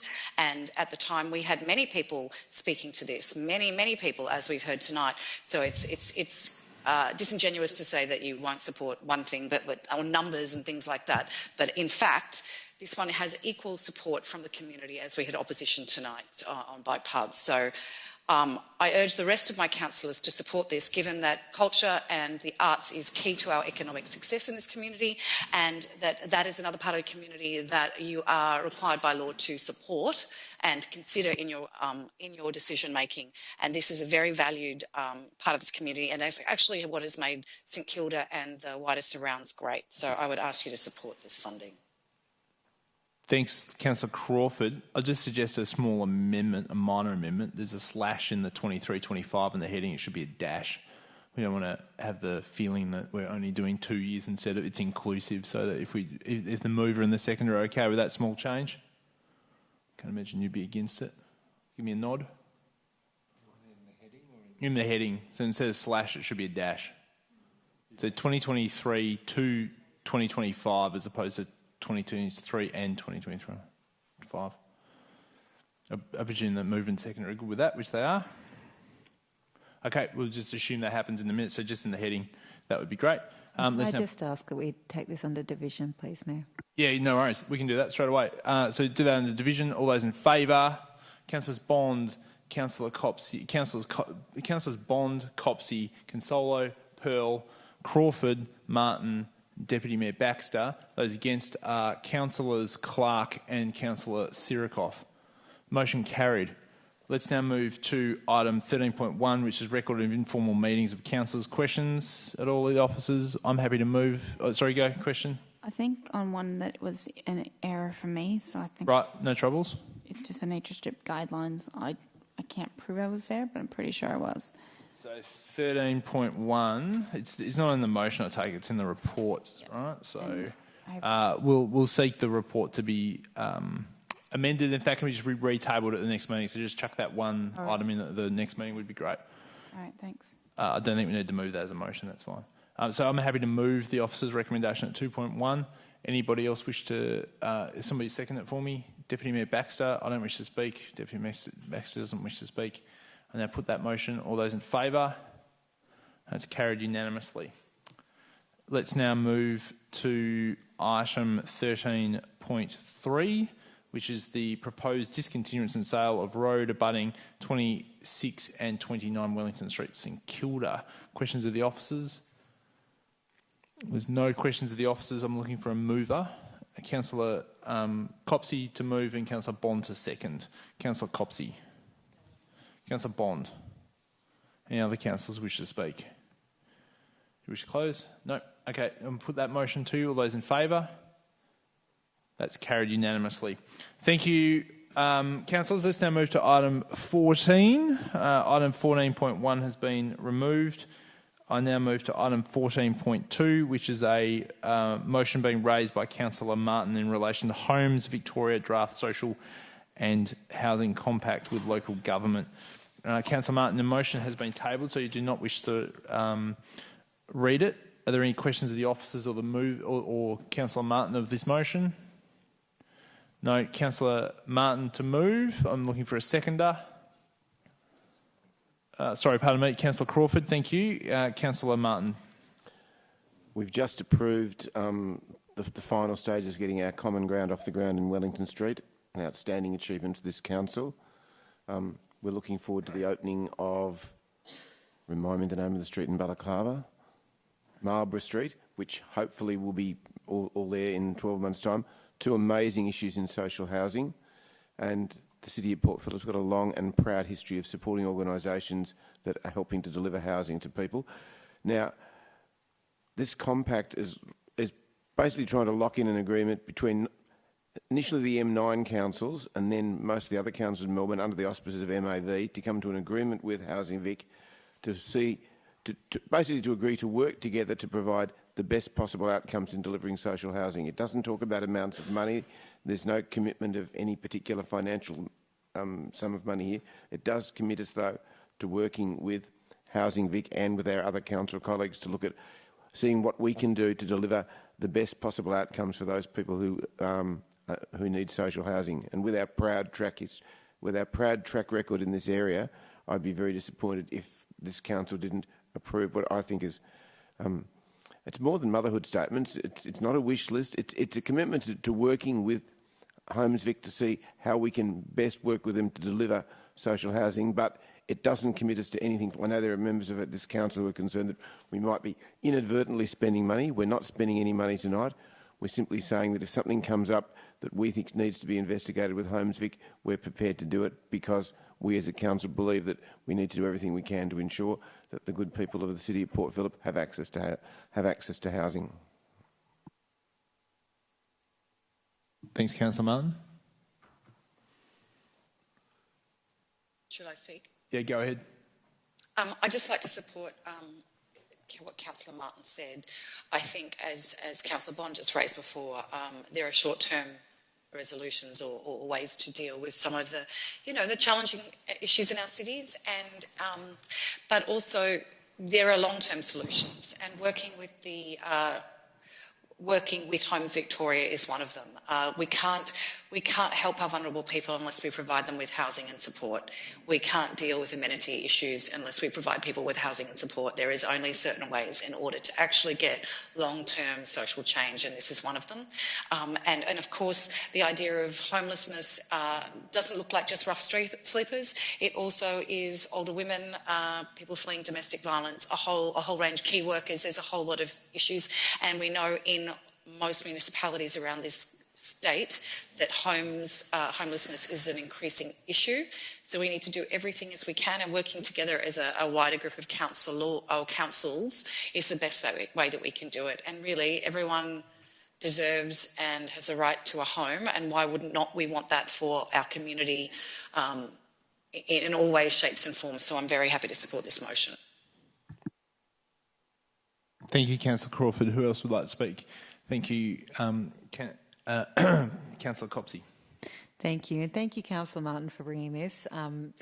I think it's an excellent continuation of the City of Port Phillip's long-standing commitment to action in this space, and to stepping up to assist and make sure that residents in the city and people who are looking for a home here are cared for and supported. I'm really pleased to see this idea of compact, and I'm really pleased to see the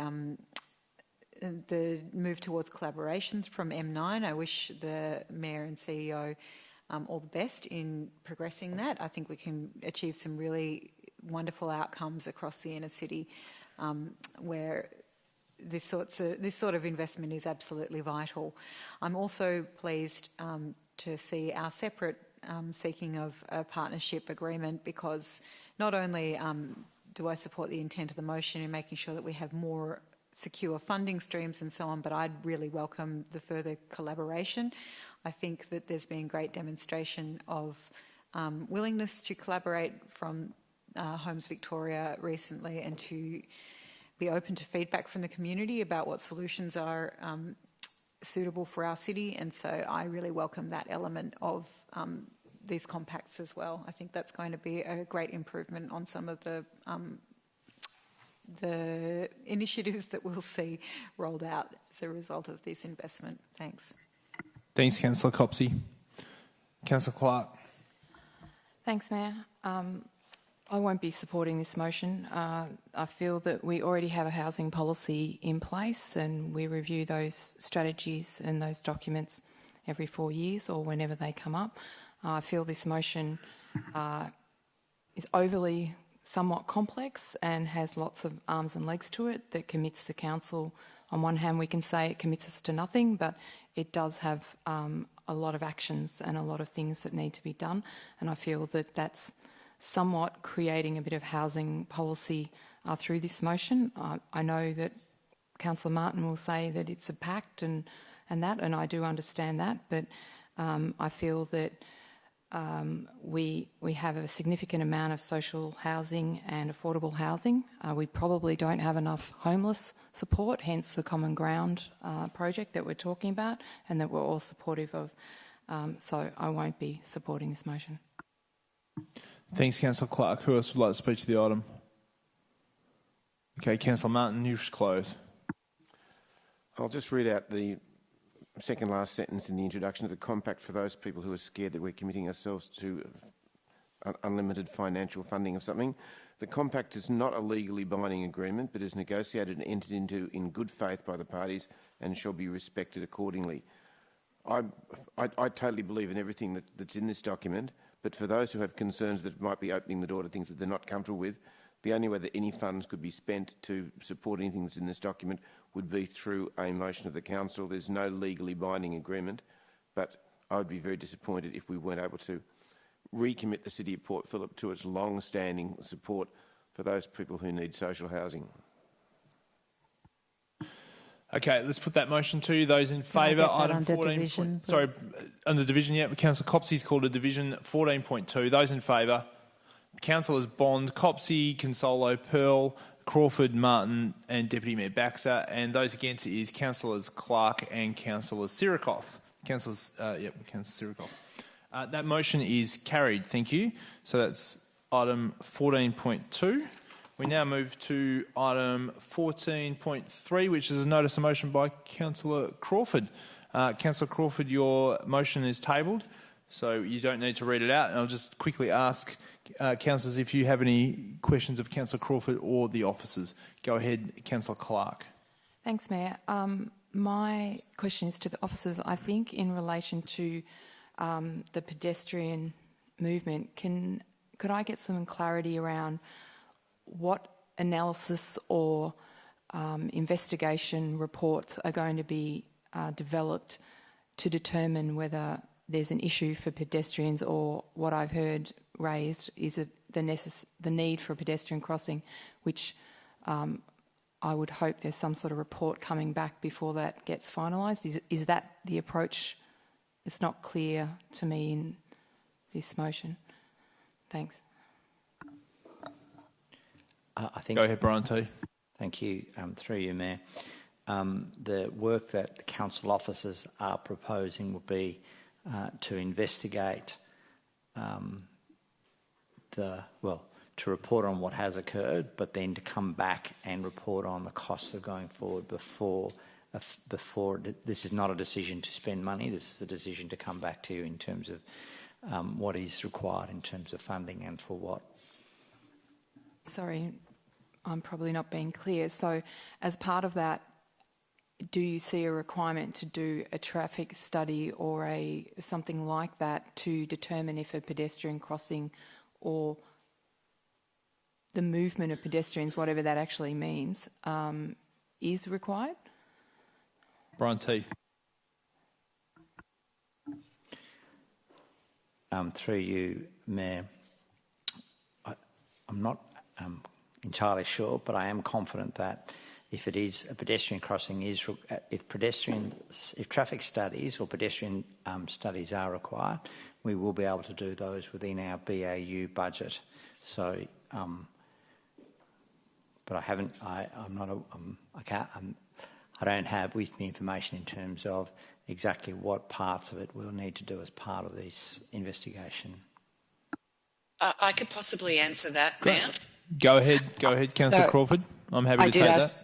Yeah, I did ask that question. So as part of it, it would be as the officers look at what work has already been done, if one is required, then that will actually happen to determine that. So that is part of the overall, because I did clarify that when I submitted the wording of the motion. Thank you, Councillor Crawford. Councillor Clark, you got another question? Sorry, so I appreciate Councillor Crawford's response. So I think what you're saying is you're going to have to determine what's necessary to come back and see what's been undertaken already to prioritise, sorry, it's getting late, the movement of pedestrians across Nightingale Street. So concept design, summarise any work, including concept designs and community engagement that has been undertaken to prioritise the movement of pedestrians across Nightingale Street. So you're going to come back and say what's been done, potentially nothing or something, and then determine if there's actually a problem with pedestrian movement at Nightingale Street. Okay. Brian T, that's yes, an accurate description. And if, as part of that, a pedestrian study is required, we will do that. Okay. Through you, Mayor, I might. All right, go ahead, Kylie Bennett. Just clarify, if we're able to accommodate that within business as usual funding, then we would do that. If it was going to cost more than what we have currently allocated in business as usual funding, we would bring that back to council. Yeah, I guess so. What Councillor determines whether you need to study the movement of pedestrians? A motion or a problem?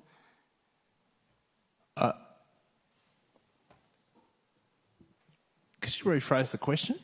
Well, I guess I'm wondering, is what has led to us needing to consider the movement of pedestrians across Nightingale Street? Is it the Balaclava Walk master plan, or is there a problem that's been identified to require that? It's a bit difficult for officers, but let me put it this way. It's a notice of motion that's been moved, which the councillor has a right to move a notice of motion. So there is no... I'm sure there's reasoning for it, which I'm sure Councillor Crawford will go through, but it's not an officer's report that's been put forward. So there's no necessity for an officer to determine if there's a need. Okay. Mayor, go ahead, Deputy I can Mayor also Baxter. just clarify that this is in our open space strategy as an action to be taken. So thank you for the clarification. Appreciate that. Okay, councillors, no further questions. Councillor Crawford, you wish to move, obviously. I'm looking for someone to second this motion. You were pointing over there, which is Deputy Mayor Baxter. So it's no problem. Councillor Crawford, please go ahead and speak to your motion. Yes, so I'm bringing this motion on behalf of the community that has been advocating for some, around their concerns about the pedestrian crossing at this area. There's not very good sight lines as it comes around the corner. This has been talked about since 2007, and here we are in 2022 and still have done nothing. So why I'm bringing this is to try and we have identified it as something in our open space, to actually start that process going. I think the length of time for any action in this space has been too long. There were designs done as under the Balaclava Walk, which of course has never been finished and kind of was, I guess, abandoned by previous councils for many reasons. So I am just looking what has been bringing this motion so that officers can collate what has been done to identify if there are change conditions, whether they're still needed, to look at it. So to take those next steps to bring, given that our community has been advocating for a long time for them and their concerns of their elderly neighbours who they now no longer want to cross at that point since having a stroke, their children going to school. So a safety issue, which again has been a high priority for our residents across the municipality, is the reason I'm bringing this. So this is the first step in looking at that crossing at Nightingale Street. So I'm hoping that everyone will be supportive, given that safety is such a priority for our council. Thanks, Councillor Crawford. Deputy Mayor Baxter. Thanks, Mayor. Look, I'll point out again that, yeah, this is in our open space strategy. This is something that I pushed and other councillors as well, pushed to be in the open space strategy as an important safety measure and linkage for people in the area. So this is a way to just sort of, I guess, bring it forward and do some, get a clearer idea of where we are there. So it's definitely something I'm happy to support. Great. I'm also happy to support it. I recently toured the area with some residents. They pulled out the previous plans that had the diagrams of where the pedestrian walks would go, and whilst I was there, I observed that it's a pedestrian traffic zone that I think could do with some protection, and the area needs a bit of focus as well. It's quite a beautiful little area which is frequented by a reasonable number of people in just the 20 or 30 minutes I was standing there. So I'm happy to support the motion. Who else would like to speak?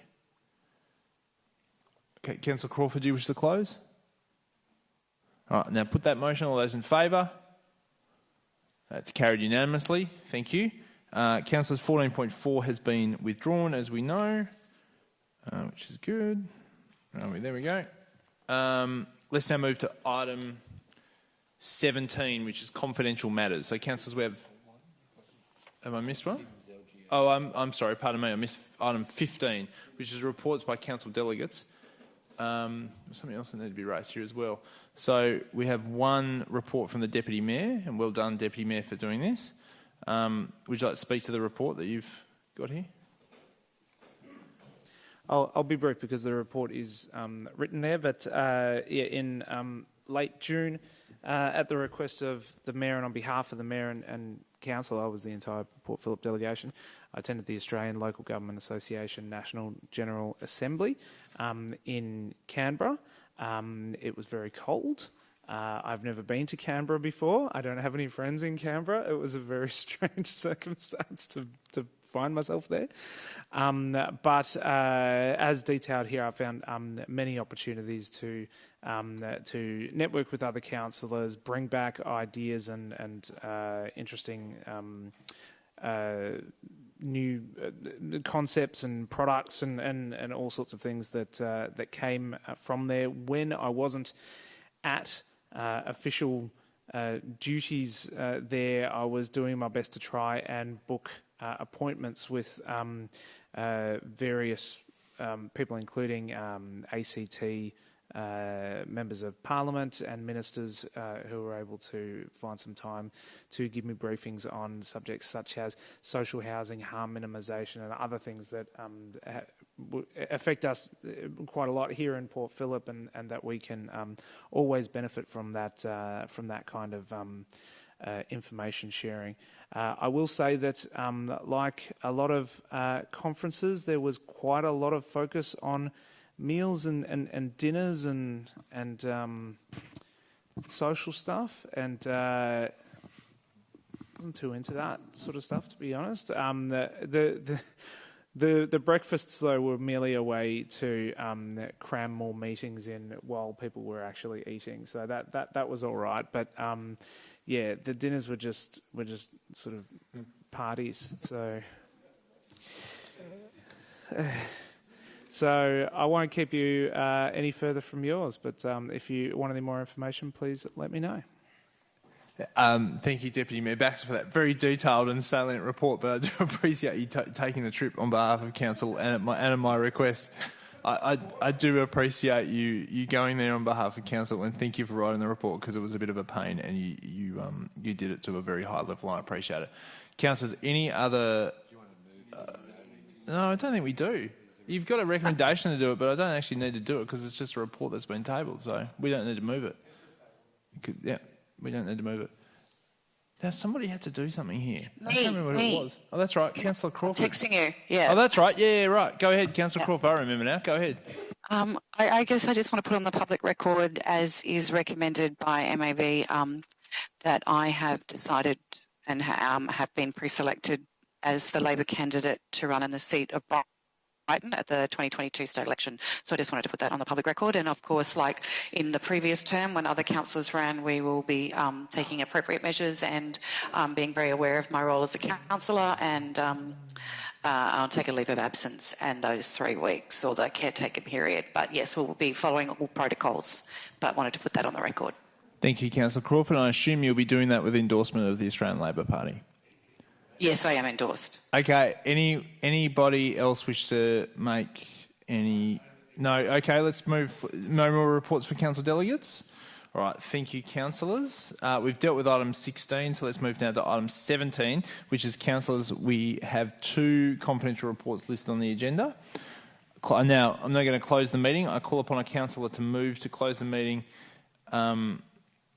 to be closed to members of the public to deal with the following matters pursuant of section 66(2) of the Local Government Act 2020, 17.1, which is confidential cashless paid parking procurement exemption, and 17.2, legally privileged and confidential South Melbourne market legal opinion. Councillor Consolo to move, Councillor Pearl to second. I'll put that motion to you. It's carried. Let's now close the doors. Teresa, good evening. Thank you.